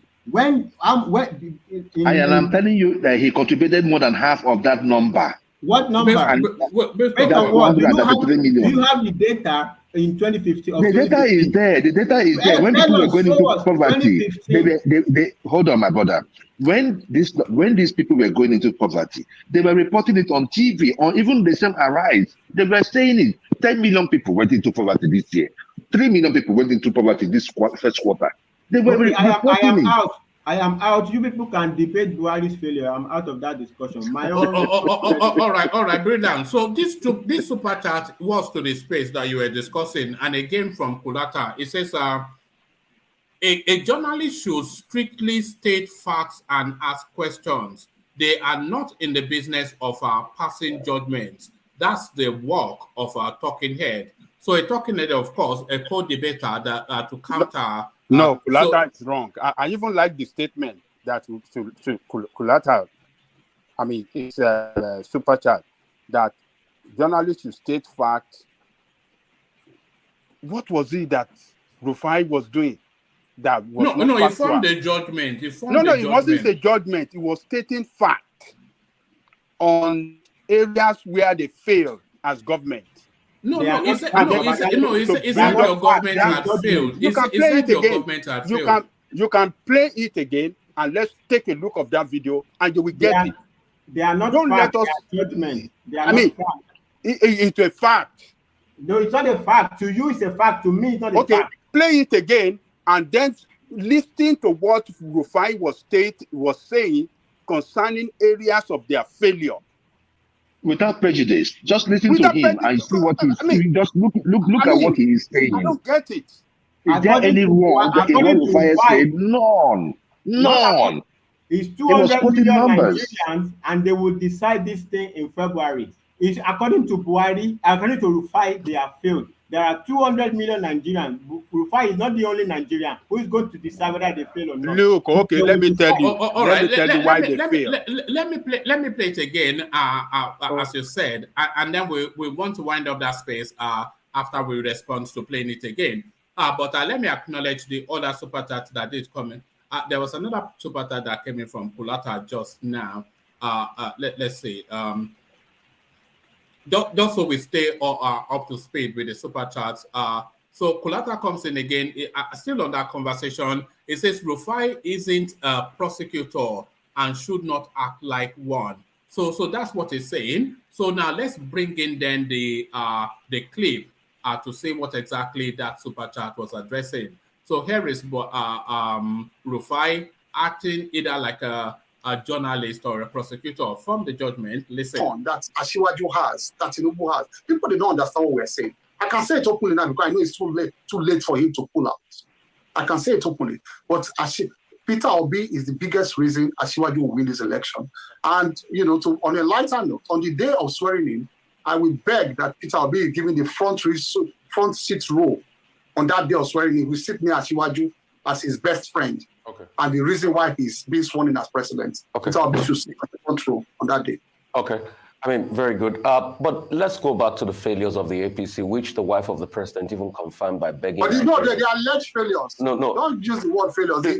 No. Alleged. Mr. Kiyamo, you asked for, let's pipe things down. We've been civil. Let's just continue this way. Let me finish talking. Now you're interrupting me, Mr. Kiyamo. Let's keep things civil, all right? I'm not trying to. Mr. Kiyamo, I'm sure the world sees that you're the one interrupting me now. Let me finish my statement. Go ahead. All right, the failures of the APC, which are too numerous to mention. One of the longest strike in recent times, ASU strike, the Japa syndrome, the poor economy, the fact that as Minister of Labor, we've not had employment for the people, youth unemployment on the high, the fact that you'll be leaving one of the biggest debt burden behind. So when you were saying in 2015, everybody knew that Nigeria was headed for dire straits, people are even more skeptical about the future after your government leaves because you've left so much debt behind, you've crippled the economy, you're trying to tax everybody, and you keep breaking the laws. You know what you're doing now? For the first time, you've... To be fair, he went on to back up that statement with facts. So he said the failure of the administration, and then he went on to describe with examples what it meant. So... one man. If you look at me, he said they are breaking the law. Are they not breaking the law? People listening with prejudice. Are they not breaking the law? And APC, they listen with prejudice. And let me ask you a question. I want to ask you a question. Hold on, let him learn. Let people learn. They are facts according to Rufai. Rufai is not the only Nigerian. Look at Fatai is the only Nigerian. Fatai is the only Nigerian. Fatai, you are the only Nigerian. Yeah, we are not. Koko is not the only Nigerian. No, you are. You are listening with prejudice. The only Nigerian. You are. Follow the fact. Why he was setting out all the facts. Unemployment rate. Everything was just factual. All those facts is stated. They did not start under Buhari. No, Fatai, you have right to your opinion, but you don't have right to the facts. If you don't like it, so also when I say you are defending indefensible, you get irritated. Everybody. How do you describe this administration in one term? Is it a failed administration or a successful administration? Please just tell us in one term. Complete failure. No, we already know where what's wrong with that leading question now. We already know where So why is saying that is not only Rufai is the person that have because he's a journalist. He's a journalist. Today is not your day, and you don't have it. No, one at a time. Don't talk one voice at don't have it. Gentlemen, hold on, Fatai. Fatai, hold on. One voice at a time. That's the only thing I ask. Carry on. Can I? Okay. Fatai is fighting a lone man ranger. Even 1 month after rewatching this video, one man has considered. All right. I think the marshals have come to the rescue. So here is rescue for Fatai. So Fatai, hold on. Fatai, hold on. Here's the problem. A journalist, a professional journalist, should just state the fact. This has decreased, that has increased, this has this. Then, ask the question. Were they not factual? Excuse me. No. Answer that question first. Excuse me. He needs to list everything and not make a judgment and say it is not this judgment. Is a failure. He was stating a fact. No. Because first of all, there's no reference. Where is it starting from? Where is it now? You're stating correct numbers, no reference. What kind of defense is this? For God's sake? Excuse me. Defense Excuse me.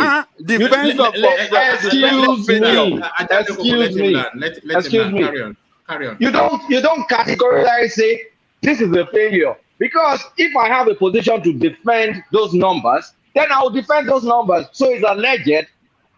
You just ask the question. If it's a trend, you say it started from here and it went like this. You just quote some absolute numbers and then you make a judgment. What kind of that is the talking head? If you want to be, hey, hold on. If you want to be Bill O'Reilly, then you can play Bill O'Reilly. You're a talking head. And then we take it as a talking head, not a journalist. But let me go back. I'm grilling. Let me go back my grill. Yeah, just one voice at a time. Gentlemen, one voice at a time. I mean, why are you guys conflating the issues? It's annoying. Kolata, let me say this and quickly, right? The issue there is that what Rufai stated were the facts. According to who? In journalism, everybody have their style. You ask questions based on the facts. He made he said a failure, then he quoted a number. We should say a number and say, okay, it started from here, it's now here. Sir, what do you consider that? Sir, what do you consider that? That's how a journalist asks. Don't you guys want BBC? Kulata, that was why even I said Al Jazeera won't do this kind of mess. Hold on. I said Fatai put a CNN on us, right? They just pick up one side and say, oh, look at this side. Go to that interview. They were going back and forth. He was really defending the Buhari administration, saying that it wasn't a failure. Then Rufai now brought out the fact that this guy is a failure. Said a failure, then he brought numbers. What is the reference against? This is how CNN or even Fox News will do this way. Fox News will say, Fox News will say, end of Jonathan, this is the numbers. During this time with Buhari, these are the numbers. What is your opinion? When it makes a difference because there's no frame of reference. With data and numbers, what's the frame of reference? So what are we referring against? What are you defending there? What are you? This is not a defense. This is common sense. A journalist will have to look at one number to another number. What is he comparing it against? What is he comparing it against? What is he comparing it against? Just answer that question. Okay, hold on. He's comparing to no, you can't answer that question because the first said it's a failure, then he quoted just one number. Okay, it is not just one number. I don't understand how you guys like get emotional and just failure and he backs it up with facts. That is not journalism. That is a talking head. So that is a talking head. Backing up with facts. All this problem. Yeah, come in there. All this problem Rufai was stating are problems that is well known to everybody. And you just came. You guys are failure. You guys are this. What happened to this? What happened to this? You are not even asking him any question. And if you ask him question, if he has figures and facts to back it up, and we listen to it, they might be right. One man stated some things. COVID is one of it. 2 recessions. You know, 2 inflations. All those things play a part. It doesn't matter whether COVID really affected Nigeria. It affected the economy all over the world. We all know this. It doesn't have to be because if the numbers of people that are catching COVID is not what we are talking about here.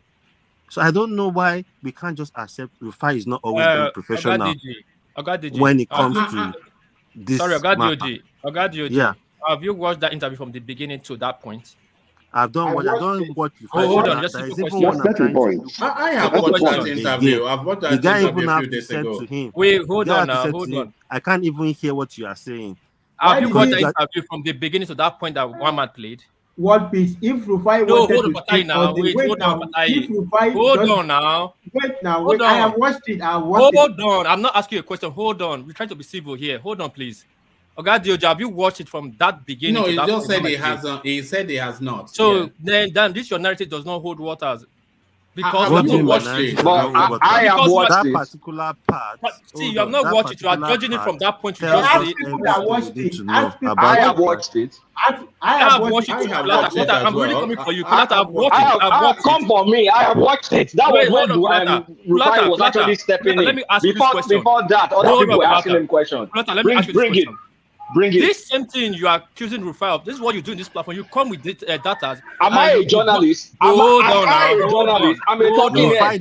That's why you don't even understand what you're talking about. Am I a journalist? Let me land my point. Am I a journalist? Answer me that question. Am I a journalist? You are not a journalist. Why are you not so why are you making some false equivocation of his job if you're not a journalist? Because he's a journalist. I'm not. There's a difference. You don't have the right to accuse him of his job. Why would I have the right? Hold on, D. Why would I have the right? Hold on. You have the right to understand it. D, can I you don't have hold any on? professional ethics to be So a you don't have journalist. professional So why should experience I about follow that the standard of a that journalist? terrain.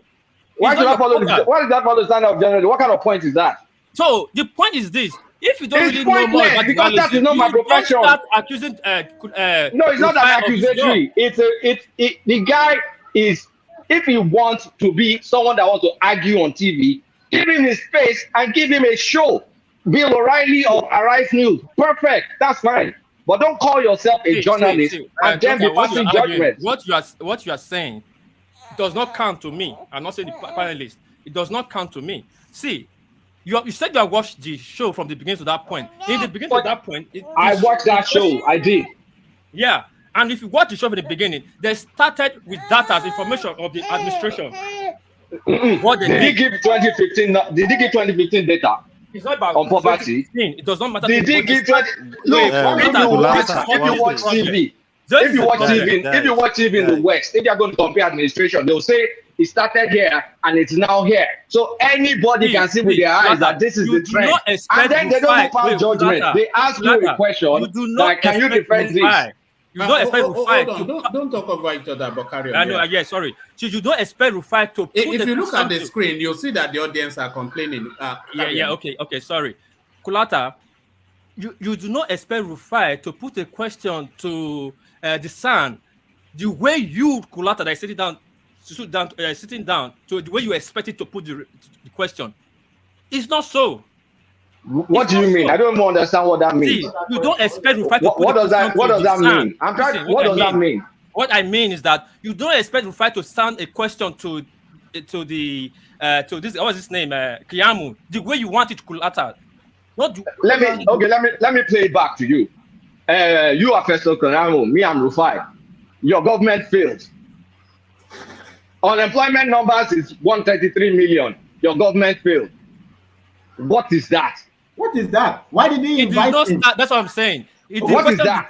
The question did not start from the beginning. It started from there because they handed it over. That's the way Arise does. Other people ask questions, then they pass it to Rufai. Hold on, Fatai. It's not just even the only case. There are several cases you've seen of Rufai doing this thing. So it's not just this one particular one that is out there. There are several ones. Several. So I don't know why we're arguing this. And it just seems like you guys are not even getting the point. You're just taking us somewhere else. Thank you, my brother. Let me just chime in 1 second. Hold on, Fatai. Journalists should be blamed. I just want to say this quickly. I think where the problem is that it's in the phraseology.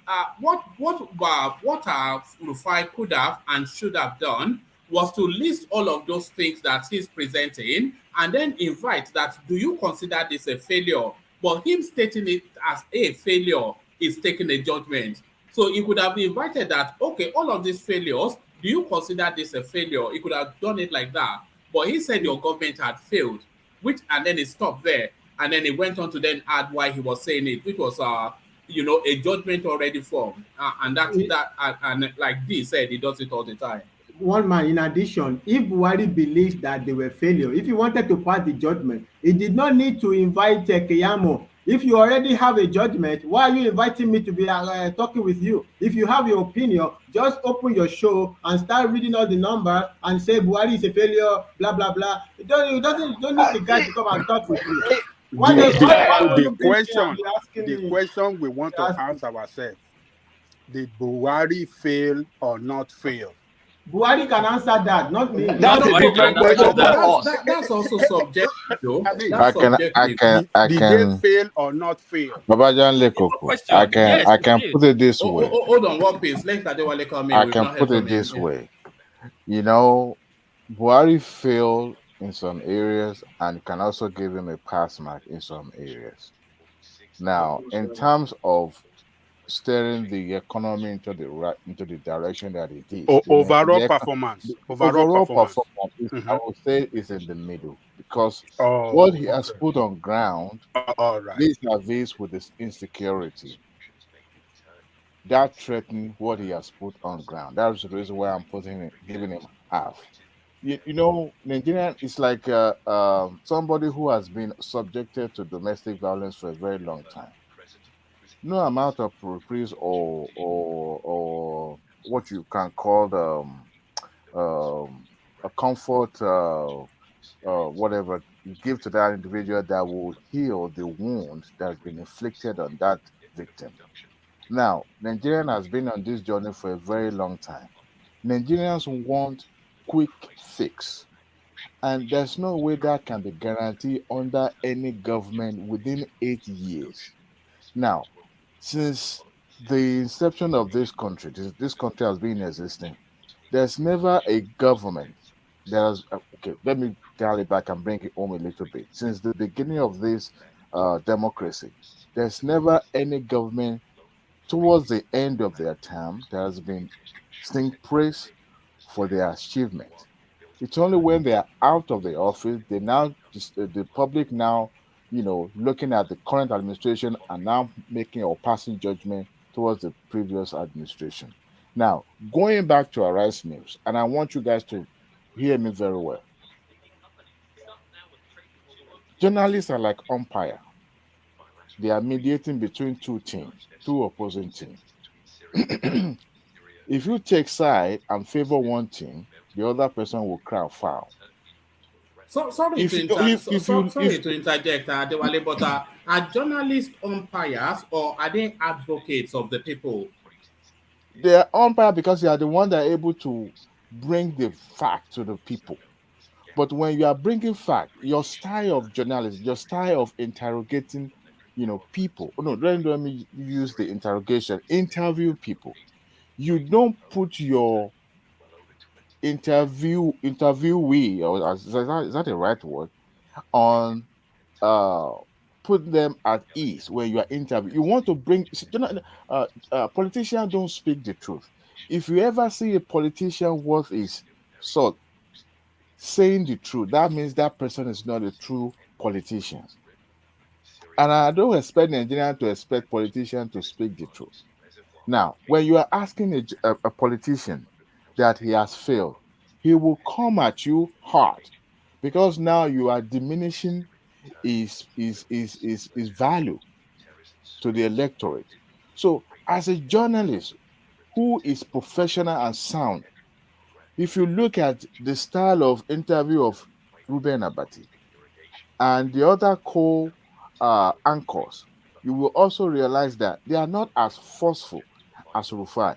Rufai is trying to catch a name for himself and trying to distinguish himself to say, well, you know what? I am doing this, I am different. Now, Kulata says something. If you want to be a Bill O'Reilly, you want to be a talk show, an opinionated show, that is different from the morning show that they are doing because that is regarded as they projecting the news. They are repeating the news that have happened previously. Now, when you are interviewing somebody, you've already passed judgment by saying you fail. It is now left for that person to defend him or herself and for the viewer, the public, to make their decision whether this individual actually failed. Now, when you are now leading the viewer to know that even before these politicians say or defend him or herself, you've already assumed, you already believe that he has failed. No matter what you do, you say or he says, the viewer will believe what you've already said previously. So when the Rufai is interview and a politician and you expect to get the truth out of them, there's no way, there's no politician that knows, that practice politics, that will tell you the absolute truth. Never. It has never been, and it will never happen.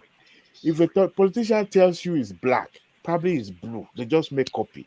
Now, when you are asking government official, the present administration, that they fail, they are still in power, and one of their member of the party is seeking for public office, and you're asking them that they fail. You don't expect that person to sit back and say, you know what? Yes, we fail because Buhari's wife, who never governed, who never signed check, who never signed any paper, because he was sympathetic to the public, said they fail. This person will come at you. Now, as a journalist, you don't come hard on the politicians. When you invite people, you ask them, have you ever watched Ahmed Kadaria's interview, Modele Sharafat Yusuf. These guys ask hard questions. They ask in such a way that put the mind of the person that interview at peace, and they will answer you to the best they could. They won't tell you the truth. She's also Go, combative, though. Kadira go Ahmed. and She's watch Kadaria and Showore. Go and watch Kadaria and Hold Showore. on. Showore is a bombastic No. politician. Kadaria. Go and watch Kadaria and Hold on. Showore. This And we Ahmed know how journalists Kadaria work. interviewed IBB.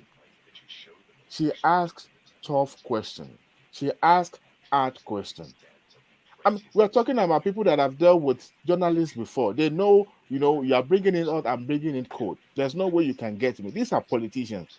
But then, even asking those questions, the interviewer didn't feel attacked. Like you are coming at me like, oh, you want to get a gotcha moment from me. I know the obedient will like the style of Rufai, even though if he has a good ulterior motive towards asking those questions. I think but that's the point that it enigmatic sounds more is forceful. in the It sounds more antagonistic. It sounds more like, you know what? I'm on this camp. I'm not in your camp. That is where I see it. Dewale, please, I want to ask you. Pardon me. Let me ask you a question. 30 seconds. 30 seconds. Let me reframe Rufai. And I say, Dewale, you are Keyamo. I'm Rufai. I say, Festus Keyamo. Unemployment or poverty rate in 2015 when Jonathan left the government was 65 million. But under the government of Buhari is now 130 million. How do you explain the increase? Because then you see it's an increase. I'm not passing judgment because those are absolute. 65, 130, 65, 130. Then you now have put Keyamo. Okay, how do you explain the increase in poverty? Everybody watching knows increase in poverty is not a good thing. But I'm not starting and saying you failed. That's nonsense. Your failure. Dewale, please, I want to ask you a question. Sorry. I don't get it. Who is boss? Who is boss? Who is servant between politician? If the Rufai is media? asking the question in the capacity as a Nigerian, Who that's different. Who is boss? Who is servant? They asking our servant hard question, and you are saying that. Hold on, politicians are serving us. Yeah, all not media. They are serving us. To media. They are not servant to media. They are servant to us. Look, tell me the profession that is mentioned in the Constitution. Other than the Attorney General of the President and the President, tell me is the press. The press for our Constitution to recognize them shows that they must function well under democracy for democracy to strive. And that is what that guy is doing. We might as well move on. I've told you they won't get it, no matter how you explain it. And if they don't get it, if you have ever been interviewed before, being put in front of camera and being interviewed like a real interview, you will understand this argument that we're making. Dewale, I want to ask this question, please. Okay, go ahead. Bush last administration went back, that almost collapsed the world in 2008. Mm-hmm. How was the media describing Bush administration? Please, in one answer, please. You know what? I saw and I witnessed it all. When they invite Bush, what do you call them? When the administration was declared, when they invite cabinet members for an interview, the cabinet is coming with a talking point, all right? But when you watch the media asking them questions, they want them to defend what is out there, but they are not coming in an attack mode. See, I even on a liberal channel like MSNBC, CBS, I've watched them asking tough questions. You know, there's a way you ask somebody a question that somebody who is well grounded in giving good interview, I will tell you, look, you are trying to get the moment from me, but I'm not going to give you. But then they answer the question in the best way they could, but they would never tell you the truth. During that period, they were put on hot seat. As a matter of fact, the Bush administration always selective of who goes to which media's house and all that. When you watch their media practitioners, but my question is this. My question, you didn't answer my question. When the administration was declared bankruptcy, is bringing the world down, I'll show you What do you understand. mean declare bankruptcy? Bring the word down. There was a time the American, the Federal Reserve, almost the banks, the world The declared bank bankruptcy. collapse. The Collapse, bank yeah. collapse. Yeah, Yes. collapse. That the Senate, There was a the housing bubble. There, you know. yeah, the Yes. Senate agreed that there's a collapse. There's how will I say which word that is collapse in this the economy that was dragging the world down. And you remember this lady that just died that was in the View that Whoopi Goldberg and other people are there. This late this guy's John daughter. McCain's daughter. John Daughter, McCain's yeah. daughter. Yeah. And they put a direct question. The A View is not direct the question. View is an Hold on now, opinion hold show. on. Hold on now, No, Fatai, you are using wrong hold I on now. now You just understand why people don't understand what we're talking The about. View is an we opinion see show. we understand what you guys understand, but you guys understand what we understand. We are trying to say. Listen, Nigerian economy has been declared. I mean, sorry, My Nigerian brother, APC. don't They are don't already con- declared is a don't failure, even confuse admitted by the don't government of the confuse day. opinionated show, personal show, and the news show. Thank you, my brother. Where you I have know. a I wanted journalist to who make is asking. two. I wanted to Hold make on. two reference to you, but before Patai jump on my tongue, so that's why I always. I want to wrap it up so that we don't have to be wasting much time. Yes, and then we'll move on from I'll there. give you an example. If you watch Anderson Cooper 360, his show is not opinionated show; it's a news show. If you watch, who gives opinionated show on CNN? Even the recently Don Lemon. Don Lemon is not even an opinionated Blaise. Mid of the way. What about that woman CNN Meadow? Something Meadow. Is that CNN doesn't really have much of opinionated show. You know why? Recently they brought in the guy that replaces Chris Cuomo. So he was changing the show to opinionated show because it was more or less like a Republican, and they changed it back so that it would look like a news show. But if you really needed something that reflect opinionated show, you will go to the liberal houses like MSNBC, where you have what is this some Mido and the rest of them. And if you go to the Fox News, where you have Bill O'Reilly before, Okabe before, these are private that are not actually a personal employee of Fox News, but they're just having their show under the Fox News. Now that is what you can call opinionated show, and these people, they do their own show the way they like. But when talk about the news show, these people already have director of programming or editor that already give them, okay, this is what we are going to do for the day. This is the question. You see there with the stack of cards, that we're asking and all that. That is news show.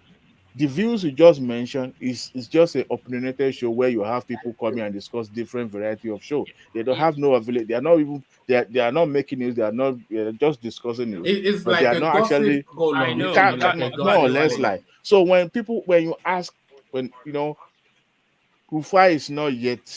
He's still learning, but this electoral season will be over.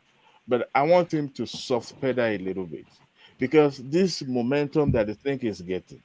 He's young, I'm young. I believe I'm much older than him, but he will learn his lesson. The people, Abati was once a firebrand like him, even way bigger than him. But today, I don't want to listen to what you are saying. We learned the lesson from I don't get what you are saying. no, from who? I don't get it. I don't get it. He has to be learn the more lesson from professional. You don't get forceful asking questions. They have to punish him. When Tinubu Tinubu wins, so they will come and punish them. They will not punish close them. down their company and go after Rufai. Is that the kind of democracy we are talking about? You cannot predict these folks. They will not punish them, but he will not get interviewed. I don't want to say, he should backpedal so that they will not come after. I mean, what is this, for God's sake? It should be professional. It should be Which professional. professional? Are you people the one to dictate how journalists should conduct their profession? Why we are the ones digesting their content. Because you are falling into the trap of this corrupt politician. This is what APC. We know they are corrupt. You are just campaigning for APC by singing this tune as well. Because this is their APC position, saying that they are not professional, they are this, they are not following the ethics. And you guys already fell into their trap. One man. Candidate. It's like we can't agree to this thing and land at one spot. Maybe we should move on. We've overflogged the matter. So. Your preferred candidate Ashowore, you've seen, you watch him give an interview, right? Being interviewed by journalists, right? Yes. You see the way they come at him and he goes straight and hard at them as well, right? Because he too was once like them. So he knows what they were doing and he gave it to them. But they have little they could hold on to him because he has never been in a public office. They can criticize him at a level that he has never been in a public office. So he goes hard at them too because that's what he does to people. But that is not the standard practice. When you are asking questions, when you are asking I don't know public the office standard that questions, you people are asking for. that Leave is these not people standard. alone. You are being Let them okay. press. You already Let them. made, you Let already them. passed the Let them. judgment. Let You them already ask hard questions you from can these hard, people. you can If ask he hard just called questions. him, if he had called him a failure and he didn't state all the facts to back that statement, then we will call this guy out. That So if he you already stated call that them failure, okay, your government has failed due to all these facts. I mean, what has he done wrong? Ajale Koko, you are 5'1". You're a failure. You're 5'1". You're a failure. I'm not a failure. It's simple question. I'm not You're a failure. 5'1". You're a failure. Look, What's that? This question I want what to are you ask, talking about? What exactly what Rufai did? No, No reference. You are listening to him with prejudice because you people are supporting Tinubu. That is just the problem. You people are supporting Tinubu and you are not happy the way they are trying to hammer Tinubu to expose him, and they are not hammering Tinubu. They are hammering his team. Let me just say this. Play Summer sent in a clip that I wanted us to play. This was a same character, different party. This was Rufai still, but this time versus Daniel Bwala. And it was the same aggressive, combative, almost offensive manner of journalism. Okay, let's watch it. We can watch it. Let me see. So what did you say to play from? Yes. You know the funniest thing, Rufai and Bwala are friends. Let me say something, please. Sorry. It's not a question. I wanted to say, but because of the interjection, I keep missing my school. Don't worry. There's a lot of interjection. Okay, now let Gajagoko. You know the funniest thing here, the way it sounded from these people. I'll make it specific. Kulata and Fatai and Ogadawale try to soft-land it. They are all supporting Tinubu now. That's why. Yeah. See, let me hold on. I came to defend Fatai. Hold on. Let me just make this speech now. Please respect me, make this speech. Even though you can see, Ogadawale, what I noticed from this debate is this: why is it that these people only see the hard scrutiny on APC from Rufai is against Tinubu? They don't see, and they sit against Tinubu, and they see it is a plus for Biden, but they don't see it for PDP as you don't see it for Atiku as PDP. That channel is as established is a PDP channel. We don't see everything Rufai does is for PDP. Rather, you attribute to is supporting Peter Obi and is going against. Because Rufai is obedient. They are not even supporting Peter Obi. Hold on, let me land now. Okay, land. Let me finish now. In that clip, they were scrutinizing Buhari administration, not even Tinubu manifesto. Now, I'm just saying that. Now, you and Fatah have rushed in and target that he's obedient, which is very wrong. Did I mention obedient? I didn't say obedient. I'm talking about Rufai. I'm not going to let you just have my name. I didn't say anything obedient. We're talking about Rufai. I say you people. I say you people. They are Tinubu and APC people. That's why. Let me finish. Let me just finish this. Hold on. Well, please take us there quickly and let Adewale address it, and then we must move on. Like Dioji said, maybe we will never conclude on this one. Yeah, we will never conclude. We will never conclude because this stand that Fatah is making and this guy is trying to Plata is not good. Okay, anyway, sorry. If Rufai asked a direct question and he backed it up with facts, this same thing Plata did on the 12th month 2022 on the second week at 4 hours. I am not a journalist. Hold Jesus on, hold Christ, on, I'm not a hold on, journalist. What kind of hold on, education are hold you on trying to now, make? hold on, Kulata, hold let on. him nail you now. Let Why me you running? hold Nail on now. what? I'm not a journalist. Hold on Uh-uh. now. What is he Why? talking about? You see, if you go like this, Plata, then this argument is gone. Mama, let's go to the next I'm topic. going to filibuster you now. Am I a journalist? No, no, we cannot filibuster you people attacking Rufai. When Rufai is not even supporting obedience, All you are right. fighting as Okay. obedient. You have the floor. Nail Kulata. Nail him You are down. when they came up with the Obi manifesto, there was a section in Obi manifesto that Saki Father and 12 Nabi were supporting. Even we were supporting him. Because I came in like this in this show and first of all said that thing is a filler, it won't work. And will not ask you, one ask why is it so? That same word you use, Yeah, why is but it so? I'm a talking head. Hold It's my on, opinion. hold I on, pass my opinion. hold on now. Let Why me don't you finish now. understand these things? No. When did he say it in the session? When did he say it? You had the time that he said it. Hold on. You said You don't know that when they you are said they are hold on now, putting the let me book finish. on Let me you, land. I'll come back to your question, one Kulata. man. You Yeah. oh this boy, see, I calm this boy down since. Emi You said Jagunlabi. It's because you are raising your voice. Emi Jagunlabi. Jagunlabi Kolata. Jagunlabi Kolata. I love Kashmila with Magu. Okay, anyway, see, you came in and said it won't work. I should not use the word fail because you didn't use fail. I'm not going to put you not talk. You say it won't work. And one man ask, why is this so? You not brought data out. When you brought data out, when Joy Navi wanted to spin it, Ajalico was the first person to jump on it. I said, man, you don't support nonsense. That thing will not work. You see the data from Kulata. And we all supported you, Kulata.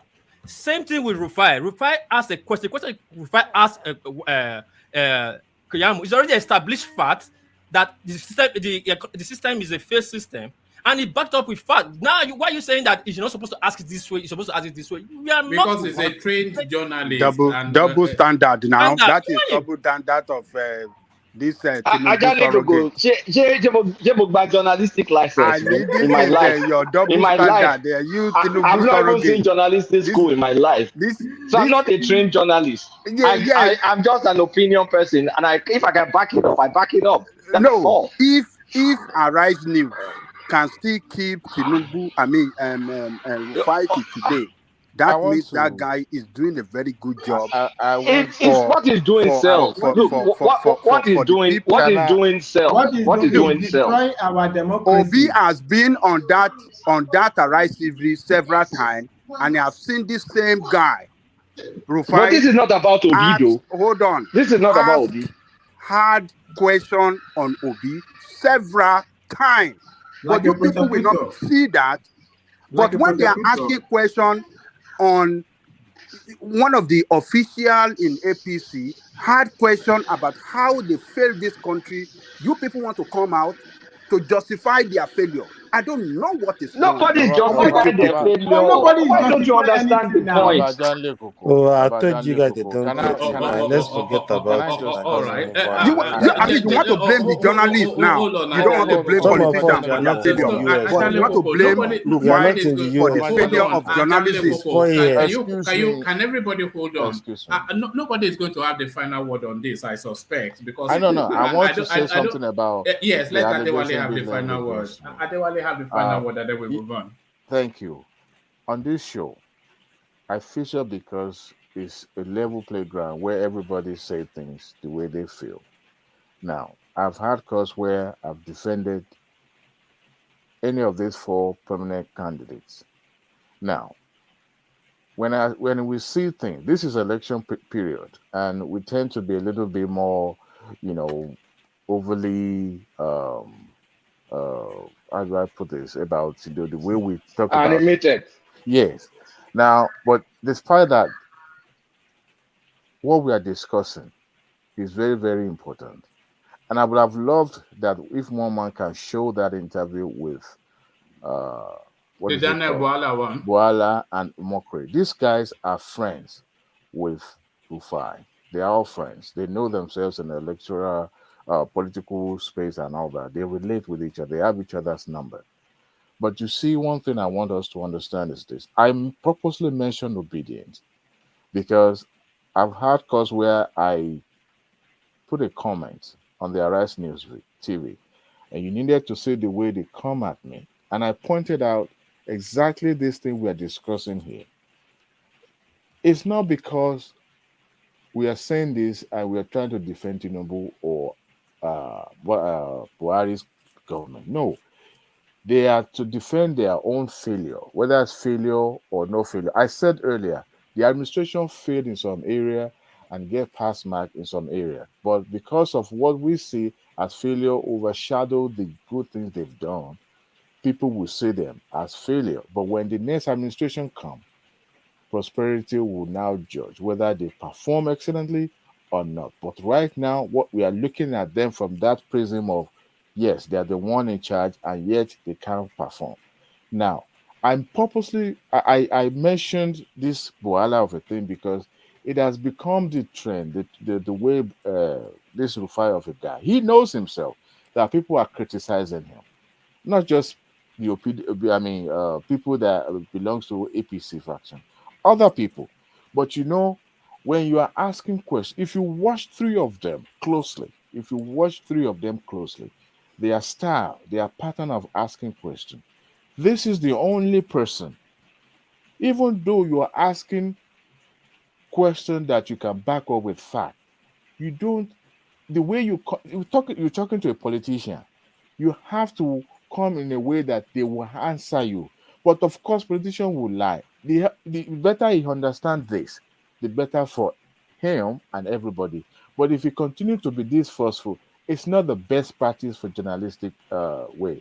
Because why? He already knows the answer they will give. So why are you playing to the gallery? We know they're going to give you answer this way. So move along, ask questions. If you watch, what is it called? His partner, he will ask questions and move on because he knows how politicians ask questions.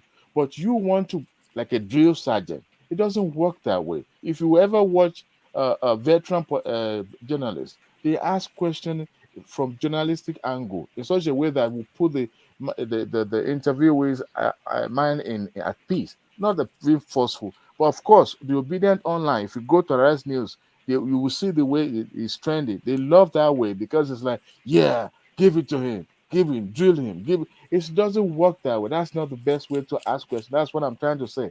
I'm not here to defend Buhari or defend Bola Tinubu or anything. They would defend themselves. But when you are asking questions, he did the same thing to this Buhala. He did the same thing to Showore. He did the same thing to, but because of these guys, they're also firebrand to firebrand. They will give it to him. Buhala called him out. That's why they're their friend. He called him out because that has become his practice. That is not the best way to practice journalism. Thank you. Adewale, are you a journalist? How do you know that? Ajan Lekoko, let me acknowledge the super chats that have come in and then play the just a short little section of the clip requested by Play Summer, and then I want us to move us from that space. I want to go to the space of Ohaneze Indigbo canvassing that the southeastern governors, every single one of them, should declare a public holiday for people to collect their PVCs. So on the surface, you say it is altruism, but what politics is in play there? So we want to tackle that one. But first, to acknowledge Desmond's super chat, he says, I am a Nigerian and this administration has been a total failure. So he calls that judgment, and it is your right to do that, of course, as a Nigerian, but as a private citizen. But what people are querying is it as a professional journalist the place of Rufai to make that statement categorically in the way that he did? So thank you for that. Desmond continues with the super chart. He says, I beg to differ one man. If I come and say I will do this, and at the end I can't, then it is simple. I have failed on that job. Let's stop being biased. So there it is. But it's still the same thing. Yes, it's subjective if Buhari has failed or not. There are, and to what degree, even that's even more subjective. But what is not subjective is that it is not the place of a journalist, especially when it's not an opinion-led program, to be making categorical statements. So I think that was where that conversation was circled around. So let me play this little clip, not little, but a little bit of it that as requested by Play Summer. The sad grips of politics again, rather than him. he has committed the gravest crime on earth. He doesn't have the interest of the country at heart and all of that. My question here is this not all the sour grapes of politics again, rather than introspecting and looking at the problems he highlighted on ground? And you also make the argument, yes, that all of this will favor your candidates. Because, yeah, Peter Obi is tilting towards the Christian crowd. A lot of people are saying that Atiku Abubakar should balance it out. I put it to you. Are you not playing that same religious politics that is dividing the country? Because you just fan the embers of this. I'm sure Peter Obi has met with Muslim leaders.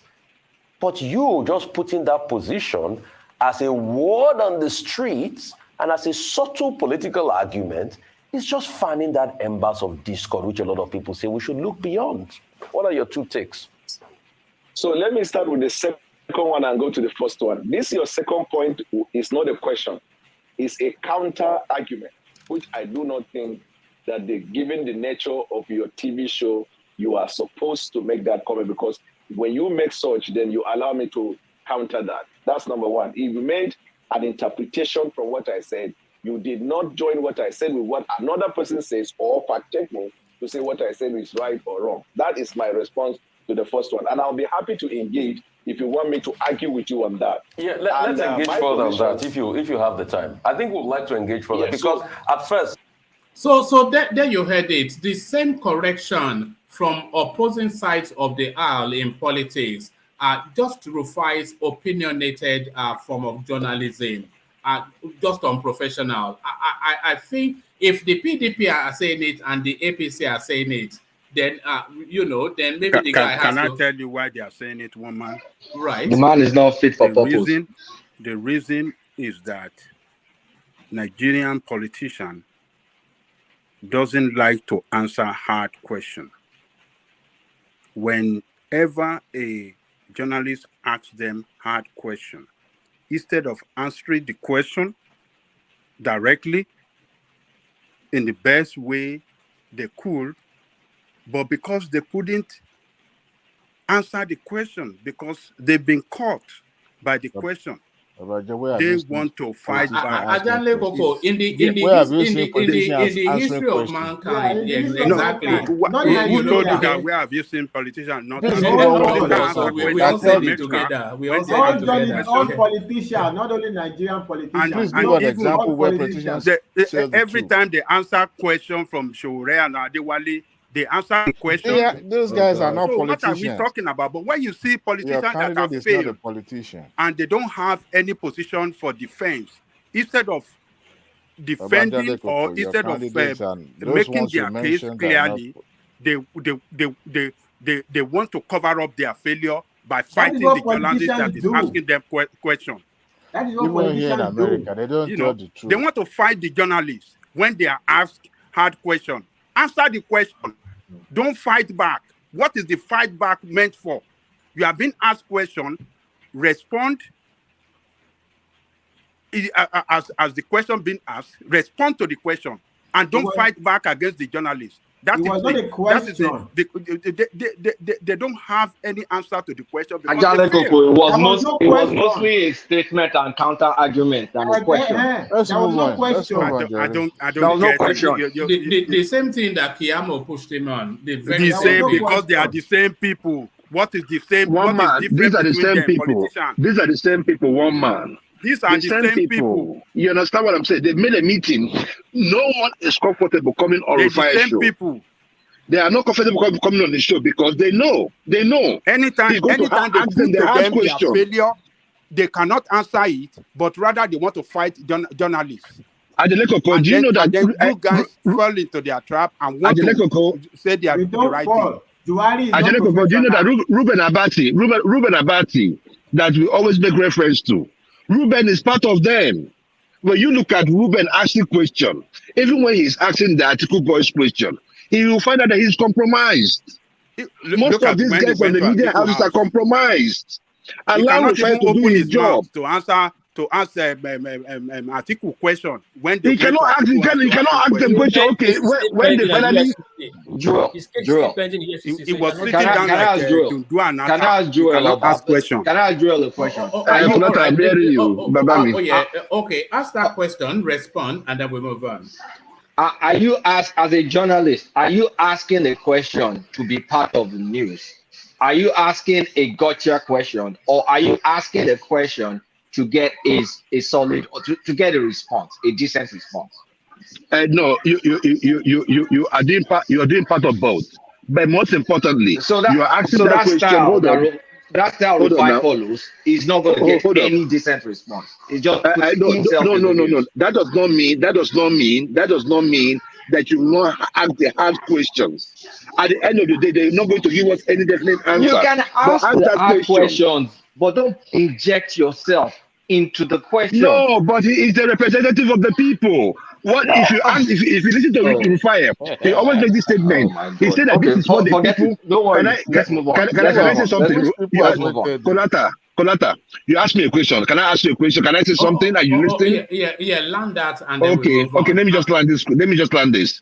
Yeah. Most times when Rufai, that's why I said play the full clip. Most times when Rufai asks a question, they ask a question like, "These are what the people are saying." Right? Because sometimes he gets his information or his question from the social media, right? Or from the people. So when he asks you that question and he says that this is what the people are saying, you answer it. Don't say that he's trying to judge you. No, that is the judgment of the people. And he's putting that to you there so that you'll be able to address yourself. You are doing like Rufai because you're supposed to ask me a question, but you went on a diatribe. That's exactly what he does. No. Don't say that. That's not. So where's your question? Like I said, Ruben Abati that is doing it otherwise. Look at all of them. They are compromised people. I'm still waiting for your question because you've continued the diatribe and you've not asked me the question. And that's why I said, are you asking a question to inject yourself in the topic, or you want to really ask a question out of sincerity and curiosity that a journalist should do? Rufai is not a journalist. Not that it doesn't work as one, but it's not instinctually, and I don't know what his training is, but certainly doesn't appear like a trained journalist. And one man, he's not like your normal journalist that that are cowards. He is very frontal with his question. He is direct with his question. You do not come on the show. You do not come on the show, and you lie to him, and he's going to look at you. In Ruben Abati, do you know sometimes a one man? I am ashamed of Ruben Abati. They'll be lying to his face, and Ruben will just be smiling. Okay. He's part of the system. All right, we must move on. But we thought we would never agree, but it looks as though we've landed on a point which we cannot agree. According to Joel of Nashville, Rufai is not a normal journalist. He's an abnormal journalist. No, that is not what he said. I did not say it's abnormal, but I'm just saying that he's not your normal journalist that always, hide whenever they see one of these big. You saw the interview with Abati and Tundu with the article. They were all just there laughing. That is not journalism for me. Journalism should be a representative of the people. When you go out there, ask the hard question. Whether they give you answer or not, it's not your business. Hold on. I did want to move on from there, but you know there's a wide scope in journalism, and not every interview lends itself to hard questions. There are certain interviews that you have to take a softer tack. And there are certain interviews that you have to be a bit more frontal, and certain personalities you have to handle them based on their antecedents and how you know them. So you have to manage the space. You're not just some beheader from Saudi chopping off heads, but one man bet 77 trillion million naira in debt. You should be asking questions. We're not there for a tea party. Thank you. God Joel. They are not even hard questions. God Joel, know the funniest thing. Before people come to Rufai's show, they have the news media have sent them the likely question to ask them. They have it, so they have to Exactly. prepare. And they'll still Exactly. come and start accuse the guy that is putting himself in the question. Like what Kota is saying, are we really serious saying this in this show right now? One piece. It's like they not given to Japan. You don't know our people. All right, gentlemen, we must move on. Let me acknowledge Ayos super chat, which sums up the whole conversation just succinctly. Rufai is a social media journalist. He's playing to the gallery. And I think a lot of us are of that opinion as well. It plays to the gallery. We all know that. I'm not among you people. I'm not among you people. No, I didn't say all of us. I said I will never be us, among you people. A lot of us do. A lot of us think that. Honestly, Ajale Gogo should be pissed off at Rubai because it's so rude to Showore. He calls him Showore. Like, look, what the hell? Just call him Showore. And Ajale Gogo now is praising it. You should be upset, Ajale Gogo. I blame you. You should be upset. I'm not going to be upset. I'm not like you people. I'm not like you people. I'm not like you APC people. He called him Showore, and asked. In fact, he was very, very hard on Showore. But Showore was calm and he answered all the questions well. He did not push back to say, I'm not going to answer your question. That question is ridiculous. He never did that. He let him ask his hard question. He pushed back at Showore. Showore pushed back at him to answer the question in the best way he could answer it. He didn't rubbish him. But you see all these corrupt politicians, when they were caught and they put questions they cannot answer to them, they start abusing journalists on the air. Starting saying, you are this and you are that. Are they the one? Why are we blaming journalists now instead of blaming politicians? Why are we switching to journalists for asking hard questions? Whether it is opinionated journalist or news journalist, what is the difference between them? All right, brilliant. But just on that thing that you said, Kulata, it's a difficult one sometimes. When Showore made a cameo appearance on this platform, I was debating how to reference him. I was thinking, do I call this guy Oboyele? Do I call him Showore? Or do I call him Mr. Showore? Or, a lot of these things, just when you said that, I remember that. Let's go on to here, and I want you to take the lead on this, Fatai. Ohaneze Indigo urges Southeast governors to declare public holiday for PVC collection. So on the surface, you say that is altruism. You even say that is patriotism. But really, what underpins that position? A public holiday to collect the PVCs. You are quite welcome to go and collect it at your lunchtime, or you take a day off yourself. But this call from the Southeast, is there any interpretation to it outside of just a national service?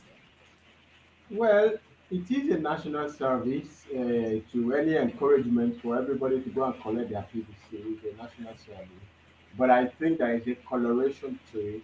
I think, I stand to be corrected. I think Owaneze endorsed Peter Obi, and the way is that the new registrant, that's certainly the narrative that the new registrant are probably more leaning towards like young people. They are kind of like Obi kind of people. Let me put it that way. I'm not saying it perfectly, but that way. So if you are endorsing Peter Obi, of course you would want to do everything to encourage new voters to go and collect their PVC.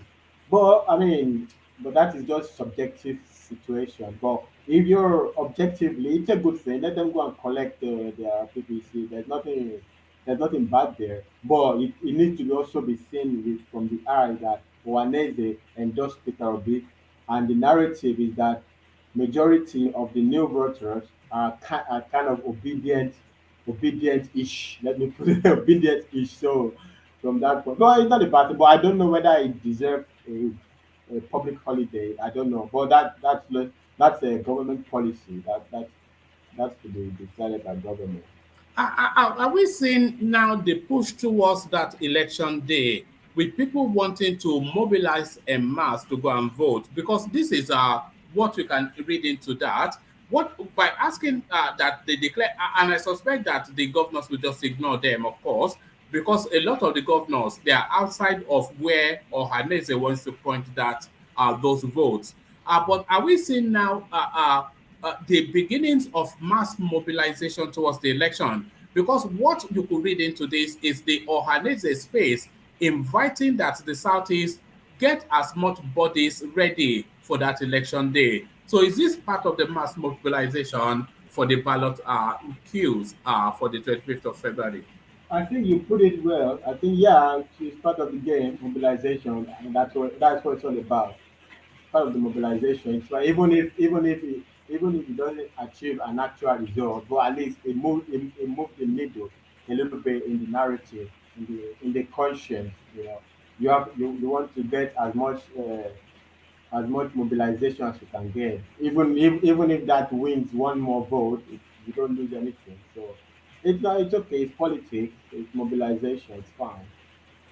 It's fine. It's what will happen. Election is near, so everybody is doing their thing.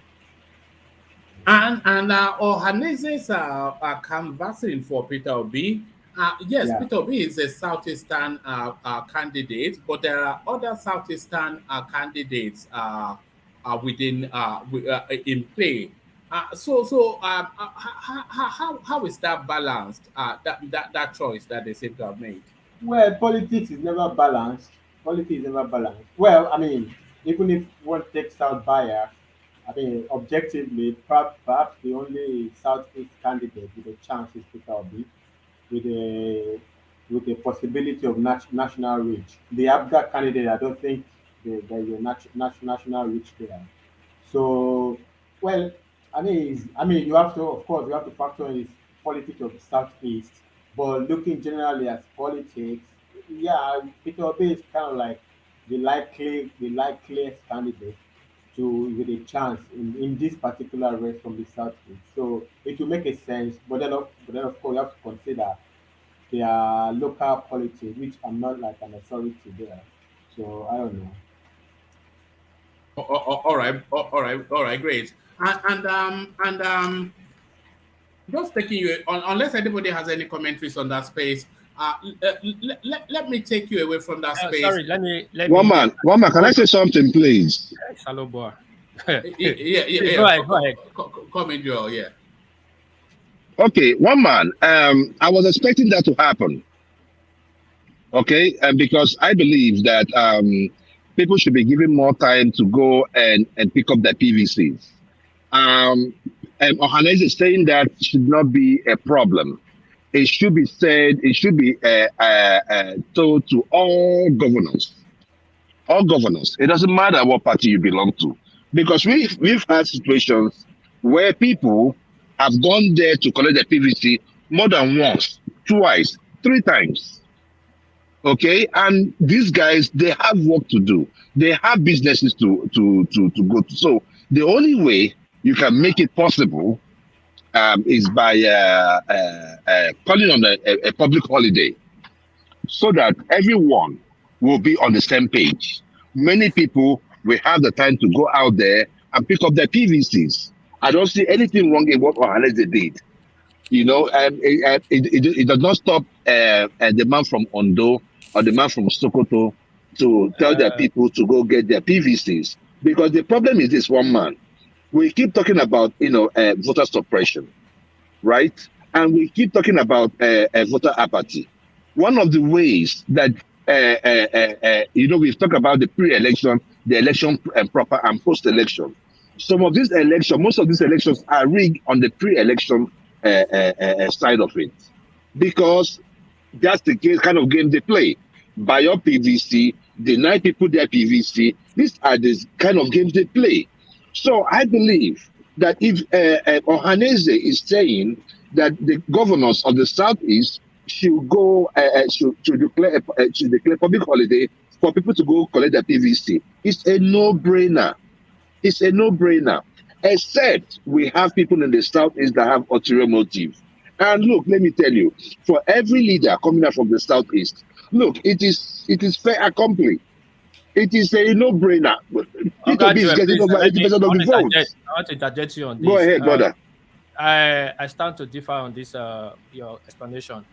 First of all, and Isaac calling for people to collect their PVC is on their right and is okay, but saying to the Southeast government to declare this 5 state public holiday to go collect PVC is wrong, because Why? you cannot put the economy on hold for people to collect their PVC. Oh no, we've done that in the past, my brother. We've done that. We've done worse things in the past because to take public holiday. If you can take public holiday for religious reasons. Hold on now. Hold on. It's PVC. Like I wanted to send one more video, but it's labeled, so I cannot send it to him. This same PVC problem that's going on in the south is going on in every region, but how you approach it is what matters. Go see what happened in Benin in PVC, whatever. I saw it. Let me finish. The boys came out, blocked everywhere. They were begging. The next day, PVC rolled out.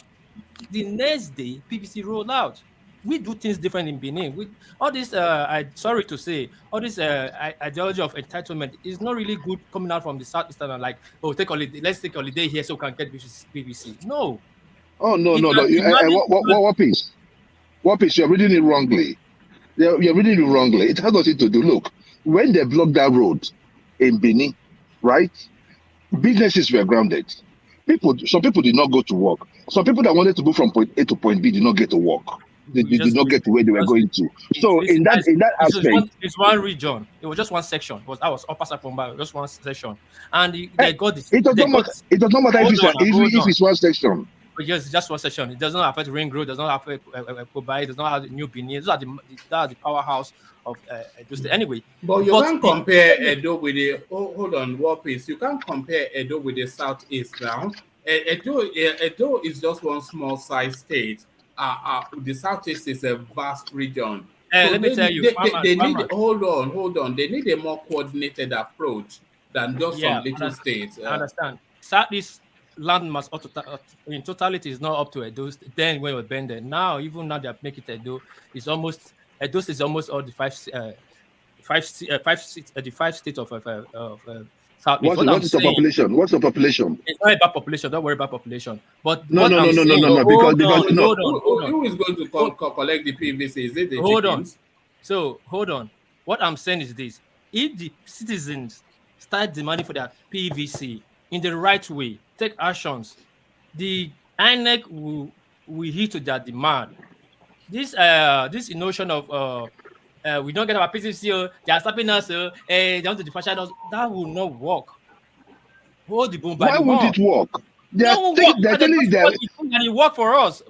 But that is their truth. They're telling you their truth. They're telling you their truth that they go to the PVC areas and they're not getting the PVC. What I'm saying, not like I'm rubbishing you. I'm not sure where you're going. And what I'm saying, sometimes we have to do the things the way it's supposed to be. So you have justification. Let's use the word justification. I don't know what to say. No, but you can't use the Edo example for the southeast. The southeast is one man. Hold on. It's like a 50-70 million, maybe 3-4 million in Edo State. So I'm not sure that some. And what piece? Sure they fit together. Whatever it is. What piece to add to what you just said, right? What you are saying is that we either disrupt the process and go get it the wrong way, or we call for a legal way of saying, hey, call for a public holiday. Let the people not take matters into their own hands, right? That's in Edo, they took matters into their own hands. In Southeast, they're saying, call for public holiday so that people can go and collect the PVC. What is wrong in that? Okay, then just now the last one, so you can go ahead. What you just for your own question, your answer, your explanation. What they've done is to take the protest to the INEC. In their multitude, there are 70 million. Imagine 10 million of that 70 million doing protests to the government house and to the INEC, staying there all day, all night. INEC will respond and disperse PVC to them immediately by the next day or a week after. My brother, see, they have extended the time for collection of PVC.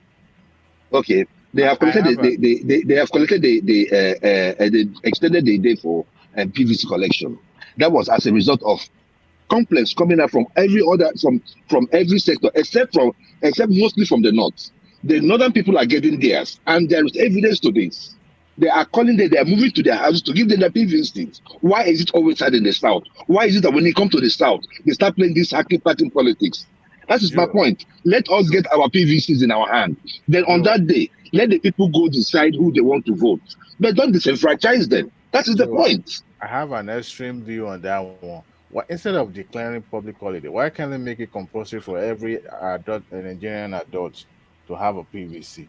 Like you must have a PVC whether you like it or not, and make it more like attached to your national identity and something like that. Why can't we do My that? brother, they don't want that. That's unconstitutional now. Why do you They don't want that either. PVC? Why can't we do That's that? unconstitutional now. That's What makes it unconstitutional. You unconstitutional? can't vote people to be a voter. You know, some countries that they actually mandate every adult to vote. But Mr. Adewale, I want to believe you live in the US, right? Yeah, I'm just saying. I'm just having that extreme thought in my head. You know, It's not. If you should make it compulsory, it should be. Why what not? People, no, it's wrong. It's unconstitutional. You are trampling on people's freedom. If I say I don't want to be a voter, what am I doing wrong against that country? No, it's your civic duty to. Yeah, civic duty to vote. I can perform civic duty in different aspect of life.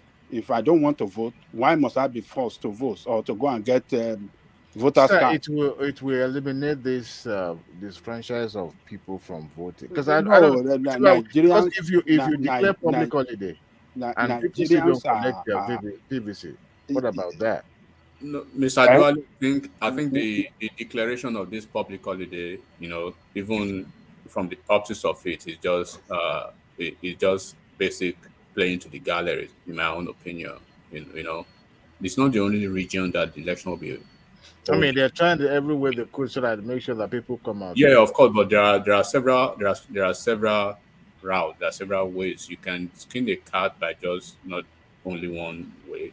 You don't have to make it like in a lot of countries that actually mandate their adult for the time for having a sense of entitlement to everything. You can't complain about every other thing. Almost every thank you, Matic. That was my point. You cannot make it like a the governors are there. The governors are not dumb. They are not stupid. There are ways they can mobilize. Mobilization is a big factor in election, and political parties. That is even one of their cardinal objective of mobilizing their bases to go and get their PVCs. PDP, they are doing that. APC, they are doing that. They are not making a fuss about that. We know they are doing this because they didn't do it 4 years ago. They didn't do it 8 years ago. But because of the fact that Peter Obi'S is in the mix, they are doing that to ensure everybody. But there are ways you can do it. You cannot call for national holiday because of PVC. You can't do that in a country that has a constitutional, ruling code. But the governor can do that, right? No, of course, if government decides to do that, but that will be unconstitutional too, because you cannot force people to. There are so many people who even have their PVC and they won't even go. They've never voted in Nigeria, so you have to weigh the pros and the cons of this. So what I'm saying is, in the north, you do not have to, go get some bulala or some stuff to be chasing people around to go get their PVC. If you want to get your PVC, if you know this election is sacrosanct, you are really ready for it. Go and get your PVC. Find a way you can incentivize people. But let us look at it another way. Look, many of our people have tried several times to go to what do you call this INEC office to get their PVC. Yeah. But all their efforts to no avail. So it shouldn't be hard for people to get their PVC. But you see INEC, of course we know. Okay, look at INEC inefficiency. That is a given, Baba. I don't like to be speaking to the failures of the government because we are reacting. What is a stale news, not a breaking news. And it's just like we want to get Nigerian passports in the US over here. You know what you have to. The troubles you have to go through before you can even get it done. And then when you want to secure your American passport, it's like just go to the post office and do the necessary paperwork, and that's it. So we already understand all these stories. let's leave it aside. But we are talking to the point now, right? So imagine when the people in the north are hearing that the southeastern people are already calling for another holiday for PVC. What do you think the mood would be? They'll be saying, No, nothing concern the What people is in their the what is their north. It business now? depends. And I Matic, mean, come on it's a now, and business Matic. between. I So mean, it's if they like are this calling sense on of their entitlement governors, is what I we are mean, speaking to, if not they are the governors that can declare governors. holiday They for are there them for a reason. to go and get their PVC, Yeah, the what does governors that are always mean? there for a reason. The politicians are What there for does a reason. what does that imply to the person in the north? I mean, I don't understand. what is the what are that is the duty of political parties and the governors. What I'm saying now is that We cannot leave them. Enigmatic. See, it's not appropriate. Enigmatic. My brother, we Okay, cannot leave them. We cannot leave them. We cannot leave them to be doing this now. If they are if they are incapable of giving us our PVCs, we know the antics of those in government. We know how they want to perpetrate themselves in government. Is it wrong for people to call for a public holiday? no, it How is does it very affect wrong. the Joel, let man me in the ask you this north? question. It No, is very Joel, let me wrong, Joel. There sorry, are let me ask you this other question. means. But hold on, please. people, hold on, people. On election day, we have public holiday, right? For where? We Yes, always have public holiday in Nigeria on exactly. They're election day. basically on weekends, Babaja. Nigerian Eh? elections are on weekends. It is only in the Western world you have elections on work days. Most So hold elections on, even on weekend, they yeah. declare no movement of vehicle across the Uh-huh. across the federation. For Every certain hours. businesses closed down across the country. But that is not a public holiday. Hold on now, it's a public holiday. It's It's a public tantamount to holiday. public holiday. No. When you ask businesses not to go to anywhere, movement of no vehicle, But that because is people want to election. vote. So That if is we can do election. that, That is not a public holiday, Babaja. okay, I will take it that it's not public holiday, but they declare no movement of vehicle, except But election is that is even different. except designated vehicle for election purposes and all the rest, emergency And transporting. vehicle. Yeah. So if we can do that, just because we want to vote, what is wrong for us to do that? If their government feel okay, their governor feel okay, we want to designate this day for people to go and get their PVC. Okay,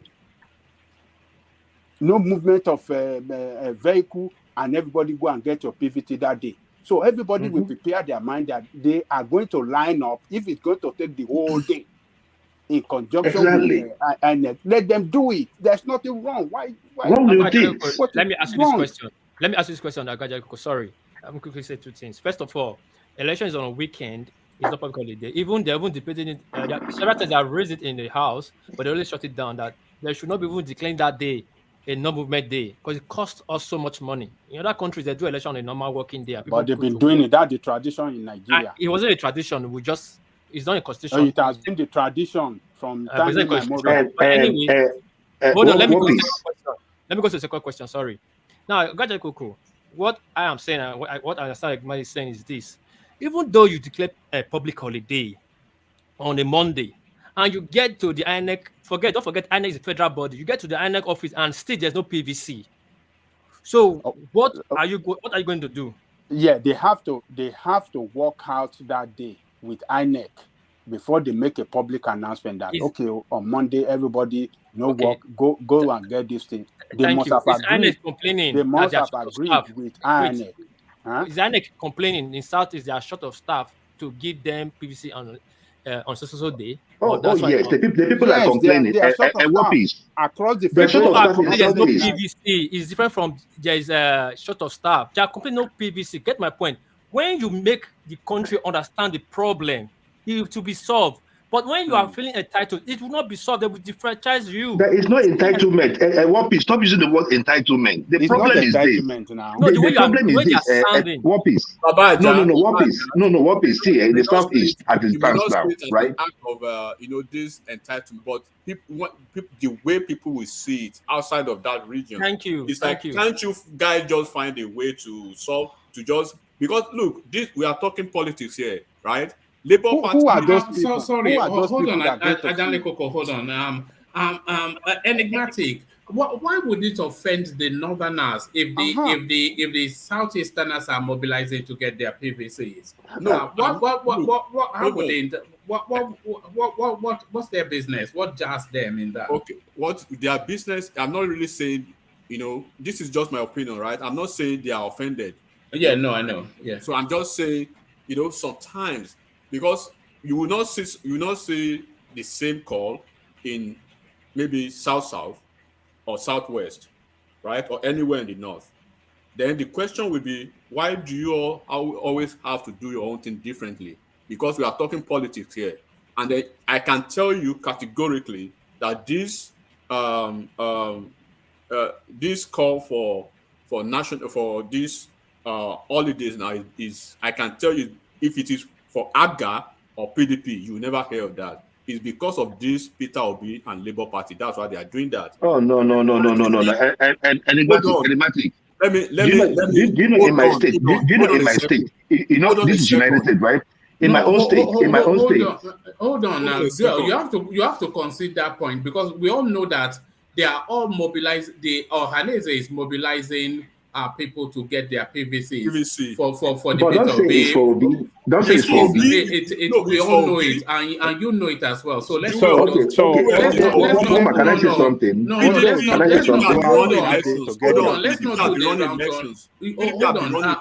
Hold on, enigmatic. Sometimes you just have to concede what is obvious and glaring. They are mobilizing it for the Peter Obi movement. You know that. I know that. Can I say something, one man? Okay, can I say something? You say you accuse me now. Can I say something? All right. Okay. Can I just say something? One man. Course. The issue there is this. In the past, in the past 1 month or two, we have seen Tinubu in the southeast. We have seen Obi in the southeast. We have seen Atiku in the southeast. There is no way you can say that 100% of people that are going to vote for Peter Obi. So the issue there is this, right? What I'm just saying is that, why is it that when you go to the southeast side, where people are complaining, one man in my own village, because we have like this village meeting on WhatsApp, they only have one INEC person coming, 8 o'clock, and at 12 o'clock he leaves. People will come and stand in the line, they'll keep giving them stories. So in our own case, we have a peculiar issue in the southeast. And the issue there is that it's part of the reasons why you have voter apathy in the southeast.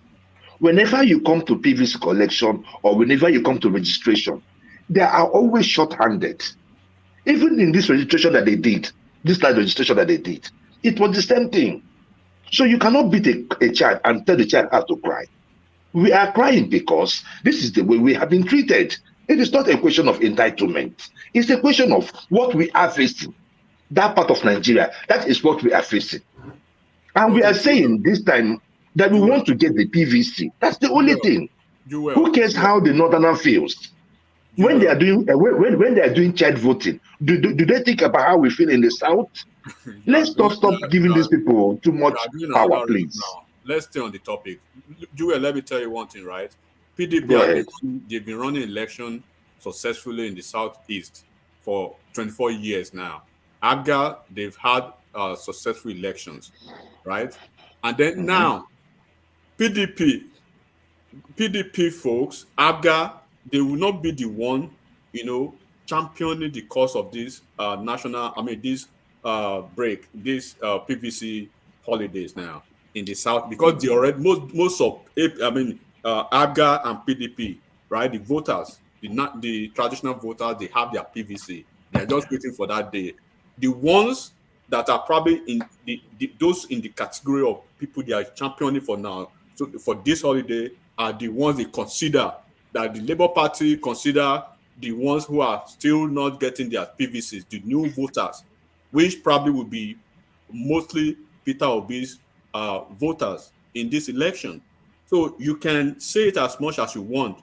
The PDP, they know how to mobilize. They've known how to mobilize. They've mobilized for 24 years to get their supporters, to get their PVCs. Same as ABGA, same as APC. So this movement for this call for this tax, for this holiday now is basically for Labour Party, for Peter Obi, and to ensure that they have the maximum capacity of PVC during the presidential election. Okay, Period. okay. Let me answer without conceding, right? Okay, they did it. They are saying it that okay, it's going to favor Obi more. Let me use the word that it's going to favor Obi more because I don't think Obi is going to get 100% of the vote in the southeast. It's going to favor Obi more. In the southwest, for instance, they were doing PVC. They were buying up PVCs. Who were they buying up the PVC for?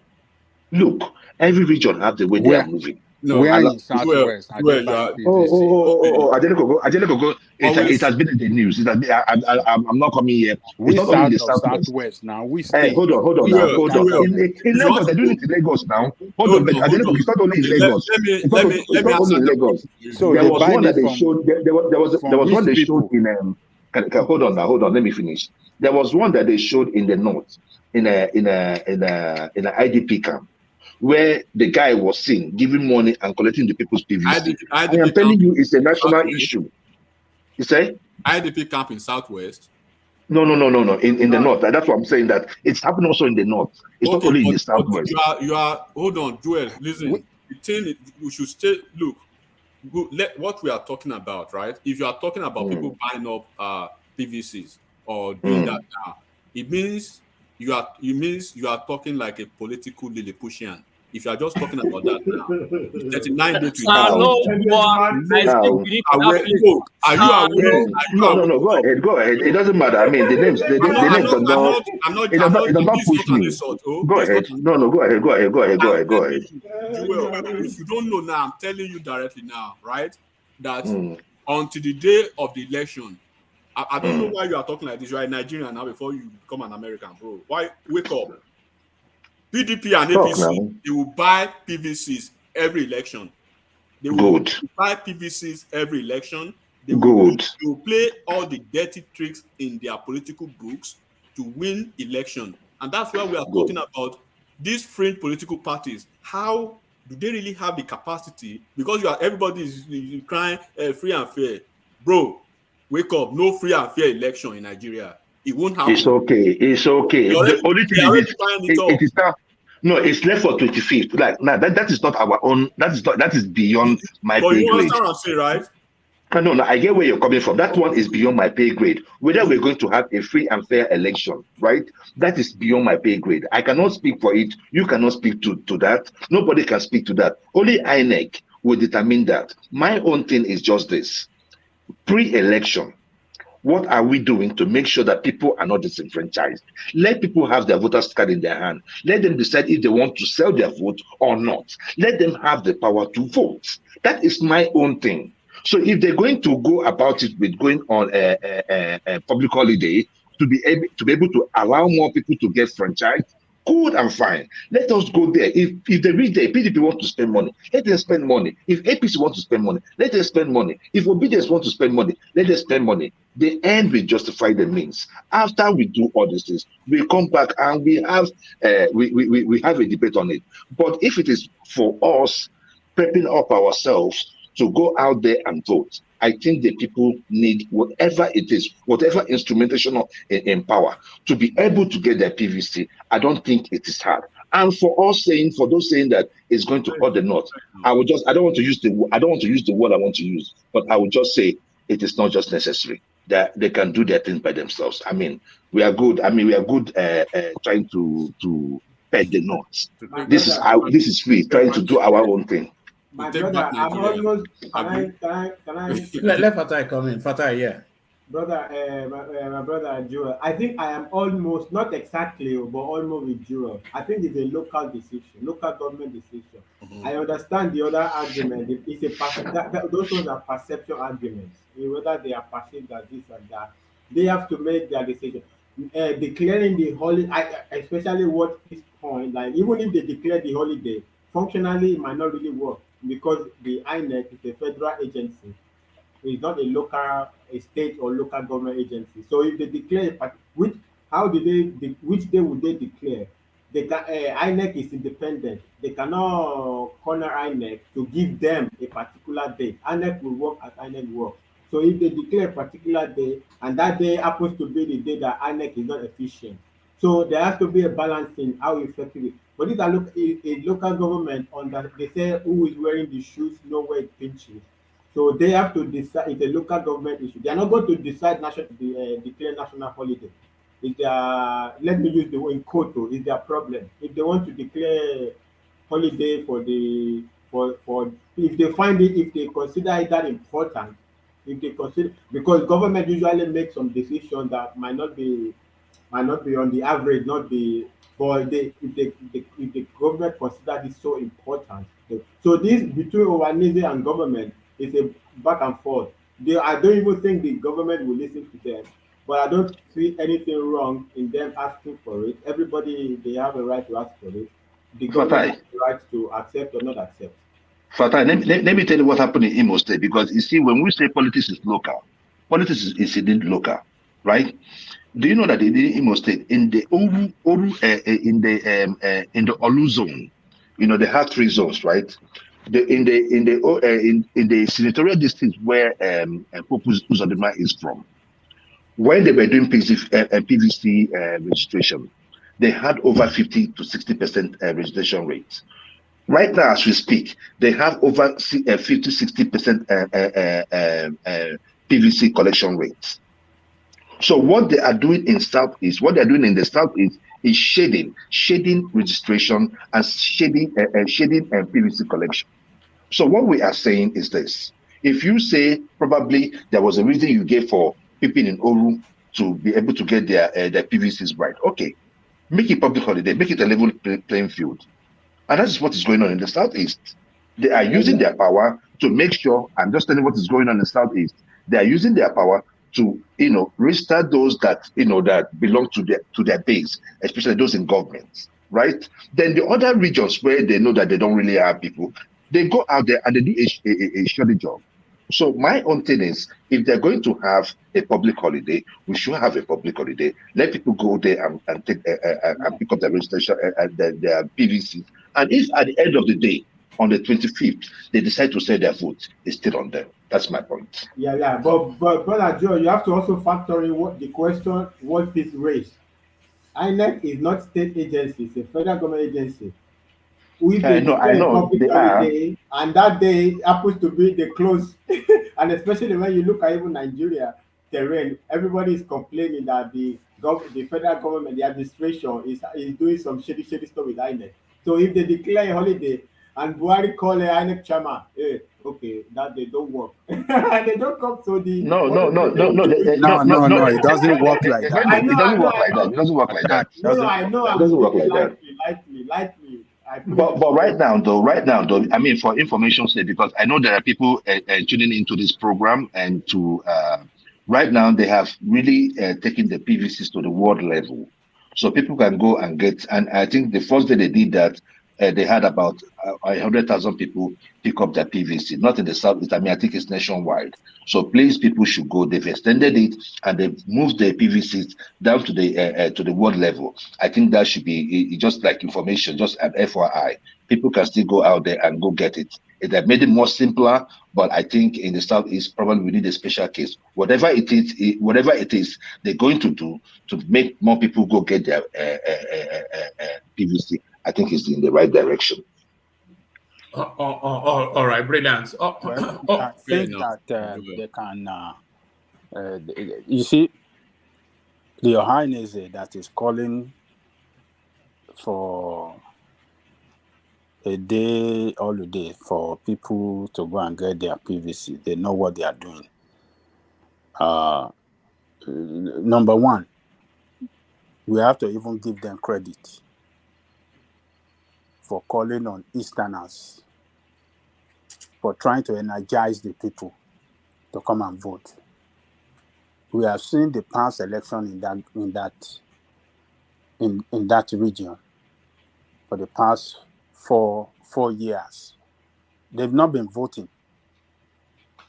So now calling on them, trying to organize them to collect their PVC, so that they can prepare to vote, I think we should give kudos to them. The Obi issue is a different issue entirely, but the role they are playing in mobilizing their people, in energizing their people, encourages them to go and create PVC. And I think it's good for democracy in that country, and particularly in that region that is very turbulent and volatile politically. So the governors in that region, I don't think they will listen to them. Yeah, that is the point. The governors will not listen because... I agree, they won't. They won't, I know. They won't. Yeah, the governors will not listen because they know the sentiment on the ground.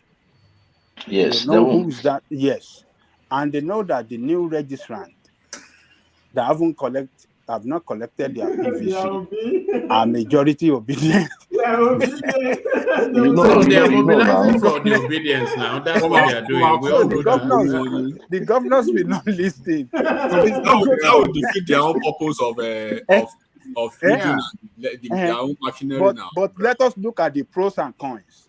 The pros and cons. For calling on holiday to energize people to go and quote, it's a good thing. So we should give kudos to Ohaneze. We should give kudos to them because we want these people to shift away from Biafran nation and believe in Nigeria and be part of Nigeria, all this democratic process for them to come in and participate and play an important role. So, but the governors, on the other side, they will just look at them that don't mind those people. They're coming to topple us. It is a I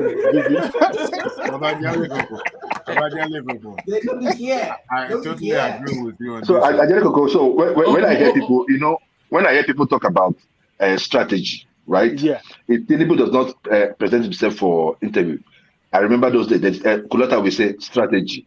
If Tinubu pees on himself. If Tinubu pees, even Elibachi could say strategy. If Tinubu pees on himself. If Tinubu pees on himself, they say it's strategy. What kind of strategy? He want to be in the news. So please, give us the strategy. Everything that's strategy for this period. So hold on. Let's hear from Adewale who wanted to come in. Adewale, I agree with you on this one, Abanjaleko. Any means necessary that the the Southeast can vote for their own person, let them employ it. That's the reason why I was having that extreme view in my head that, okay, why can't they mandate everybody one way or the other, at least to get the vote out?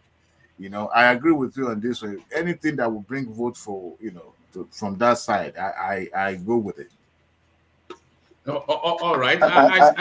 One man. Yes. One man. And one other thing is that please let them get it, because even me here is affecting me.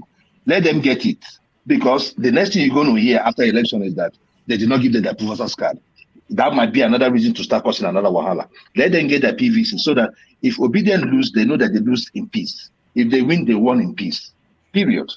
Yes, I want them to get it as well, if only to test those numbers. But gentlemen, what I want to do now, I want to give like a 5-minute monologue to everyone so that the people whose voices we've not heard yet, they get the chance to have full expression. We've not heard at all from John Smart. So let's go to John, if he's still there. John, are you still there? John Smart. Don't knock out. Look at that. Johnny Walker. He usually prefers to communicate on Instagram. All of those clips that I bring to you, a lot of them come from him. He's always sending me on Instagram. So that's good job. Yes. You talk about this Obong guy, the debunk. All right. So let's go to that space then, and then you kick off the 5-minute monologue. So the Obong of Calabar has now been stepped down by the courts. I wasn't quite sure, because I tried to wait against somebody like the Ooni of Ife or the Alaafin of Oyo, who I just loosely equal measure level of monarchy. I cannot imagine some court telling the Oni of Ife to step down, but what are you making of that, the Obong of Calabar? Yeah, it's funny. I've been following this space for like I first heard the verdict I think last week, so I was like, really? But where we it's hard time we separate the traditional institution from this from our politics. So we're supposed to separate them. Quick I one. agree. The Obong Calabar is supposed to be a first class king. He's a first class king, but he's not among the 6 geopolitical kings they recognize in Nigeria Constitution, unfortunately. So who are they? Just document them for us. Who are the 6? Sultan of Sokoto, the Emir of Kanu, something of I think the Emir of Adamawa. There are 3 from that place. Then in south is Oni of Ife, Oba Bini, and Obi of Onitsha. 6 of them. No Alaafin for you on the list. No, not there. You cannot have Oni and have Alaafin. You are making up that list. They are making up No. that list. No. Okay, hold on. I was just joking. Don't. Okay, go on. When Prince Charles came, it was the 6 of them that was there. Now you cannot. You had to choose from either the Oni or the Alaafin. So, but the Oni, of course. But they have Sokoto and Adamawa now. Why can't we have so that's the problem. The north they have the Sultanate. That's why people said we don't. No, those are two regions now. Two regions, is northwest and Adamawa is northeast. They have, but for really, I don't know why they have Sultanate and I don't know why they have Sultanate and Emirate in Nigeria. You cannot have 2 institutions in one country. If you look at Dubai, Saudi, Brunei, either you have Sultanate or you have Emirates. It's one of the 2. But in Nigeria, we have 2. So I'm still trying to figure it out why we have 2. Brother, sorry. The third one from the north, is he from North Central? Which one?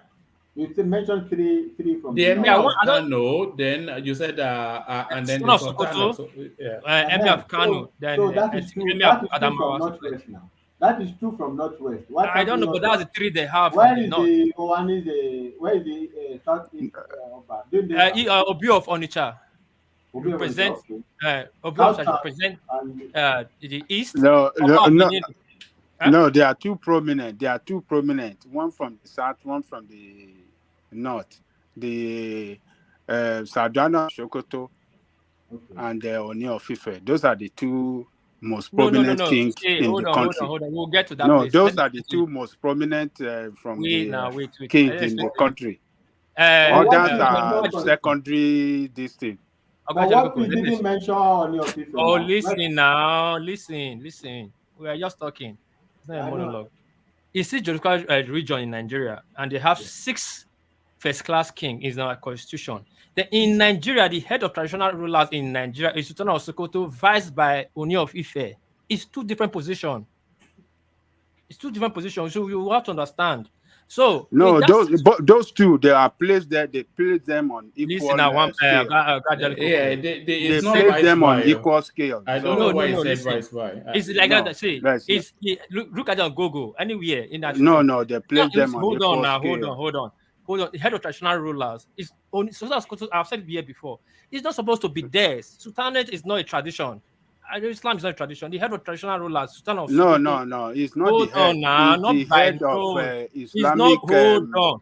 No. Gogo is your friend. No, but hold on, World Peace. The point that World Peace is making at Koko is that the Sultan of Sokoto is a traditional, is a religious leader, but the space is that is not for, what he's saying. No, that's what he said. He said it's a religious leader, but the space is meant for traditional rulers, which is not what he is. Is that what you meant?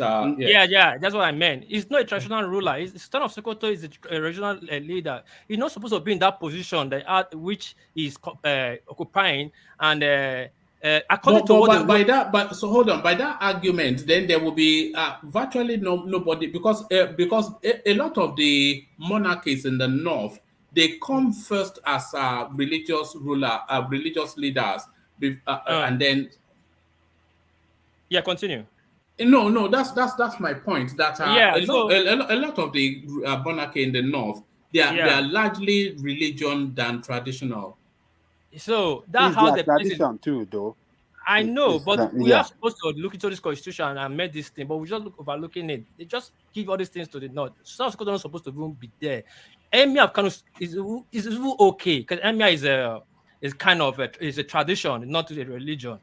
But anyway, you Sultan of Sokoto and Onion Ife, the head of traditional rulers in Nigeria, and the sixth first class king in Nigeria is Sultan of Sokoto, Emir of Kano, the Sultan of Adamawa, then Onion of Ife in the south, Oba Bini, Obi of Onitsha, 6 of them. But again, inside that again in Nigeria, Obong of Calabar is a first class king too, but he's not among those 6, unfortunately. Now, debunking that guy is a big stain in all traditional stew in Nigeria. Not only, don't look at it as because it's Calabar. If the government can debunk that guy, remove that guy from the stew, is a minor, is a stain to us, all of us. Because I'm any not from government that comes, Calabar. I'm not from Calabar. I'm not from that's the Calabar now. problem. We always say if you're not from here, it's not my problem. Until it gets to you, when they remove everybody, when it gets to you, who will now support you to fight? But it's the So court that is it. that removed, not the government, not the administration. See, court, yeah, we're not supposed to take traditional issues to court. We're supposed to have a traditional court, not to Supreme Court. The person that is judging it is not a human being first. It's not come from he came from a local government. I don't know the constitution with that. No, somebody is actually querying that this thing you said of Nigeria having only 6 first-class rulers, that is not true. But then I also had that question at the back of my mind, but because they can. Sorry, Wama, they can go do their research. It's a simple thing. It's not like making it up. If they take time to check, I cannot imagine that the Ooni of Ife is not a first-class monarch. What class is he? Ooni of Ife, I didn't say it's not a first No. class. I said that. Sorry, the Alaafin for you. I meant, yeah. It is the first class king. I didn't say it's not a first class king. The 6 registered in our constitution recognize is those 6. Then the head of traditional rulers is those 2.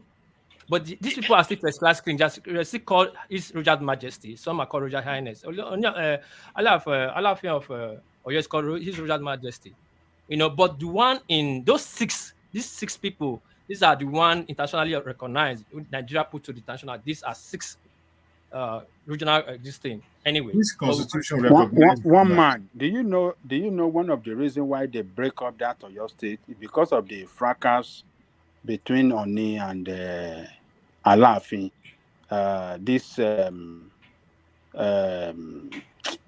These rivalries for leadership, for supremacy, yes. For supremacy, yes.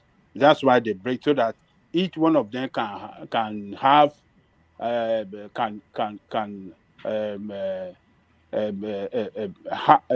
a position of traditional leadership in each state. So so in Oyo state, Alaafin is number 1 traditional king, while in Osun, Oni is number 1. But in the whole of Yoruba land, by Nigerian constitution, is Oni of Ife. They place Oni of Ife as number 1. You just make my point. This just They place Oni of Ife as number 1. Number 1 in the whole of Southwest. Yeah, you cannot take either you choose either Oni or Alaafin, and the Yoruba have choose the Oni as to the number 1. So it's in constitution, not like it's gentleman agreement. These are the 6. There's 6, then there's 2. 6, then 2. The head of traditional rulers is Sultan of Sokoto and Ooni of Ife. Is 6 regional traditional ruler recognized by Nigeria. Is those 6 of them. Simple, but that doesn't mean. Well, sorry, one man. What we just wanted to clarify from to ask. This is these 2 you said. In that position, is it rotational position? Because no, it's a joint first. I don't think officially is maybe they have a tenure. They don't have a tenure. No, I think it's in perpetuity. But I think it's a joint first officially, but in practice, it's actually the Sultan of Sokoto. But in terms of how it's documented, it's a joint first. It's a joint force. Yeah, it's a joint force. The Oni and Sultan. Sokoto. Yes. And let me tell you who created that thing. Created that law is Abacha. When he broke into 6 this thing, when he returned back, removed the one Babangida put, what's it called? Is it That's okay. Remove Dasuki and bring back this sultanate, this thing. Then they not I've forgotten his name. and you now break it, now make it 6 regions. Then they now make the Machido. Machido, yeah. So now make Sultan Oniya of Ife as the head of traditional rulers. Now, when it came to this 1999 constitution, it went the same. They didn't adjust that part. They just Where is that written in the constitution? It's in the Nigeria constitution. Not ask me where is it written. It's what no, you want to know now. But you know that Adewale, hold on. When Adewale is quiet, he's checking what you are saying because he's been doing his research and Adewale wants to come at you. I want to know where it's clearly stated that these are the national traditional rulers in Nigeria and the federal government constitution. I want to know. Is there, my brother? Anyway, where? Which section? Hold on. Anyway, you want to put the English is there. We don't have much time. So there are so many traditional rulers in Nigeria. It is there because I say it is there. No. Listen. There are so many traditional rulers that Nigeria acknowledge. They know, but inside traditional rulers, they have first-class king in their constitution. Does not mean they have presidential title. They are still under local government. It's in their constitution, in our government. If the Ooni of Ife and Sultan Sokoto is the head of traditional rulers in Benin, in Nigeria, then you still ask me the same question. Where is it in the constitution? It's not a funny question. When the Prince Charles came, when he was a prince, and when they asked to present the 6 traditional rulers, didn't you see it on what news CNN and everywhere was only 6 that went there, only 6. So are you asking me where is in the constitution? Like I'm making it up. One piece is right. No, let's move beyond that. Let's move beyond that. Let's go. See, this the Obong of Calabar, yes. Yeah, it's wrong because every traditional ruler is supposed to stand up for this thing. The Supreme Court does not have a jurisdiction in customary courts. They should not be speaking on a customary affair, traditional affair. It's wrong. Because one guy has a dispute with maybe, I don't care who is there. One thing you have to understand when it comes to kingship, you don't make kings that they are being born. So anybody who eventually end up being there is being agreed that he's the one ordained to be there, either hook or crook. That's why they say kings are not made, they are being born. Does not mean people don't play politics to get into that throne, but whoever can play that politics and get there, you come together and serve that throne. That's what Benin said, Oba and Rekete Aga. It means it's the Oba on the throne that you serve, not the one that is not there. So what you will prevent is the law to prevent unscrupulous person to get to that throne. But when it's there, you can't do anything. It's to wait for his regime to leave, and before you get there, before you continue your struggle. Taking it to Supreme Court, we are making mockery of ourselves. One piece, I think we have to question the role of the governor in this. I think it's the governor of each state that give them staff of office. What happened? How did he get that too far to the president? Yes. I mean, to Supreme Court. You know that this type of office again. We talk about it. That's another problem again. In some areas in Nigeria, they don't give some people staff of office, but in some areas they give people staff of office. We have to abolish that. I think there's nowhere they don't give staff of office. So no, it's not everywhere they give governor office. No. Huh? It's not all. Some of your traditional rulers in Yoruba, they don't give a staff of office, which is hereditary. They don't give those one staff of office. The government always go and acknowledge, because when that person enter the throne, they will send to the government acknowledge it. Why some government appoint them? This is what they appoint, they give them staff of office. That's the problem. When you are being appointed, they will give staff of office. We should abolish that. It's too much. It's too heavy. What they are putting, they are suppressing these people. They already put our traditional leaders under local government first. I don't understand why Nigeria has local government system in Nigeria, having 3 governments in one government. It's too heavy. What we are practicing. One piece. I think I agree with you that they should take away the traditional offices. First and foremost, should be reduced. Then they should take it away from the office of any executive arm of government and let them have a direct source from the federation account. I mean, look at Wiki the other day saying that You cannot attack me when I upgraded you. You know what I mean? He was telling the traditional ruler that since he gave him the state of office, that he cannot talk anything against him, or he will fight back. So I get where you're coming from. You should What is? Look at this Yeah. in this direction, right? Do you know that even when you look at the actions or the inactions of these traditional rulers, right?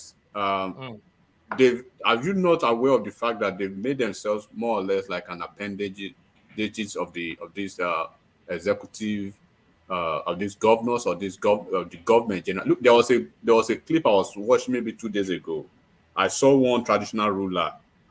I think maybe that's what Joel is speaking about. I saw a traditional ruler, like basic showering several encomiums on the a traditional ruler. Yes. Is it that? So when you look at these traditional rulers, right? And of course, you basically mention the customary court, but you need to understand the role of the judiciary, especially the Supreme Court. You cannot divorce those two. But when I'm speaking to the activities of these Listen to Joel Tostin staff members. Yes, how they get into office. You get to stop being nosy. A typical example is the Oluwo of Iwo in Osun State, right?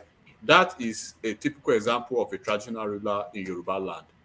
Most people who are very conversant with how he became a traditional ruler wouldn't be surprised if maybe next month Adeleke has to probably dig up some paper and get him out of office. There will be a reason for that. So when you look at how they even come into office in the first instance, then it can be debatable and it's questionable. And then when a governor comes, and probably they are on the wrong side of that governor, and he exercises the veto power he has or the executive privilege as the office permits, then he pushes them out of office or he probably does something that is not good to them. Then you can blame them and not the system. Yeah. Enigmatic, just like what happened between Abacha, Machido, and Dasuki. Right? Abacha went in there and used his power as an executive person to remove, was it Dasuki? Yes. And put in Machido. When Abacha was now out. Babangida put Macedo. Abacha came back and brought back. I'm brought Dasuki, right? Then when Abacha now died, they now brought out the same Dasuki and put someone I think someone from that same lineage. So that's how we need to take away the what piece to your question, right? I think enigmatic to your question. He who pays the piper takes the tune. Good. The moment we take away the authority to fund the traditional schools away from the executive arm, then we have solved 70% of the problem, 70-80% of the problem. What happens is that they normally have vested interest. Like you said, if you're not on the good side, you're not on the good side just means that the man does not like you. He has a choice. And in every traditional palace, there are always like 2-3 families. Good. That lays claim to the seat. So it depends on which one that appeals to you now. You cannot say, okay, let me put this person. It might not be his right, but it will be like, anyway, he's part of the succession families. Exactly. But Martin, let me ask you something. Oba of Lagos, I thought he was a big king. Yeah, Oba of Lagos was. He was big, but not in that level of okay. He was even almost becoming the IG of police. Do you know that?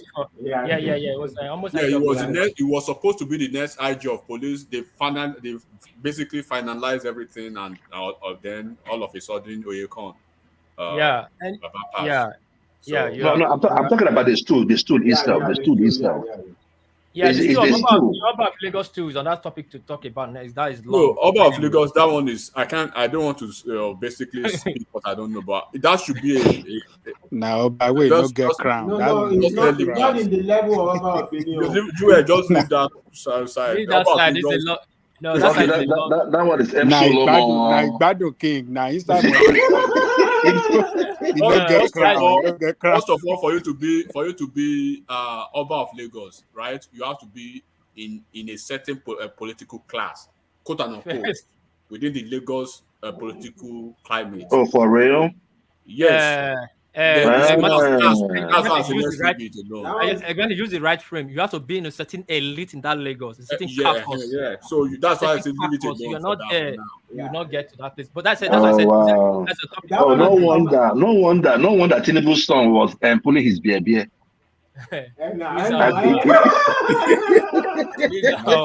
Naibado position. Now fanciful this thing. Let's forget that. But what I was saying is this. Commercial What I king. was saying is this. King. What I was saying is this. Hold on. My Igbo guy that supplying me is calling me. Una, I'll call you back in 5 minutes. You hear me? I'll call you back in 5 minutes. At the call, Mike quickly say something. Where you did they work? I know you come on. Don't tell me they go Nigeria. Okay, I'll call you back. Just hold on. Not sleep. Just hold on. No, you're not telling me. Okay, hold on. So let me quickly say this before, because it's sorry guys. Can you hear me? Hey, carry on. Yeah, we can. So yes, there was this this thing that the Oba Benin proposed last year. It's still on the pipeline that we should have like where we are having like AU, African Union. We should have traditional Africa traditional this thing too summit in Nigeria. They should be on their own. They should have be on. They have a body of themselves, do their things, regulate their things. Because when we have that, this problem will be like, as this guy said just now, 80% will be solved. Now, if the debunk or the obunk or let me use the word remove today, tomorrow it will be on that person. Next tomorrow it will be on that person. It will be going like that, till you get to the end that one cannot say, hey, it's too late, and then it's too late. When this thing happen like this, we all supposed to rise up and challenge it. Like, no, this is wrong. Supreme Court does not have jurisdiction in this. But I understand politics.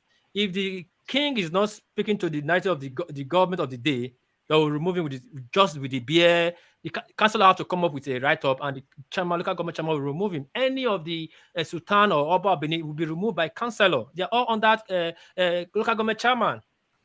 But what peace? Why don't you look at it this way? In South, I think they couldn't agree among themselves to have one leading traditional king there. Don't you think that is why that is what was responsible for this man to be brought down easily? Yeah, because if he had been the number one traditional king from that region, this wouldn't have happened. It's just like saying, we want to go and take Oni down, want to take Oni all the way to Supreme Court. It's not going to happen. The leaders of the Yoruba will not let that happen. Yeah, this but is because problem. you see them, they are divided among themselves. The judge doesn't want the Calabar traditional leadership. The BBO are there. They don't want so they don't even have Babaja. It speaks to what we just mentioned. Now, do you know this? I think I lost interest in the case at the time.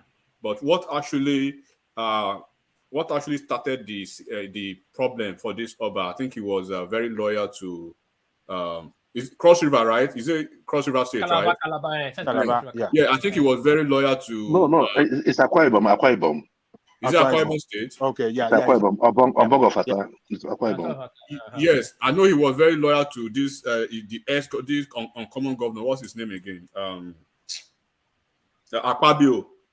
Oh, yeah, he was very loyal to Akpabio, and then so this rascal guy is the one that was there. I mean, responsible for his. So yeah, and then it speaks to the for instance, now in Lagos State now, Babaja, just let's take a little flip, right? In Lagos, let's assume Lagos flips to maybe PDP, right, or in another political party.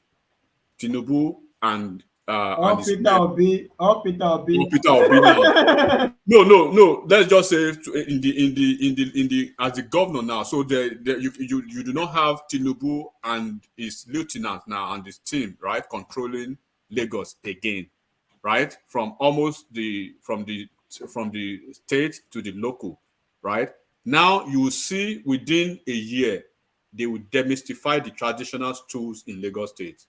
All those Oba Agbado, all those Oba Hair, and all those Oba Iwaye, all of them, all the Oba Elegushi, all those guys, even the Oba of Lagos, Oba of Lagos will not be spared. So, and that's why we have to, the Nigeria should find, I mean, even the traditional rulers, they have to find a way to detach, the traditional stools from politics. Because once you allow politicians to have a say in what you do, these guys are corruption personified. They will corrupt the whole system, and that's what you are seeing now. So look at if they politicians that are responsible for politicization of traditional institution now. You say what? I say it's the politicians that are responsible for politicization of the traditional institution. No, they work pari passu, Baba. They politicize them. Look at the situation that is going on in Nigerian churches now. If they are not careful, if Nigerian churches, especially the Pentecostals, those that are one voice. Those that are Bale in Lagos, those that we knew as Bale when we are growing up. There are so many places. We only have King of Lagos, Oba of Badagry, Oba of Ikorodu, Oba of Ekwe, and I think Agbowa, I think that one is it not Olu or Ijede? Those one are Olu. I say Olu, Bale or something like that. Yes, those one are Bale. But when this Tinubu came, in order to expand its political empire, they started promoting all these Bale, turning them to king. But it's part of politics that we are speaking about. Because look beyond Lagos now. Okay, look at Osun State. And they did it all over. Yeah, right. Look at Osun State. Look at Ondo State. Look at Ekiti. Look at the whole. Maybe some Obas that you cannot like maybe the Oba of Edo now, that you cannot even just. You cannot threaten him. You can't do anything crazy. Oba of Edo, is that a new stool? Is an Oba of Benin. Sorry. Okay, I thought it was created a new guy. I was the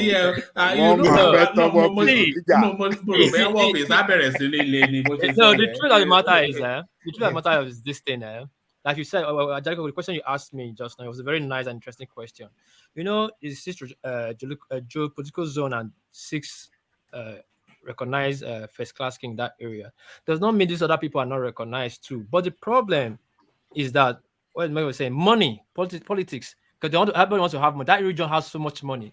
And the politicians started carving out Obas for themselves. And these kings themselves did not respect themselves too, start getting involved in politics. That will bring disrespect. If they're all united, they cannot remove him.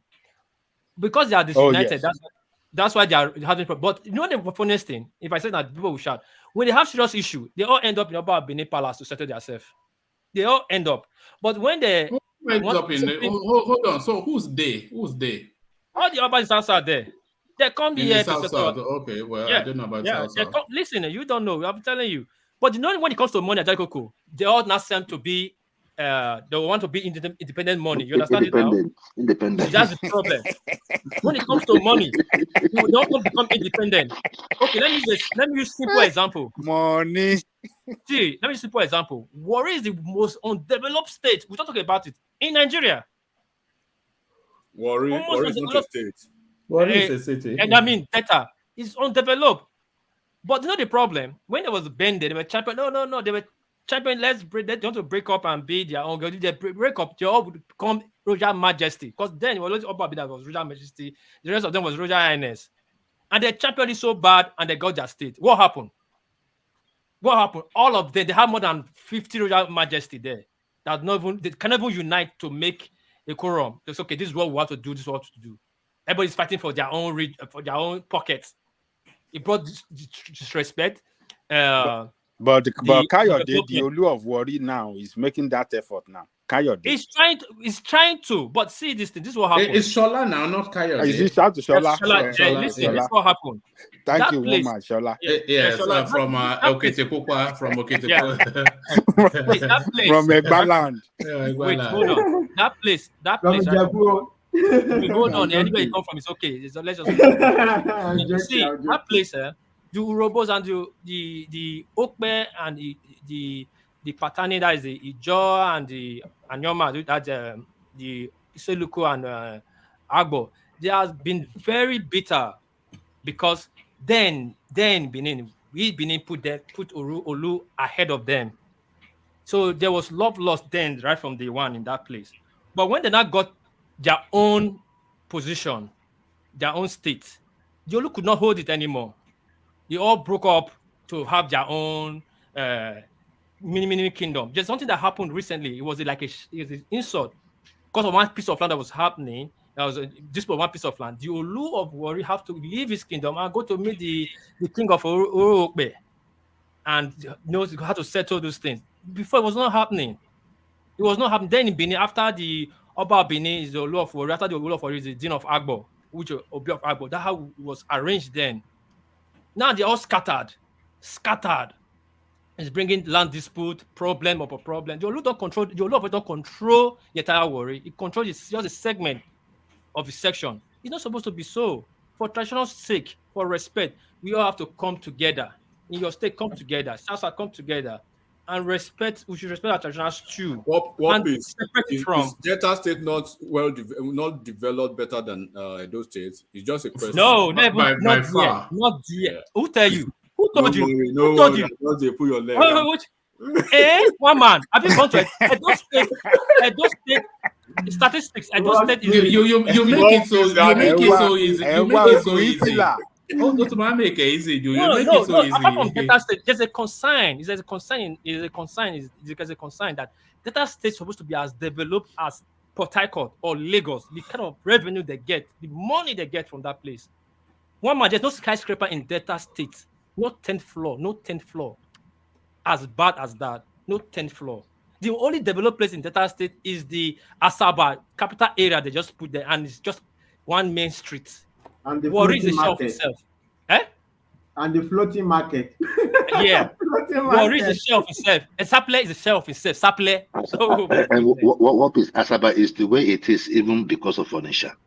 Yeah. See, because most of those people now move to Onisha. Saple is no go. Wari is forget. But you know, Delta State is one of the richest states in Nigeria by per federal location and definitely, yeah. Of course. But what is Okowa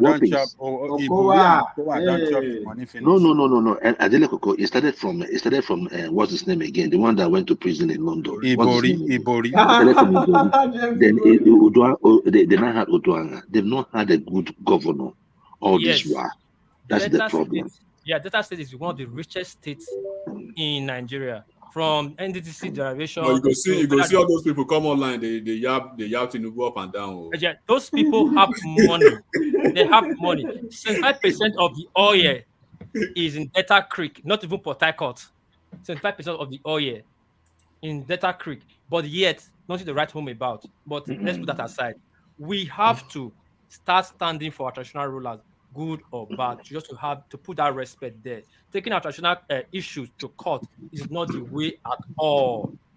Okay, I will say this to finish to land my topic. In those states, not like because our Oba we respect it so much, that's why it's powerful than the governor.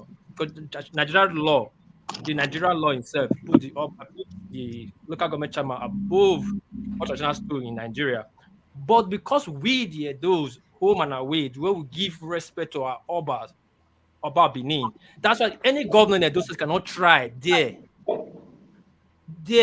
recently, but probably you guys heard recently when they are like ballet, like mini kings, the Oba kings, and now decide to write it that they want to be part. Have you heard what will happen to them? 60 have come out and kneeled and said they're not part of it. We are those who don't take shit. We respect the tradition. Respect it. It's not perfect, but respect it. That is the perfection. If we stand together, you become something and remove politics. We begin saying it. Even we, the Benin, we are fighting the king, the traditional rulers, all those people call like Bale, the chiefs inside the palace that is involved in politics. We are fighting the monarch to banish them because it's bringing disrespect to the monarch. That's how it's supposed to be. One man. That's my submission. All right. Thank you. What please? You're supposed to take a chieftaincy title for those states. No, it's in my let me tell you my family tree. I'll be waiting for a job of Nazri. Sorry. Yeah. I am from the make it brief though. Very brief. Yes. I'm the Joy of Nazri. I am from Isemero. I'm Latose. My great grandpa is General Oruse of Benin Kingdom. My family, we have our own palace. Titleship is in our. They used to beg us. We don't go beg for it. I'm waiting for you, Joe of Nasby, when it comes to history. We'll talk. All right, thank you. That wasn't Joel, though. That was enigmatic, but thank you. I remember Joel talked. I just put it to Joe. I know Edmani asked me the question, but I'm talking to Joe because I'm still waiting for him. So we'll sit down one-on-one talk about the Igbo's history, how they came about, and I'll give him small water, small one. Don't give him water. Just let us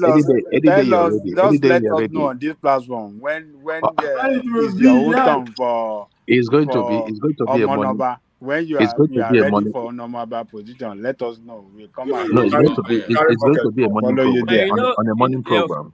Unfortunately, in Benin, I cannot take title when my father is alive until he passes on before I start thinking of title. That is just it. All right, thank you. All right. Let me go from you. Let me go. Thank you. Hopefully, we'll see you tomorrow. Let me go from you to Enigmatic, who joins us. So, Enigmatic, your 5-minute monologue. So, speak to the space, whichever. Or do you want me to run you through the headlines, or is there anything in particular that you want to? Yeah, run me through the headline real quick so I can maybe choose the quickest one. Yeah. All right. So we had why we chased Arise TV journalist, APC finally opens up. So an Arise TV journalist was escorted from an event that Tinubu was having with business people because it was live streaming against the rules that they had for that event. You need me as much as I need you. Tinubu tells APC candidates. So he's saying to the political space that, look, it doesn't matter whether you like me or not, whether I'm your preference or not. If I don't become president, then if we win your elections or not, you will find it that much more difficult under a different political party at the central space. So symbiosis, what Tinubu was preaching.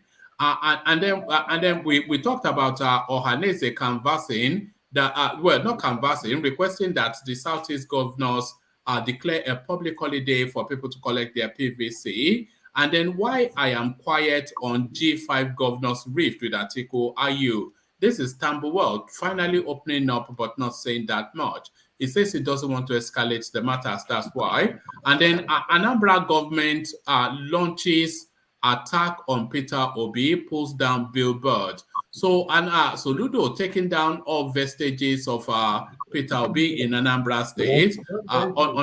Sorry, can you mute yourself, please, Joel? So just take a pic. Is that Joel? Okay. Okay. Let me start like this first. Yeah, just pick one of them. Just for time. Yeah. Yes. Well, I think I'll take the meeting Ashwaju was having with his APC candidates generally. So, what the purpose of that meeting should be? What should be the focus or the focal point now? Because it's basically telling them, look, of course, you will not have a full house, and then you expect all of them to love you, right? It is during the primaries, most of them will probably tilt towards one or two other aspirants other than Shuraju. But now he is the flag bearer of the national party. So they have a choice either to, work with him or do otherwise. And then if another party, becomes the president, even when you win your election, you'll be operating under a different president, and probably in the legislative chambers, you probably be in the minority basically. And that's what he's telling them. And they know he's a veteran politician, a senator, and then he's just narrowing the campaign now to the last phases of probably whatever the plan is, or their strategies are. What you see now is, like I said maybe yesterday, that they are dividing this now. They are having Shetima walking in a certain direction, the women folks and the women, Ashwaju's wife and Shetima's wife. They are traveling all over the place as a team now with the woman leader of APC. They are moving in one direction. Sheyi Tinubu is coordinating with Dayo Israel, the youth leader of APC. They are pulling in one direction, and Ashwaju and Gandujan, all of them, they are pulling in that direction too. So basically, trying to cover the ground. And today, I think Ngelele Ajuri, he has started another maybe radio campaign now. They will go all over the 36 states, engage all the local governments in several languages, translated in several languages. So it's just one of the aspects of their campaign, basically. And then what you have seen him, what you see Ashwaju that he's doing now is what Atiku is lacking. Atiku has not been able to, put his house in order. Atiku is still having the G5 governors out there. He's still having some renegades in PDP. Ayu is saying one thing. Tambuwa is saying, just came out to say something today now. So as against what APC is doing, the only renegades they had at the point that was probably most vociferous, divisive voices from the APC camp were Babashe Lawa and then what's the Dogara, and they've been able to deal with them. So Dogara moved to maybe Labour Party, and then Dogara moved to PDP. So the decibels or the remnants of the residual division, they've been able to tame them, and everybody is basically coalescing behind him.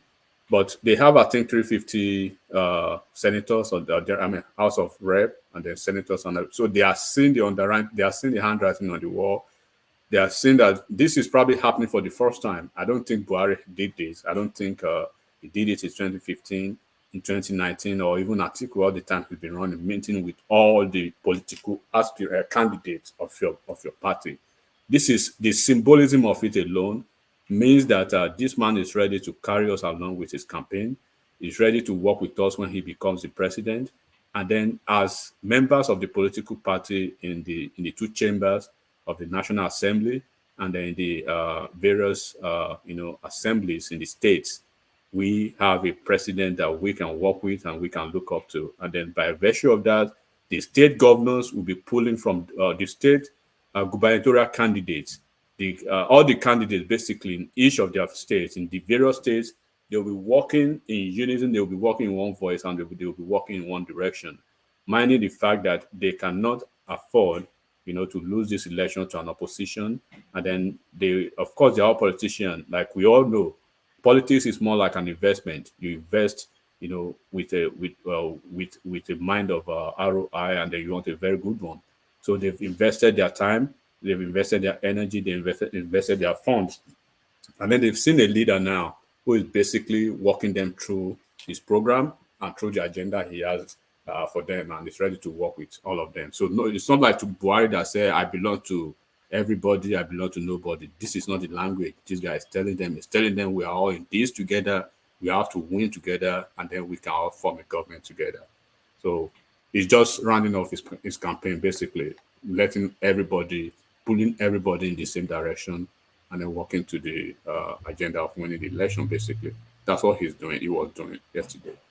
And politics. That is politics at its best.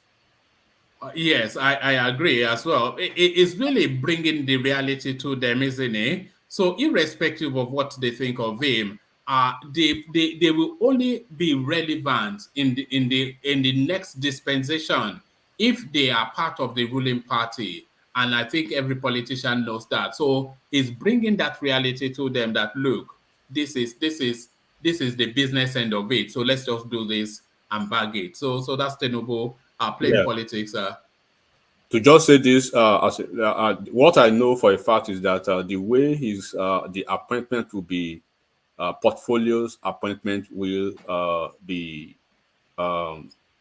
appropriated when he becomes president. They already have a formula for that. It's not the way that Buhari did, is that people who worked eventually did not get reward for that. There is a reward system in what Ashuraju is bringing. It was what he did in Lagos. Each of the states, right? They will see the numbers from each of the states. What did you bring to the table? How did you work within your within your region? How did you work within your ward? So you cannot. This is not a time where you'll be working, within, right, to cause havoc, or to cause havoc now, or to probably want to do double dealing or sabotage the effort. They will bring everything. They have a data now that they are following, and then the governor will see it in Iwajowa, something like, for instance, Iwajowa ward, your polling unit. Let me see your score. Let me see what you put, and everybody, stuff like that. The minister that will be coming from each state is not just going to be his own effort. It should be like, we are having a debate on it, and this is what we want. So everybody who works is going to be rewarded, unlike Buhari's time. So that's why you see all these people, and they will work together to ensure they have a victory. Enigmatic. One man, I will be short with this. So yes, because we're getting towards. I know. So his appointment is going to be based on the effort you put inside into the political campaign. Well, in politics, that's how it should be. That's how it's done, though. Yeah, that's how it should be. Done. Even in America over here, right? But except the reason why I ask this question is this, right? We need to move from that era, right? Because the thing there is that you can be a good mobilizer, but when you come to these portfolios, we have to be more direct, right? If you're going to manage, for instance, Ministry of Agriculture, there's no correlation between you being a good mobilizer and being a good agricultural minister. If you do not know it, you do not know it. So if he's going to go through that route, like if you help him a campaign, then you get an appointment, then he might have a big failure in a sense. But if he's going to go through the way, like if you're a mobilizer, we can give you some portfolios, here and there, but being, coming to this place of the minister, where that their activities is going to go their activities are going to go a long way determining how your government is being judged. I do not think it should be given to any mediocre. It should be given to professionals. I mean, that's my only thing about it. Right. You are right, but give me maybe 2 seconds to quickly answer that. If it's a big if Ashuraju becomes the president, I can assure you, right? I don't like using assure you now because that's a Buhari's language, but I can say, right, authoritatively, that it will probably assemble the best cabinet in Nigeria's presidential history. That's a fact. But what he was saying to that reward system, do not forget. Now, I don't think and most Nigerians do not even know now. There are over 5,000 vacant, portfolios or in MDCs, in ministry directorates, and a lot of parastatals that Buhari did not fill up. Do you know that, Joel? A lot. I know, but the thing is that I was thinking that we're going to cut out the size of government. So I don't want to see those 5,000. I was thinking that he was going to prune it down for better management, because we cannot continue doing the same way we're doing in the past. There are some parastatals that you cannot prune. For Buhari did not put people there because of his nepotism, right? I can tell you I know a very close friend from Imo State that his brother lives in Dallas. everything has been done. He was supposed to be appointed. But when Buhari flipped and flipped and flipped, and he saw that he doesn't look like the face that he wants, that position is vacant. And it happens like that in several key positions. So, of course, I understand you are talking about pruning the government, but there are some positions that does not go within the purview of that narrative. You have to put somebody there. So Buhari failed in that capacity, and this will be looked into. And then if you go back to Lagos State, you will see the reward system. You cannot just, first of all, you cannot be a mediocre to work with him, but there will be something for you. That's the reward system. So a lot of people moved out of a lot of people in APC are not happy with Buhari now because of his reward system, not necessarily making them ministers or even anywhere near the cabinet or near the administration. But within even your local government, there are things you can do that the guy did not, basically reward them with. So that's how you do that. It's just political party administration that he fails in, woefully, and the same way he failed as a Nigerian president as well. All right, brilliant Topo. Brilliant Topo. So let's go on from Enigmatic on day. And Enigmatic, always try and join us earlier, but I know you're always under the pressure of balancing life and spending time with us. But when you don't turn up, your fans, they miss you. You want me to cut my head? Look how pleasant the conversation was between you. I knew you two will get there in the end, though. But you see, just make sure you're around on it. Don't get too comfortable, Mama. Don't get too comfortable. Mama, Joel will be all right. Joel lives in the part of America that we consider the countryside. I understand his country bumpkin. Country bumpkin. It's throwing jibes at you. I knew it wouldn't last. Just make sure you're here. I'm not sure how we're going to do the 25th. It has to be almost a 24-hour session, wouldn't it? But that's my birthday, right? Look at that. Of February. Yeah. Wow, look at that. So you see, the stars are aligned. You will be here. I'll be trolling you on that day as the results are trolling you. Look at that. And the results coming in from Sokoto State. 2,820,000 Tinubu, Peter Obi, 5. Look at that.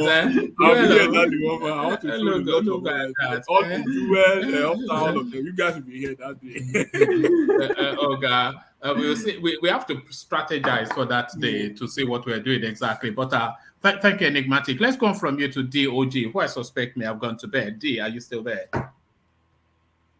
DOG. All right, thank you, D. Let's go on from D then to Adewale. So Adewale, just a 5-minute monologue to the conversation. Wale, are you still with us? I'm here. Oh, brilliant. Okay, so I want to touch on the issue of I think it was the Obong of Calabar. Yes. Right. Okay.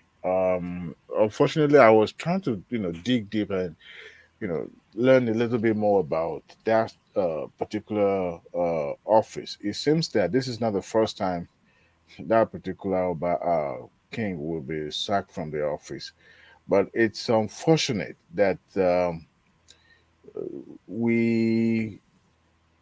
colonialist was able and succeeded in destroying our tradition and our way of life before they left. And now we can't able mend or put everything back together again. Now we've submitted our traditional institution to, leave the hand of politicians. Before it was in the hand of the military people, but now it's in the hands of politicians who doesn't care, who don't even give a hoot about tradition anymore.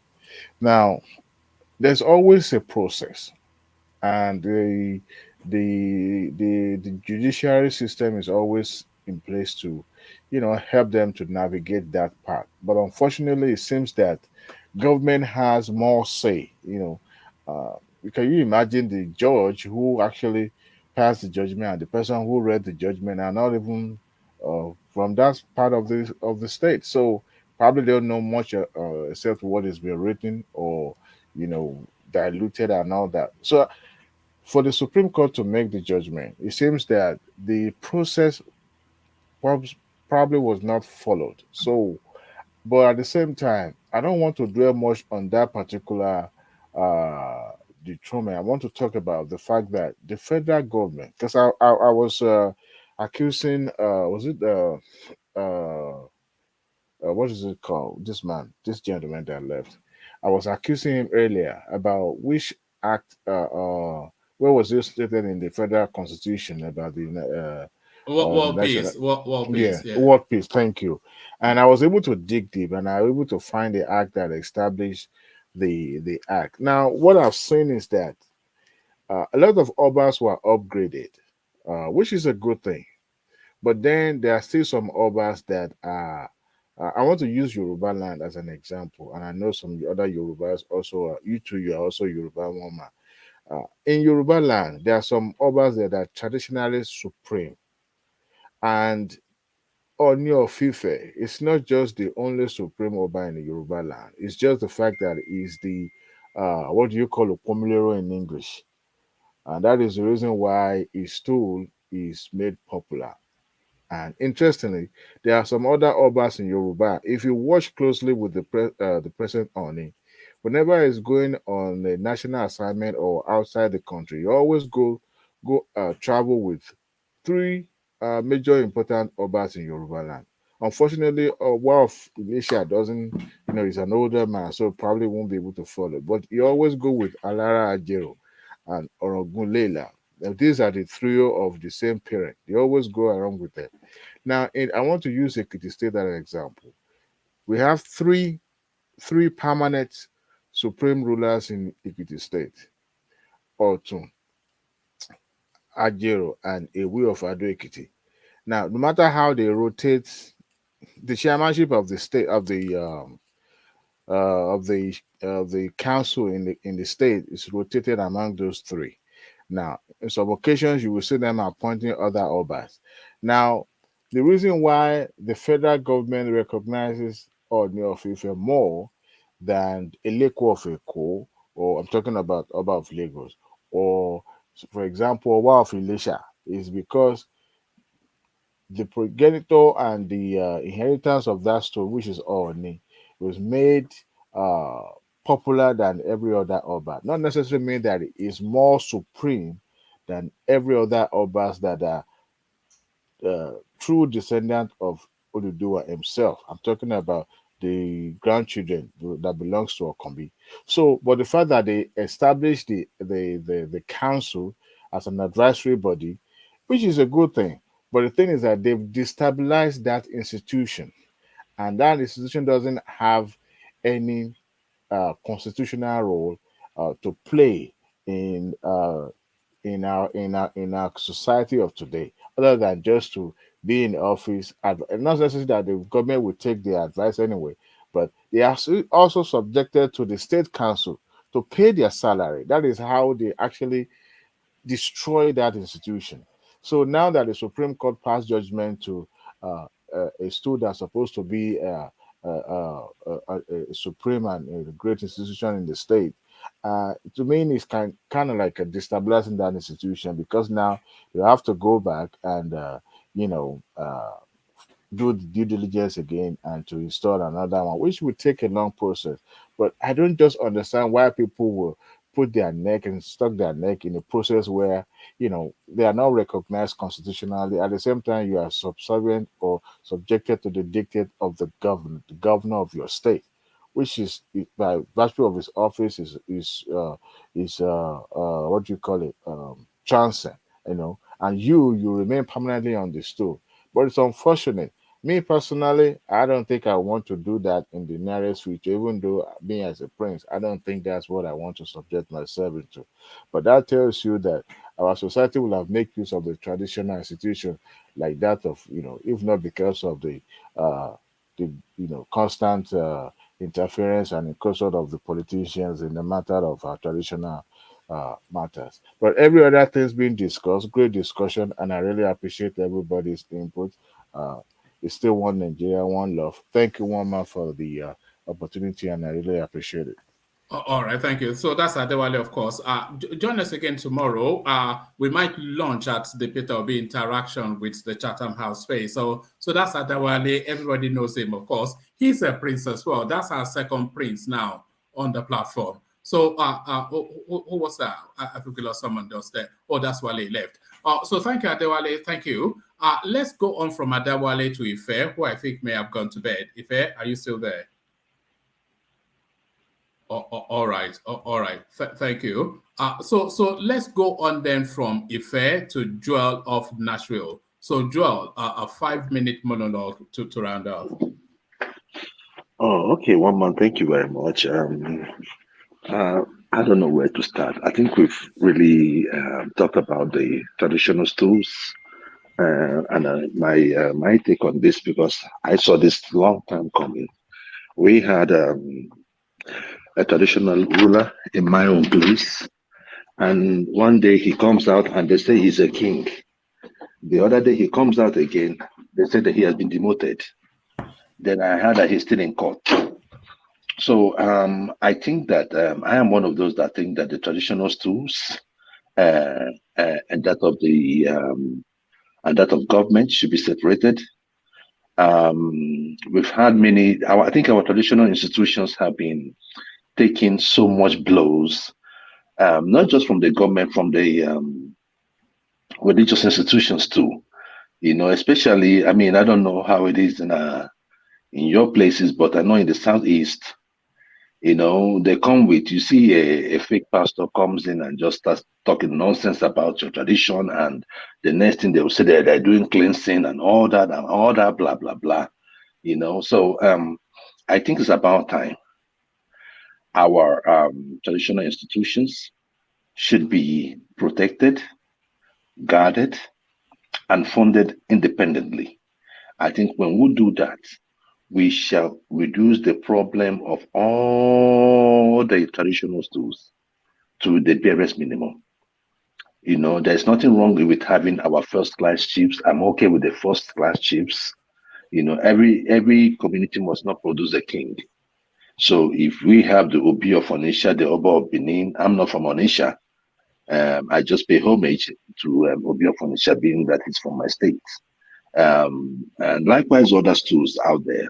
I believe that, when they go out there, you leave them alone, fund them, let them go about, the duty of, restoring our culture or strengthening it, if the case may be, and really imbibe our culture. We're losing our culture so fast.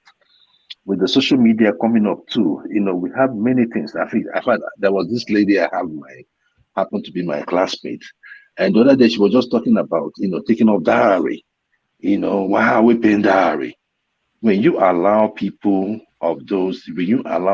mind to roll and keep determining what will happen, then it means that we're going to change everything till the day we die. So the issue there is that our traditions should be respected. And one of the ways that our traditions will be respected is if they have a direct funding. Then we take them away from the zealous governors. We take them away from the incompetent local government and the president, if the case may be, depending on who is running the errand at that particular point. And like we saw it in Abacha, at the Abacha time, what he did to the Dasukis or to the Machidos, it wasn't just right. That we should do. One more, there was another topic that you raised that I wanted to talk about. I don't know if you can just run me through it. I'll run you through it, but it has to be brief. I'm already getting a text from upstairs to get off the computer, and you know what that means. Okay. I know. Otherwise, I'll be in trouble. It says, no problem. It says, why we chased a Rice TV journalist no, I don't want to discuss that one. What's the other one? And then you need me as much as I need you. Tinubu tells APC candidates. I think that was the one I just wanted to make it brief. And one man, it's okay because I wanted to talk to Kulata earlier about what he projected, but I wanted to say this really quick. If Tinubu is going to win, Tinubu is going to win with a landslide. If Tinubu is going to lose, it will be fatal. And I just say this because of I am seeing some kind of gang up against him in the north. And if that part of Tinubu is not taken care of, I'm just saying this. I mean, I'm not saying that he's not going to get some votes in the north, but if Tinubu, for instance, does not get 25% in the whole of Northwest, for instance, it doesn't mean that he didn't get some votes. But if he doesn't get up to 25% in the Northwest, then Tinubu is in trouble. He's in big trouble. So I think he is seeing the picture on the wall. He is seeing, I mean, him visiting the Southeast as well really showed that, you know, there is some desperation going out there. There's some skepticism going out there about his candidacy. But whichever way, I wish him the best. But I just think that that's the reason why he had to, you know, wake them up and say, hey, dudes, you either have to work with me or, you know, if these other people come in, I mean, you might not have the best of it. Thank you, one man. It's been a pleasure talking to every one of you. If we have the time tomorrow, let's do it again tomorrow. Thank you. All right, brilliant. Thank you, Joel. Thank you. Good to have you back, Joel. So that's Joel, who's been to Nigeria and back, and is still as feisty as well. So after Joel, of course, comes Fatai. Fatai, condense it in just about 2 minutes because now I want to get off as quickly as possible. Yeah. It was good to see Joel and Enigmatic smiling. Wait till tomorrow. They will bring points again. Yeah. I hope it won't last long though. I mean, I have a feeling it won't last long. You know. Well, was that a Freudian slip? Carry on. Go, carry on. So I think I would just like the thing. First of all, I'm not a Buhari defender. I have not received some dollars from Mefuele to be defending Buhari. Everybody, Babajale Koko and the World Peace. I'm not defending Buhari. But I do think though I think there is usually a lot of knee-jerk reaction to Buhari. I don't have knee-jerk reaction to Buhari. I want to assess him on knowing what's the point. This government of Buhari is kind of parallel to its previous head of state government, austerity. So it's an ideology-driven government. So unless you are coming to the argument like this is not a good direction, for me, I don't really see. But if it's like there is a lot of pain, Buhari is like them the pain. That is the kind of philosophy. Them the pain is above the frame. Whether that is good or bad, I don't know. But I think that is this is the side I would be coming from if I was speaking about Buhari. And also just to clarify on the Rufai state, like, look, what do we get from that interview? Okay, Buhari, Rufai, and what is the son name? They are fighting. What is the lawyer's name again? Keyamo. Okay, Buhari, Rufai, and Keyamo fighting. That's all. We don't get nothing. We don't get an answer. We don't get nothing. Hard question is not screaming, does not make it hard question. Screaming, oh, you're a failure. What is hard there? That you're a failure. Keyamo has heard it 1 million times. He has a prepared answer for that one. So it's not a hard question. We don't get nothing. No, the public does not benefit when a journalist is not professional. We don't benefit. Because somebody is running for election does not make them lose their fundamental rights. They're not going to, you can't be punching them. You think, because I'm a journalist, you must answer me. No, I don't have to answer you. You have to be professional. You know, I don't lose my right because you're a journalist. Therefore, I must answer your accusation like as if I am in a court of law. It doesn't work like that. Nobody is going to respect you as a journalist, and they're not going to. And they want Tinubu to come there. You don't got to go there. You don't go. Why would he go there to some guy? You're a failure. It's so disgusting. And nobody, the society does not benefit because we got absolutely nothing from that is question. We don't remember what was the response. We remember there was a fight, and that's it. How does that benefit anybody? And that's the point I was coming from. A hard question does not mean a screaming question does not necessarily mean a hard question. If you ask him, oh look, Keyamo, your government from this time to this time, you met this, and then look what you do from this time to this time. We have 2, and now we have 20. Explain yourself. That's a hard question. Not that you're a failure. You're a failure. It's not even a hard question. It's very easy. Yeah, I have a prepared answer and I give it to you, but we don't benefit. There was a lot of things. I will just close with this. Soludo, I think one man. I don't really like to speak to the Southeast situation, but I think everybody thinking that Peter Obi will run away with Anambra vote. I think I've said it maybe one or two times. That space, Soludo is going to deliver if he wants to have a future. It's not. It's going to be a lot of, and Anambra is a very interesting space. There is oil coming on board in Anambra State. There is this Orient oil refinery. I think there is a side that think that Peter Obi wants to corner, wants to this privatization. He wants to use a Fidelity Bank to privatize Orient, and these other big boys they don't want. There's a little fight going on there. It's very complicated, Anambra. It's all this one space that actually I am looking forward to see how it turns out. That space. There's a lot of big fight going on. Anyway, there's a lot of things that could be said. You read out a lot of estimated billing that Tinubu was talking. I think you mentioned of estimated billing. That's a very good policy position. The estimated billing for the power sector is, but another day. There's no time to be talking about a lot of things. Good night, one man, or good morning, or wherever you are, wherever you are, wherever you are. Wherever you are. We've missed that, wherever, if only for that, wherever you are, they should bring him back just to tell us, wherever you are. Ababajali Koko, Ayale Koko, trifecta effect yìí, ẹ̀yin àti Old Pete àti Joel, ẹ̀ẹ́dẹ̀gbẹ́ kò mí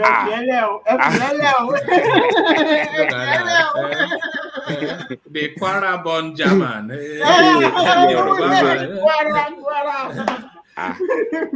Kò tẹ̀ mọ́ kéwú, báwo ni wọ́n ṣe jẹ́ Kwara? Ọmọ àlè Kwara ni wọ́n yà. All right, Fatai. Hopefully we'll see you tomorrow. So that's Fatai. And what time is that? I might be starting. I'll be starting earlier, I suspect, because I want to sweep up the Peter Obi interaction with the Chatham House space. We did it with Tinubu, so we'll do it with Peter Obi as well. We live stream it and react to it in real time. It's a make or mass space for him, as far as I'm concerned. Make or mass. Yeah. All right. So that's Fatai. Thank you. A fast evolving star name on the platform. So Ajale Koko, slot it into about 2 minutes so I can round off. Ajale Koko, ladies and gentlemen. Fatai, the Kwara man. The Kwara man from Germany. Look at that. All right, thank you, woman. I think we've had a successful interactive session again today, and I want to give thanks to all the panelists that came on board. They all did good, and I want to thank our people that super chatted, and those at the comment section. They are the strength of the platform. Those are the comment section, because if we don't have them with us, we just be talking gibberish here. But they are there as our backbone, and we rely strongly to them. So to Oga the Master, Ortiz, Ayo, Oniyemika, or what is his name? I thank you all.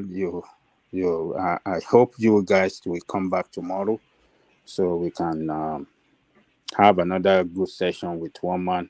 And to the listeners around the world, do us a favor. Click on the like button to help the YouTube algorithm for this platform to go farther to other places that he has not been to. So do that right now. We appreciate you as you're doing it right away. And the one man, another day, another dollar. American says another day here. Another great session. 7 hours, 21 minutes. It's a day job in America. 7 hours is a day job. So thank you for bringing us together again today. So we'll be expecting you to come back tomorrow. We shall join you. You know tomorrow is going to be blockbuster as we're going to be having Obi in Chatham House. So great analysts will come again tomorrow to come and x-ray every bit of his statement, everything. We shall slice it down, cutting it to pieces. Those that we eat it, we eat it. Those that we are putting in their pocket to come and keep, they will keep it. But we shall try our best tomorrow, by the grace of God, to analyze Obi's performance. We hope he will do good, and I hope he will not delegate question to his subordinate to answer as the one we have watched in the past. So thank you, one man. Thank you for the good work. Tomorrow going to be another day. Bringing out to us, we shall trash it out and continue the struggle from there. Good morning to you in Britain. Americans, good night. Canadians, good night. Japan, good afternoon to you. Australia, we didn't see you today. Thomas, maybe you are listening to us. So we hope to see you tomorrow. So thank you, one man. See you tomorrow. Have a good night. Thank you, Ajahn Lekoko. So thank you, Ajahn Lekoko. So that was Ajahn Lekoko rounding off proceedings. So Ajahn Lekoko has the final word, and then the thing comes to an end. So there it is. Thank you, everybody, to the super chatters and the coffee buyer, which was Ayo as ever, always. So the super chats from George Blueshell, Ayo doubling up his coffee buying with the super chat. The trigger Tutu is of course Des. I'm sure you know, who super chatted twice. So thank you, Des. Kulata communicated both via super chat and came on the screen. So thank you. Play Summer joins us with a super chat. His son rescues his wallet from Fort Knox to super chat at all. So thank you, his son. Yes, I've got a. So thank you, everybody. So to the super chatters, the coffee buyers, the happy clappers, and the in-betweeners, thank you, one and all. We do it again tomorrow. So I'll leave you here. Carry the conversation on within the comment section, but here I say peace.